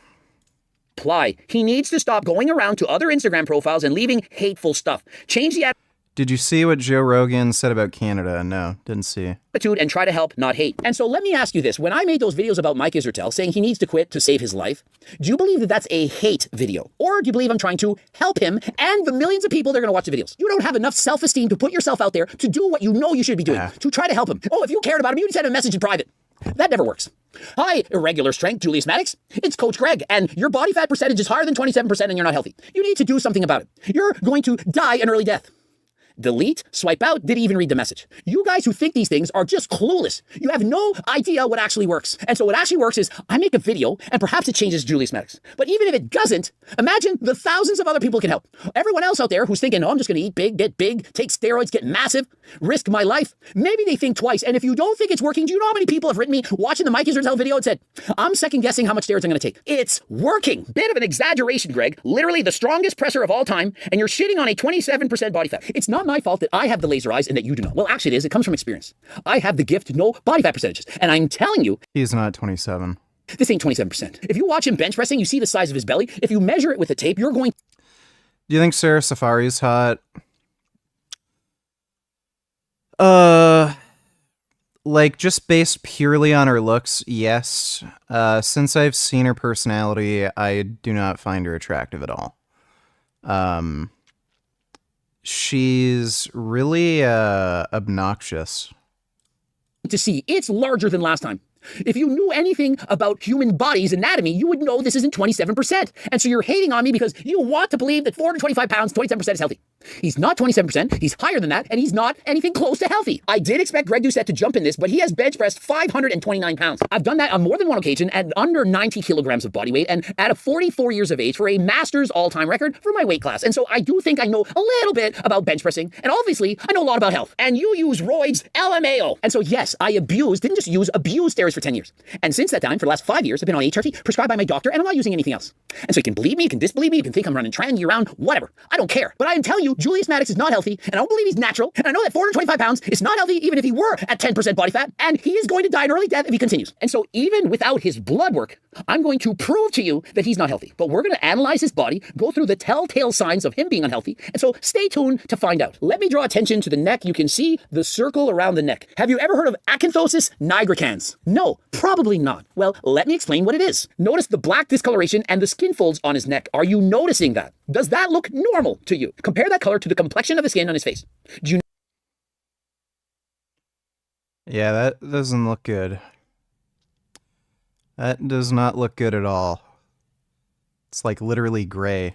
Notice the discrepancy. Do you see the difference? The skin, did you know it's our largest organ? And certain metabolic diseases, they can show up on your skin. Are you seeing the skin? When someone has too much insulin, they're essentially a pre-diabetic. Their body clearly doesn't respond to insulin as well, and so the body makes more insulin. Insulin indirectly acts on the IGF-1 receptors of the body. This can cause hyperpigmentation, especially on the skin folds on the neck and armpit. Do you notice the skin fold, the hyperpigmentation that you can clearly see visible? Do you notice that? And so this is a very specific sign of a pre-diabetic, somebody who has insulin resistance. Do you know what causes insulin resistance? One of which is being overweight. And I'm not trying to be racist, but people... He also eats a lot of saturated fat and red meat, and that's a risk factor. People of darker skin complexion, as in if you're black, have double the rate of being pre-diabetic versus people who are white. Now let's examine the front of the neck as well as the back. It appears that he has eruptive xanthomas. When someone has a... The cops are like, who got the better arguments? Oh my God! The mud shark! No! Taking shit! Okay, just wanted to make sure there was no, not safe for work shit. The mud shark! Mud shark alert! You made a mistake! Where are you at, you made a mistake! Mud shark! Mud shark! You created a monkey! Shut up! You threw away 50,000 years of genetics to make that!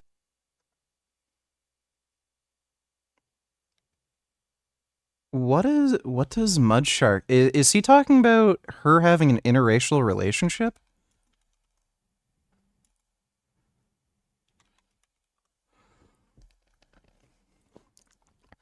Mud Shark is a Caucasian woman who dates, marries black men to spite her friends and or family, either consciously or subconsciously.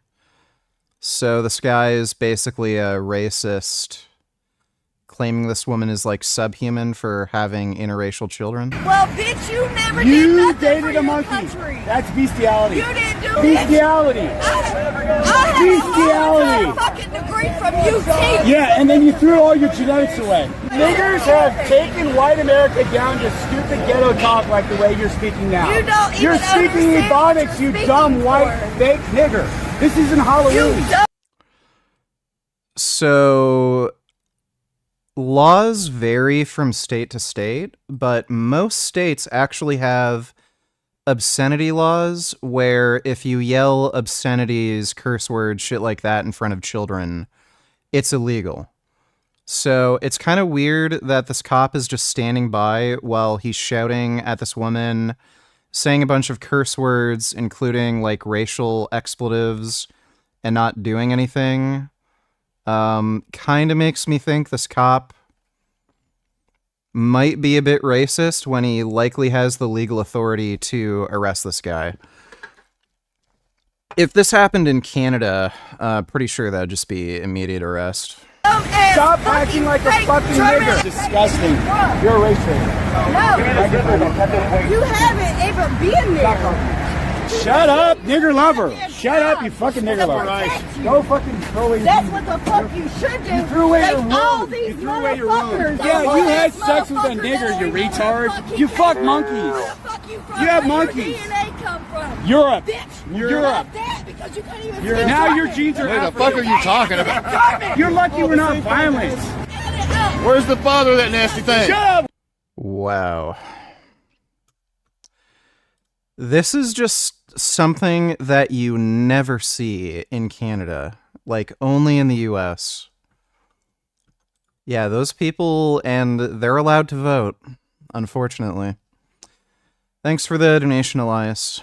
Disproportionately high triglyceride count in the blood, they can develop what appears to look like skin tags. And so the doctor is saying, or at least he's reporting that the doctor's saying, that everything worked out. It was 100%. But without the blood work and seeing the xanthomas, it's highly suspicious. I personally don't believe that if I were to look at this man's blood work, then it would be shown as being healthy. Hi VG. I hope that you are doing great tonight. Check out this popular investigative journalist that resides in my city of Nashville, Tennessee, interviewing that piece of shit neo-Nazi white supremacist lord. Tonight at 6, confronting hate. You've seen them all across the city. Now we're showing you the hypocrisy and the ignorance behind the neo-Nazis who've stirred up controversy this week here in Middle Tennessee. Good evening, everyone. Thanks for joining us. I'm Rory Johnston. After the hate group showed itself, even disrupting a Metro Council meeting, News Channel 5 Chief Investigative Reporter Phil Williams. Oh yeah, if Trump gets elected, you're going to see a lot more of that. Decided it was time for them to answer some questions. Phil, you discovered some of these characters have, not surprisingly to me, skeletons in the closet, right? That's right. And one of the things that I wanted to know is what a lot of you have been asking, why Nashville? But I also wanted to look hate in the eyes and show just how ignorant they really are. Hitler was right! Hitler was right! For days, out-of-state neo-Nazis have made a scene on the streets of Nashville with their symbols of hate and vile words. Here, berating a lesbian mom who had just left a downtown restaurant, reducing her young daughter to tears.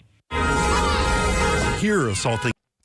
Yeah, and these people are the ones who claim we want to protect children when they scare the shit out of kids. A bartender who had confronted the group. Sig Heil! Sig Heil! And here, bringing their venom to the West End Synagogue. How much do you think the Jews are paying this guy? Let's throw out some numbers. Thursday, they returned to the historic Metro Courthouse, repeatedly challenging officers just doing their jobs.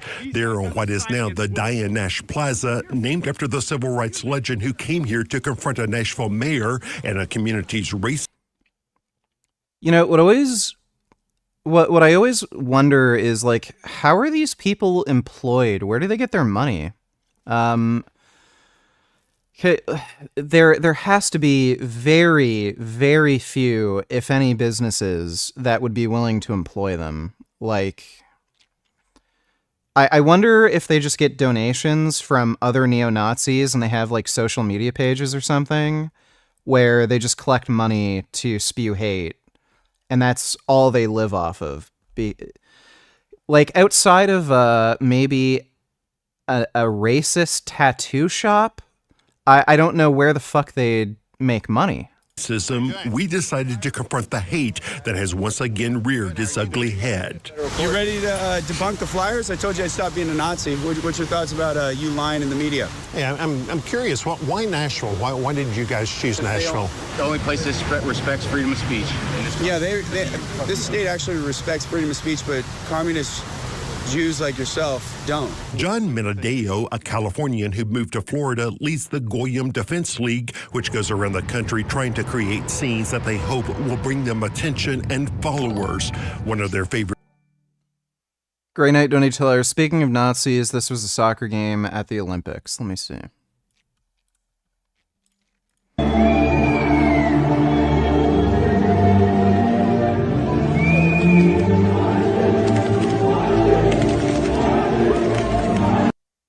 Yeah, they're doing Nazi salutes.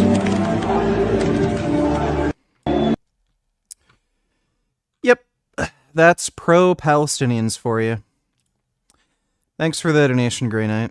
Troops falsely accusing Jews of being pedophiles. You really dislike pedophiles, don't you? Yeah, do you? Do you like this? Wait, get a shot. Get a shot. Well, I have a photo of you with a pedophile right there. Yeah, you got kicked out of our group. That's Menadeo on the left, and on the right, a member of his group, Jesse Shank, who was busted 3 years ago when he tried to meet up with someone he thought was a 14-year-old girl for sex. One of your own group was a pedophile. No, he wasn't. He got set up by police, and he got kicked out of the group. He tried to... Oh, okay. So they're against pedophiles, but there's pedophiles in their group, and when they get exposed, they protect them. Funny. Have sex with a 14-year-old girl. He got kicked out of the group once we found out. Day of. So he's not one of the guys wearing a mask? What are you doing? It was not a question that Menadeo wanted to answer. Pedophile protector! Pedophile protector! Pedophile protector! I just had a conversation with a Christian friend. He basically says that he doesn't value animals because he doesn't have a soul. 1. What would your response to this be? 2. Are there any good debates/resources for arguing for Christians to be vegan? You mean he doesn't value animals because they don't have a soul? Well, then just run that reductio. Ask him if black people or Asians or Jews didn't have souls. Would he be okay with killing black people, Jews, Christians? Like, he could be completely wrong about all of his religious beliefs, and there could be no such thing as a soul. So, would he be okay with wiping out all human beings because they don't have a soul? Like, just run that reductio. Like, I mean, on top of that, if you wanted to look at specific things from Christian scripture, like, God created Adam and Eve to live in a garden. What are the types of foods you'd eat in a garden? Plants, fruits and vegetables. So, according to scripture, it seems like God's original plan for human beings was to be vegan. There is also a quote from the Bible. Let me see. Bible, no evil shall enter my kingdom. Let me see.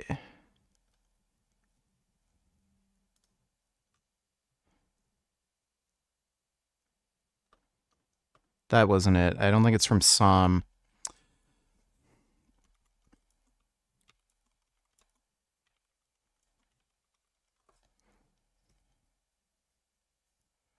That's not it.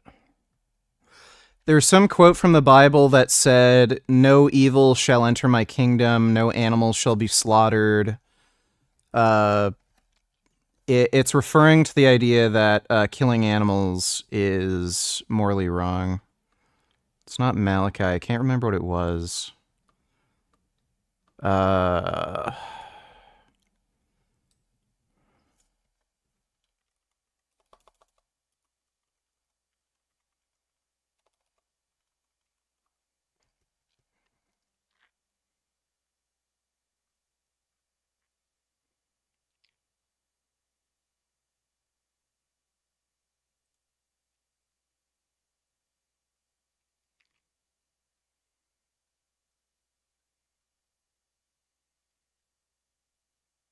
I can't remember the exact quote. You might be able to Google that and find it, but like you generally want to avoid using scripture to support veganism because veganism's a secular belief. So you would have to you'd have to point out that there's some sort of internal validity with somebody's moral view. Moral invalidity with somebody's moral view. So if they're going to say a soul is what grants somebody, rights under the law or, gives them moral value, then the reductio would be, if a human being didn't have a soul, would you be okay with, torturing and murdering them? But thanks for the donation, Destiny's Left Nut. Hope that helps. Riley donated $2. Have you seen this? Yeah, people have already sent that to me. Thanks for the donation, Riley. Pedophile protector! There's you. Pedophile protector! Pedophile protector! In fact, this tactic, resorting to yelling as a diversion, would play out again and again as we attempted to confront the group with facts about the lies they tell their followers. So you have a problem with Jews in general, though? Yes, I do. So you think the COVID agenda is Jewish? Let's go. In fact, the men who led the nation's COVID response, Drs. Francis Collins and Anthony Fauci, are both Catholic. Dr. Fauci was Catholic. Dr. Fauci wasn't Jewish. I didn't say he was. You say the COVID agenda is Jewish. Dr. Fauci was Catholic. No. Go through the names. Menodeo, it seems, doesn't like any facts that don't fit his narrative. For example, this claim that, quote, every single aspect of the Biden administration is Jewish. The vice president is Baptist. Okay, the secretary, 80% Jewish. You said every aspect. I said 80%. Okay, well, that's how a about 2% minority? Well, the Secretary of Defense is Catholic. 2% minority. Secretary of 2% minority. Interior is Catholic. Secretary of 2% minority. 80%. 2% minority. Secretary of Commerce is Catholic. Secretary of Health is Catholic. 80%. Secretary of Transportation is Episcopalian. Secretary of Energy is Catholic. Let's go. Secretary of Education is Catholic. Secretary of Veterans Affairs is Catholic. Over and over, it became clear that these are people who are blind to any facts that don't confirm their hate. How many of you guys have criminal records? What's your criminal record? Catching kids? Not surprisingly, there are quite a few arrests among these characters. Menodeo spent a month in jail last year after authorities in Florida got fed up with the group littering their neighborhoods with its hate messages. Others, we discovered, also have a variety of criminal charges on their records. Can I be honest with you guys? You're a loser, scumbag. When I look at you guys, I do not think Mr. Race. What race are you? Time is coming to Yeah, they're all under 6 feet tall, unemployed, losers, have no wives, no kids. They can't even bench their own body weight. They're clearly not part of the master race. In fact, what I saw was a group of wounded, angry men who've never accomplished much in their own lives, looking for someone else to blame. Where's the Jews? I really feel sorry for you guys. I don't give You're gonna grave soon, you dumb sellout boomer. You boomer. It's kind of tough to watch. Phil, they got right in your face there. That's you right. stood your ground, tried to be reasonable. But it was a little tense. What was going through your head? Well, honestly, I think my overriding feeling was sadness. These are really pathetic human beings, and they just don't seem to recognize it. Frankly, I think that's how most of Nashville and Middle Tennessee views them as well. Yep. Us, the blood work. And why? I don't have to show your blood work. It's my health, it's my body. Absolutely. But if you want us to go over your blood work to help you, to see if you're actually healthy, you'll show us the blood work.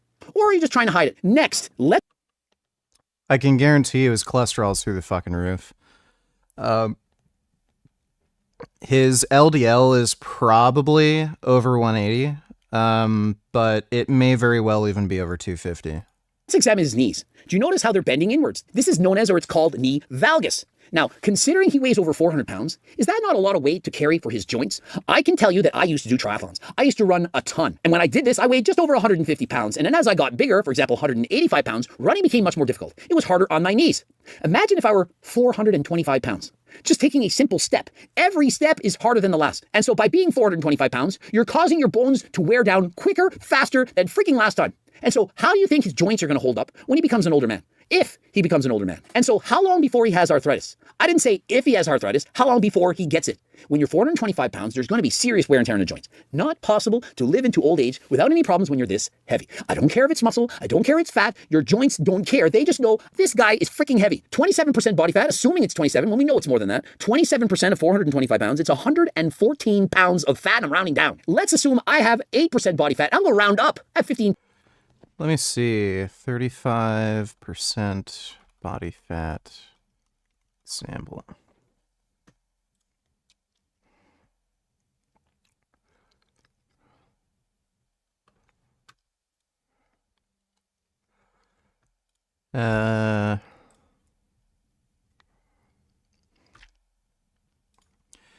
He may even be, he may be close to 40. So this is what somebody looks like when they're at 35. He's obviously not a normal-sized individual, but he may even be close to 40. But yeah, like, Julius Maddox seems to have around this body composition, so he's got to be like at least 35. He may even be like 40. Pounds of fat. He has 115 pounds of fat. He has 100 pounds more fat than I do on his body. And so how could he be healthy? And so in our stages of obesity, if he's 100% healthy, then he would be at stage 0. Stage 0 would look like this. No sign of obesity-related risk factors. No physical symptoms. No psychological symptoms. No functional limitations. You think this guy can run a mile? Stage 2. Patient has established obesity-related comorbidities requiring medical intervention. For example, type 2 diabetes. And so perhaps he's not type 2 diabetic yet. Sleep apnea.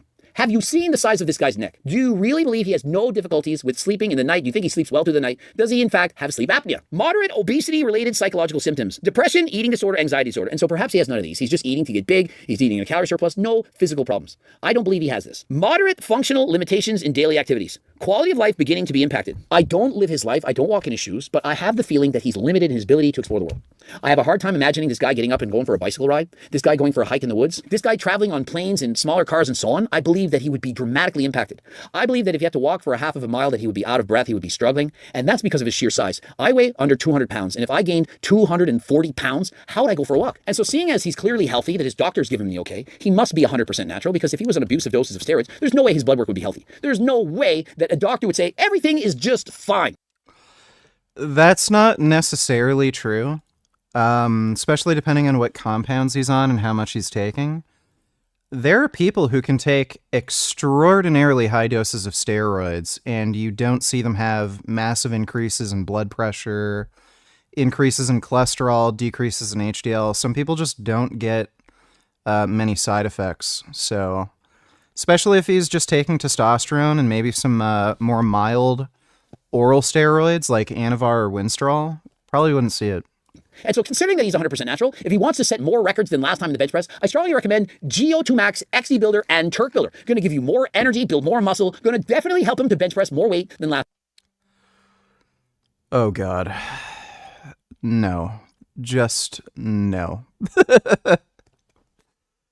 He really ruins his own credibility when he says stupid shit like this. Last time. Code Greg, 15% off. Click the link in the description. Let me know in the comment section, do you believe he's 27%? Do you believe that he's healthy? Do you believe that I'm just bullying him, that I don't give two shits about anyone, that all I want to do is put people down? Or do you believe that I'm trying to help? Do you believe I'm trying to warn people of the dangers of abusing steroids, about being morbidly obese? Ending it here. Subscribe, click the bell button, comment to boost. My God. That was fucktarded.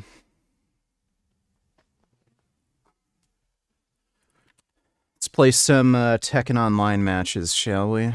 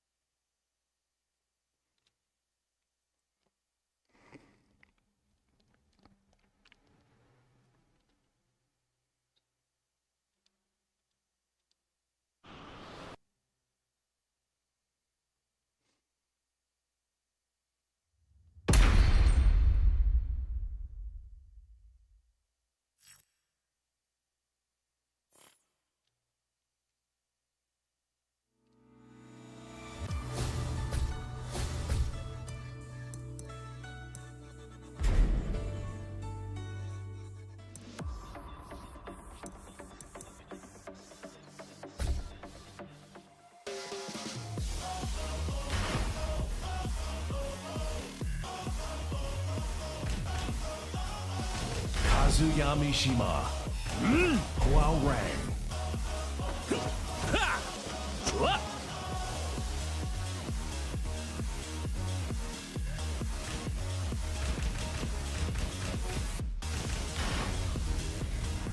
Get ready for the next battle.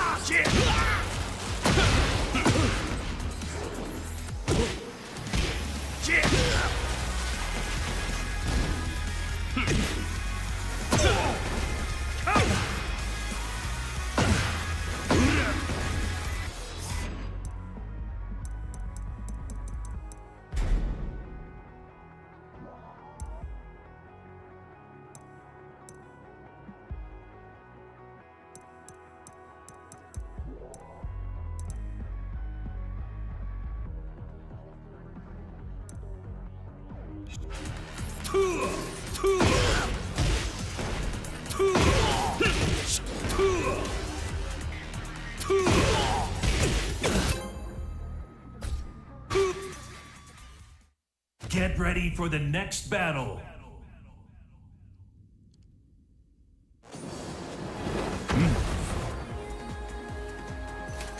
Fucking Yoshimitsu. Round 1. Fight.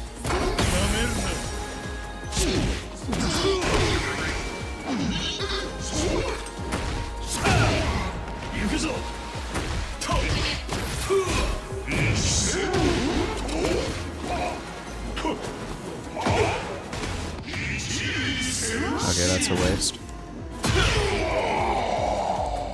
Good job, dickhead. Round 2. Fight.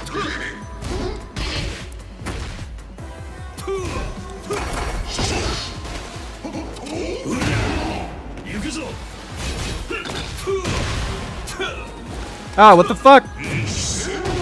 Great.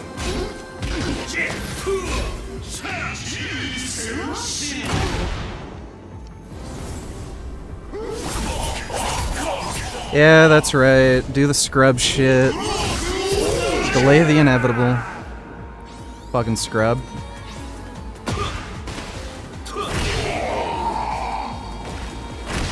Round 3. Fight.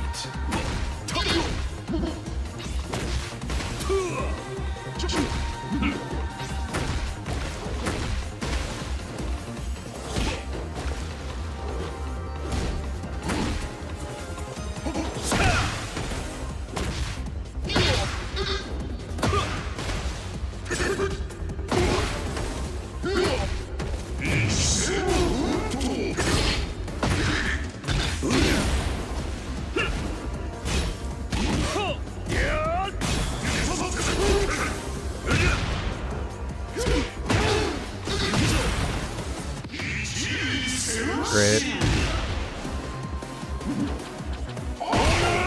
Damn it! Round 4. He got lucky. Fight.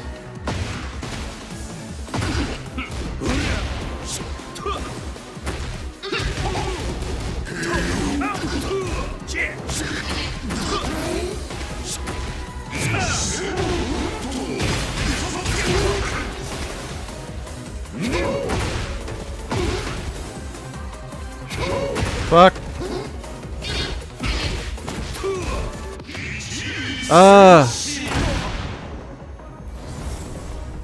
Dude, I hate this! What? Oh my god, I hate that mechanic! Fight.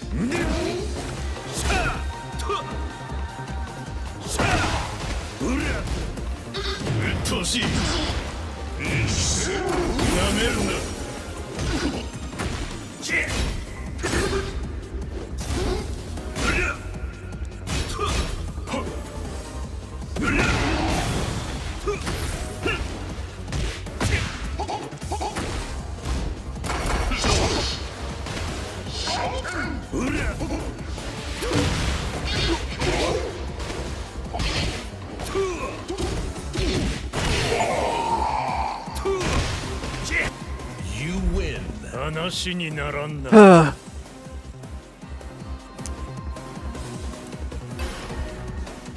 Get ready for the next battle. I hate... It's funny, I have the same kind of preferences as low tier god when it comes to those special moves. I think they're fucking stupid. It just lets fucking scrubs do annoying shit. Get ready for the next battle. I don't know how to do the uppercut move. I gotta learn that. Ugh. 貴様、一体何者だ。すぐに理解することになる。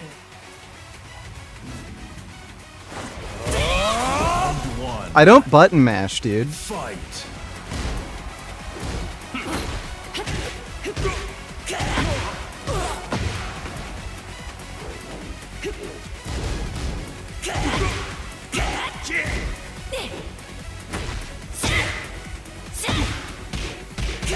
Fuck.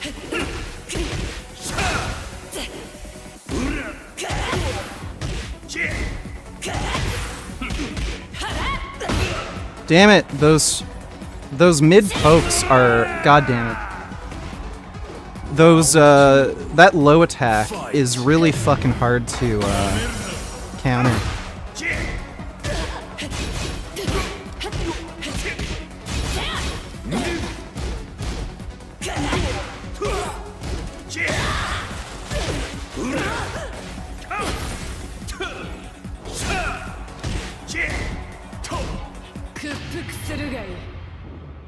No! What the fuck? It did the wrong move. That's bullshit.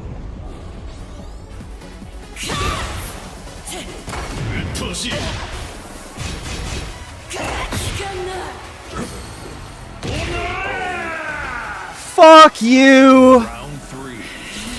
Fight.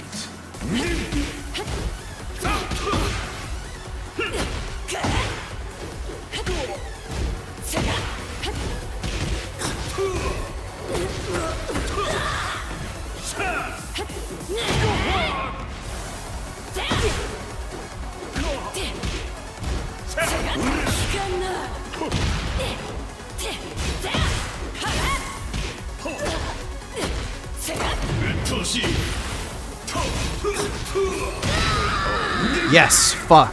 God damn it. Round 4. Fight.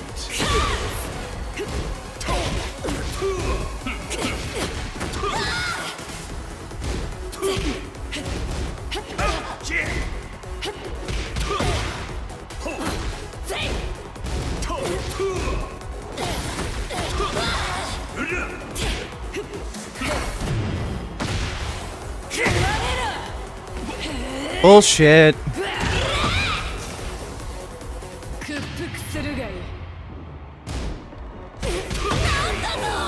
Fuck you. Alright, we still got this. Fight.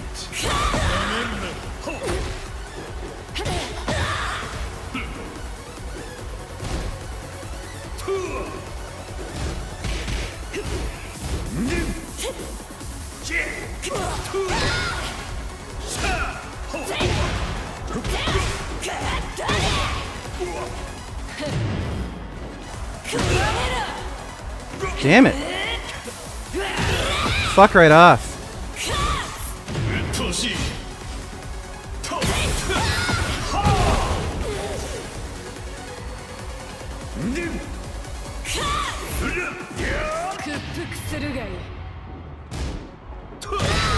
Yes!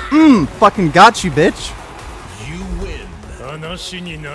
Haha.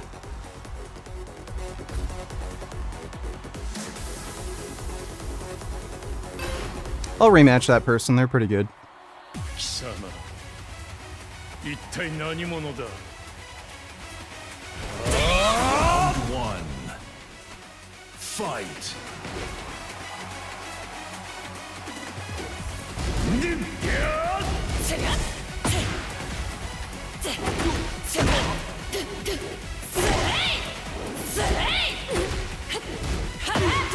Shit.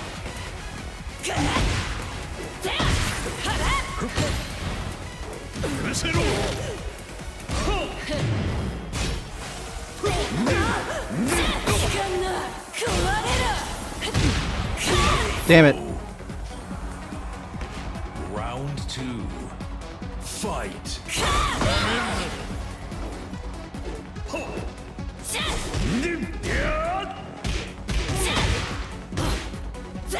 Fuck.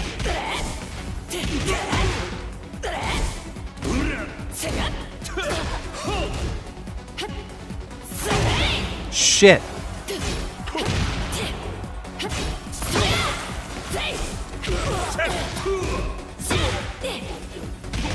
Damn it! Fuck! Round three. Fight.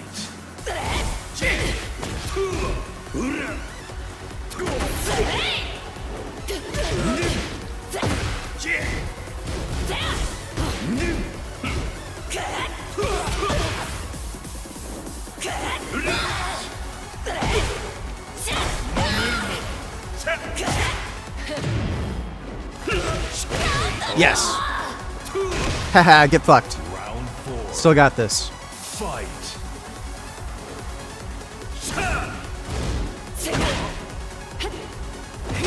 Damn it.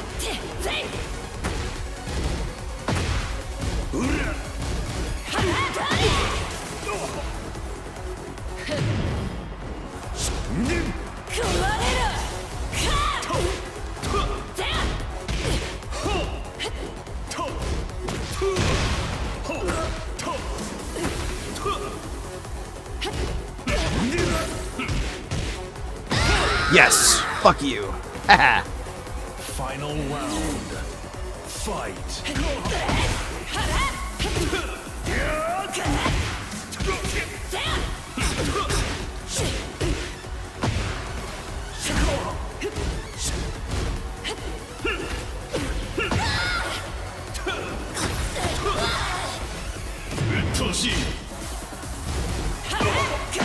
Shit.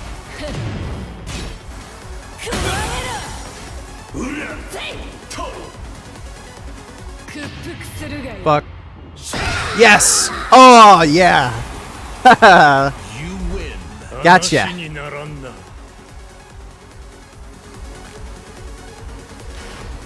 Damn, they don't want to play again. Get Fuck ready for the you. next battle.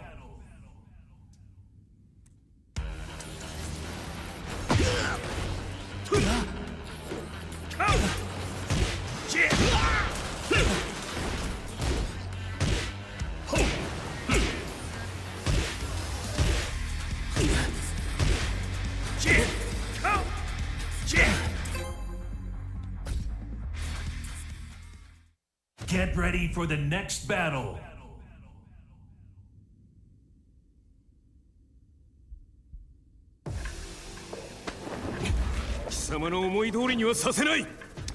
This might be a hard fight. Round one. Fight.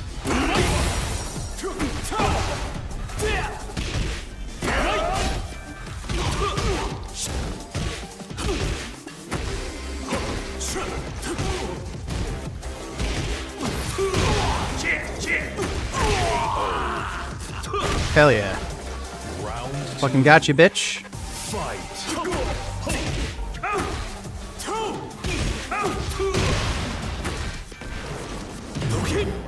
Fuck.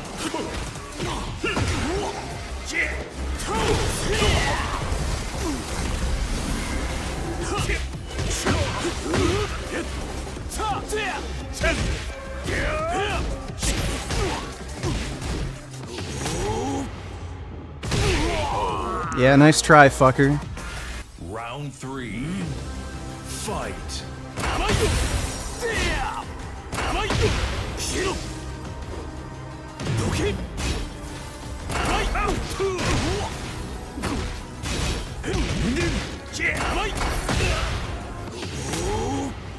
This dude sucks, dude. Like, he actually sucks. Yeah, that's right, feed me. Yeah, this guy sucks.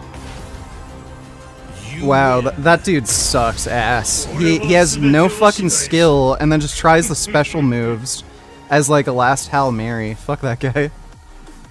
Yeah, the other person we got first was way better. Get ready for the next battle. I'm surprised. Like, I've done pretty well in the game. I have played Tekken for a while, but not, like, seriously. But I'm alright.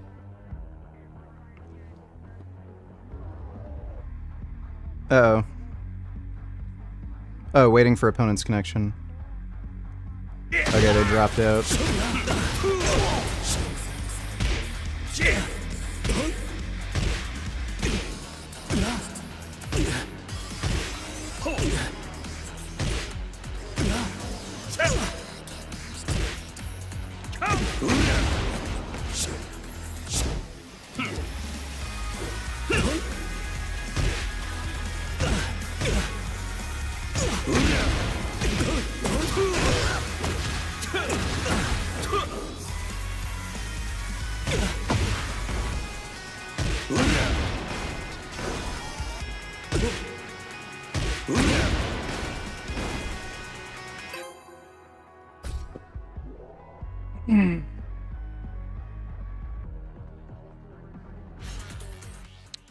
Get ready for the next battle.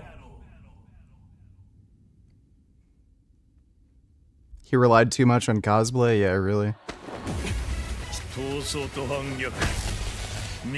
Round 1. Fight.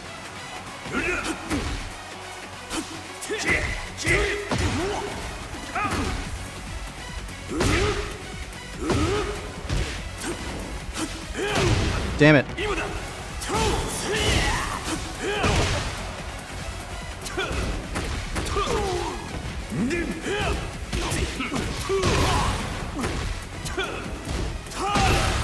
Shit.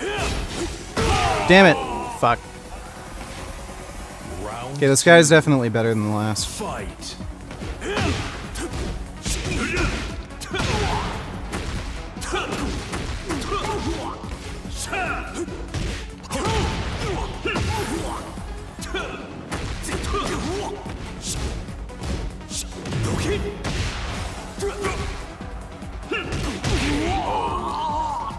Maybe he's not that good.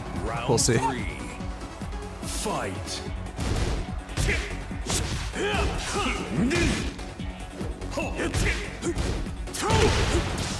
Fuck.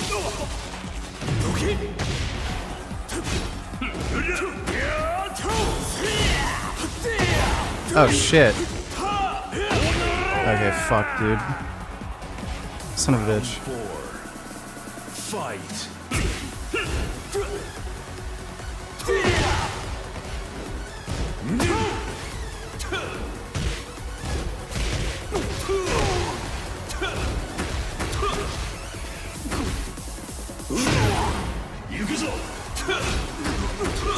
Fuck you. Gotcha. Alright, this is the decider. Fight.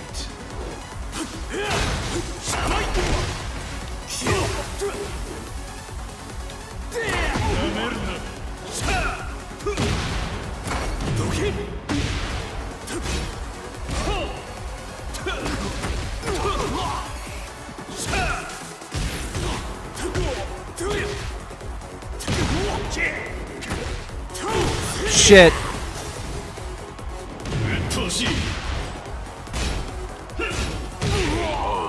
That was close. You win. I really hate some of these custom costumes. They look fucking stupid. Alright, I'll do a rematch. He's pretty good.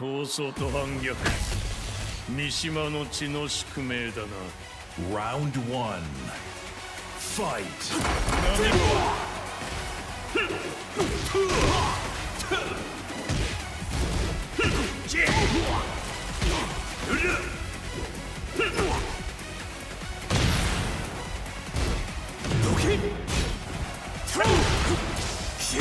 Fuck. Hell yeah. Round 2. Fight.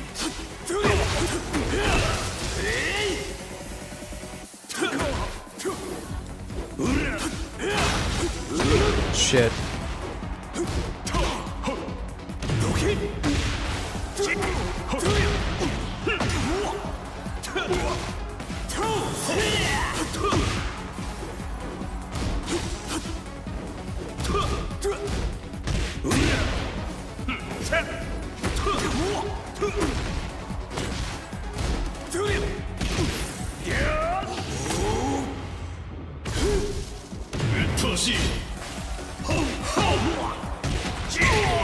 Hell yeah. Fucking wrecking this fool. Fight.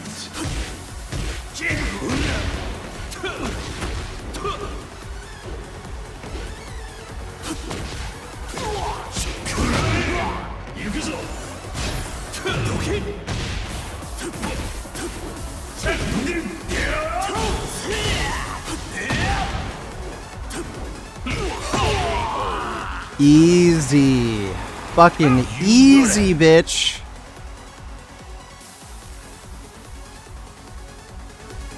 Doesn't even want to play again. Get ready for the next battle. Fucking running.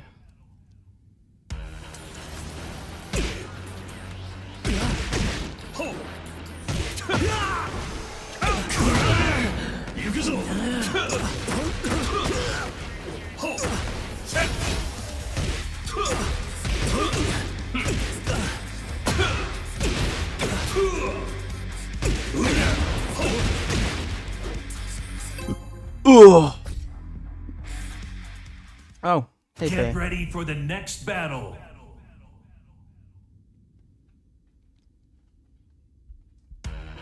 So this is the same guy? Yeah, is this the same guy? Round Yeah, it is. 1. What the fuck? Fight.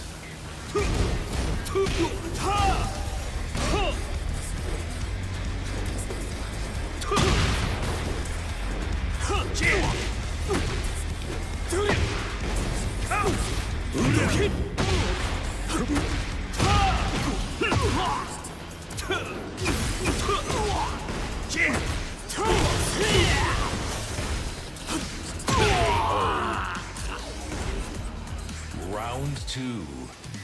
Fight.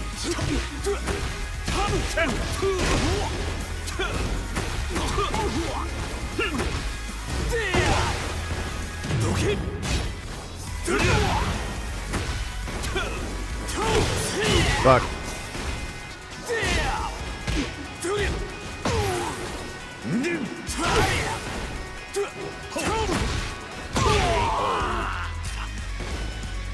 Round 3. I'm not padding my rank. The fucking game just set it to the rank it is.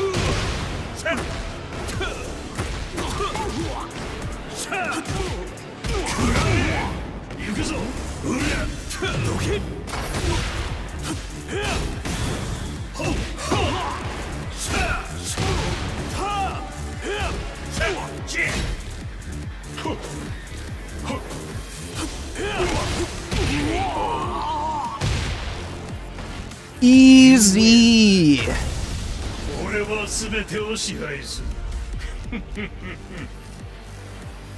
I don't really want to fight this guy again because he kind of sucks. Get ready for the next battle.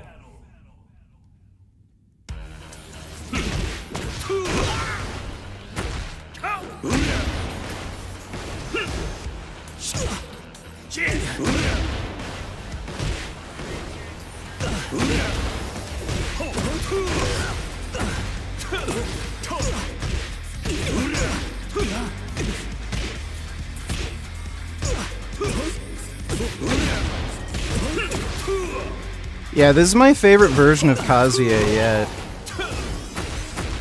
I'm way better with this Kazuya than in Tekken 7.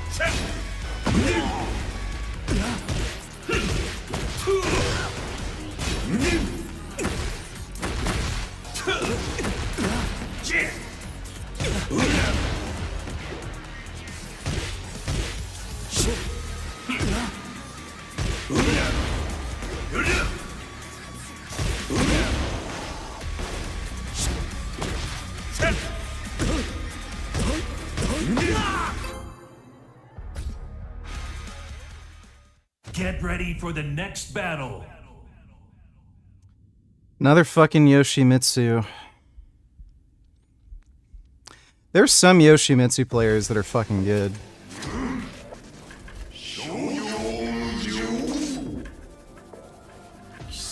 Round one. Fight.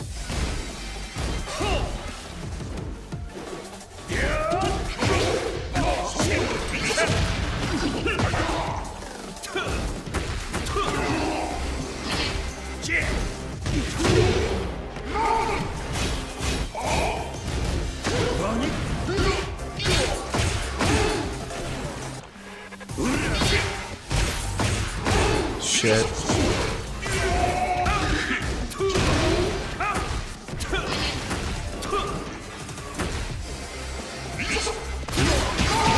Fuck. Round two. Fight.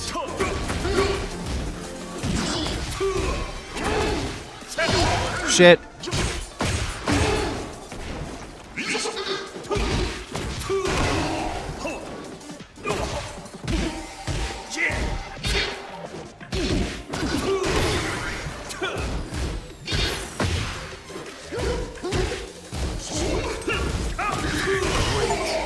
Just by a hair. Round three. Fight.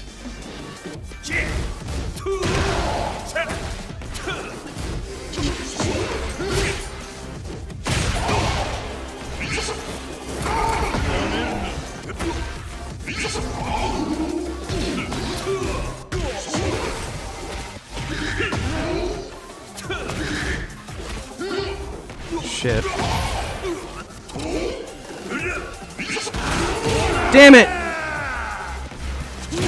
Round four. Fight.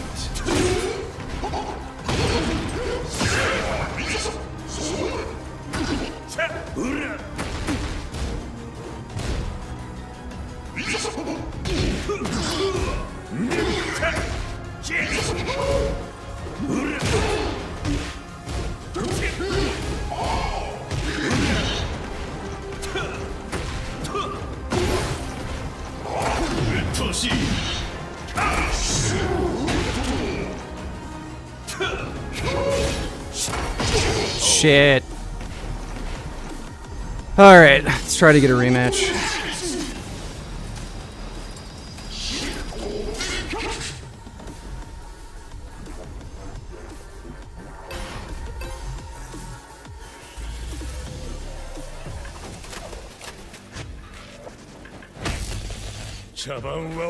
This isn't even my final form. Round one. Fight.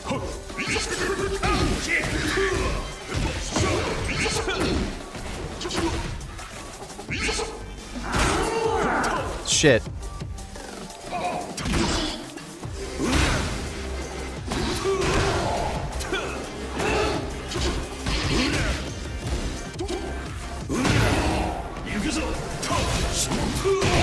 There we go. Round two. Fight.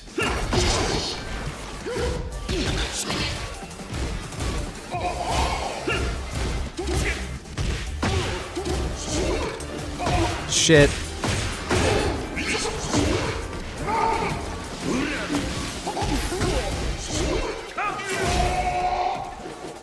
Fuck, he's just... Oh yeah, that was bad. That was really bad. Round three. Fight.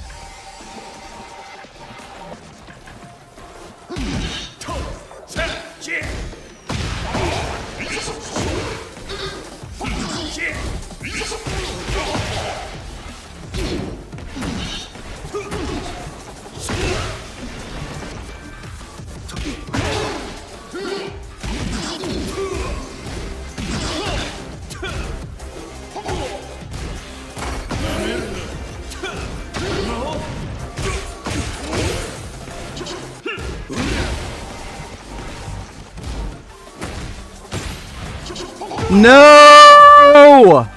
Oh my god!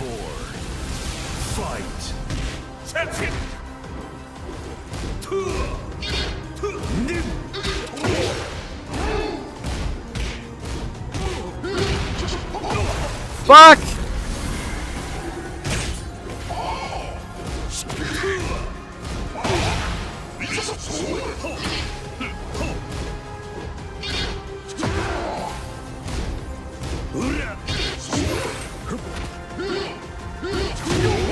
Shit! Damn it! Fuck! Shit! Crap! Oh my god! I want to fight this guy again. I know I can beat him. Damn it! Get ready for the next battle.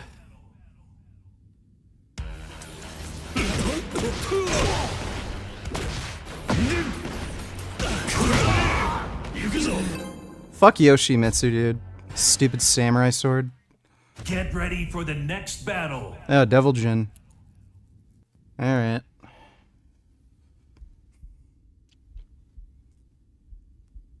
I was so close to beating him in that one round. That was fucking bullshit.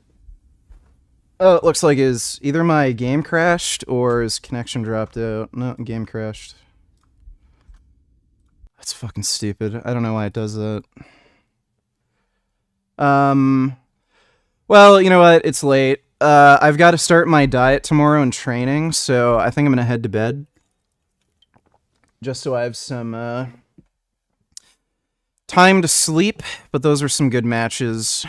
Big thanks to everybody who donated in Streamlabs. Really appreciate it. And I'll see you all tomorrow. Sweet dreams.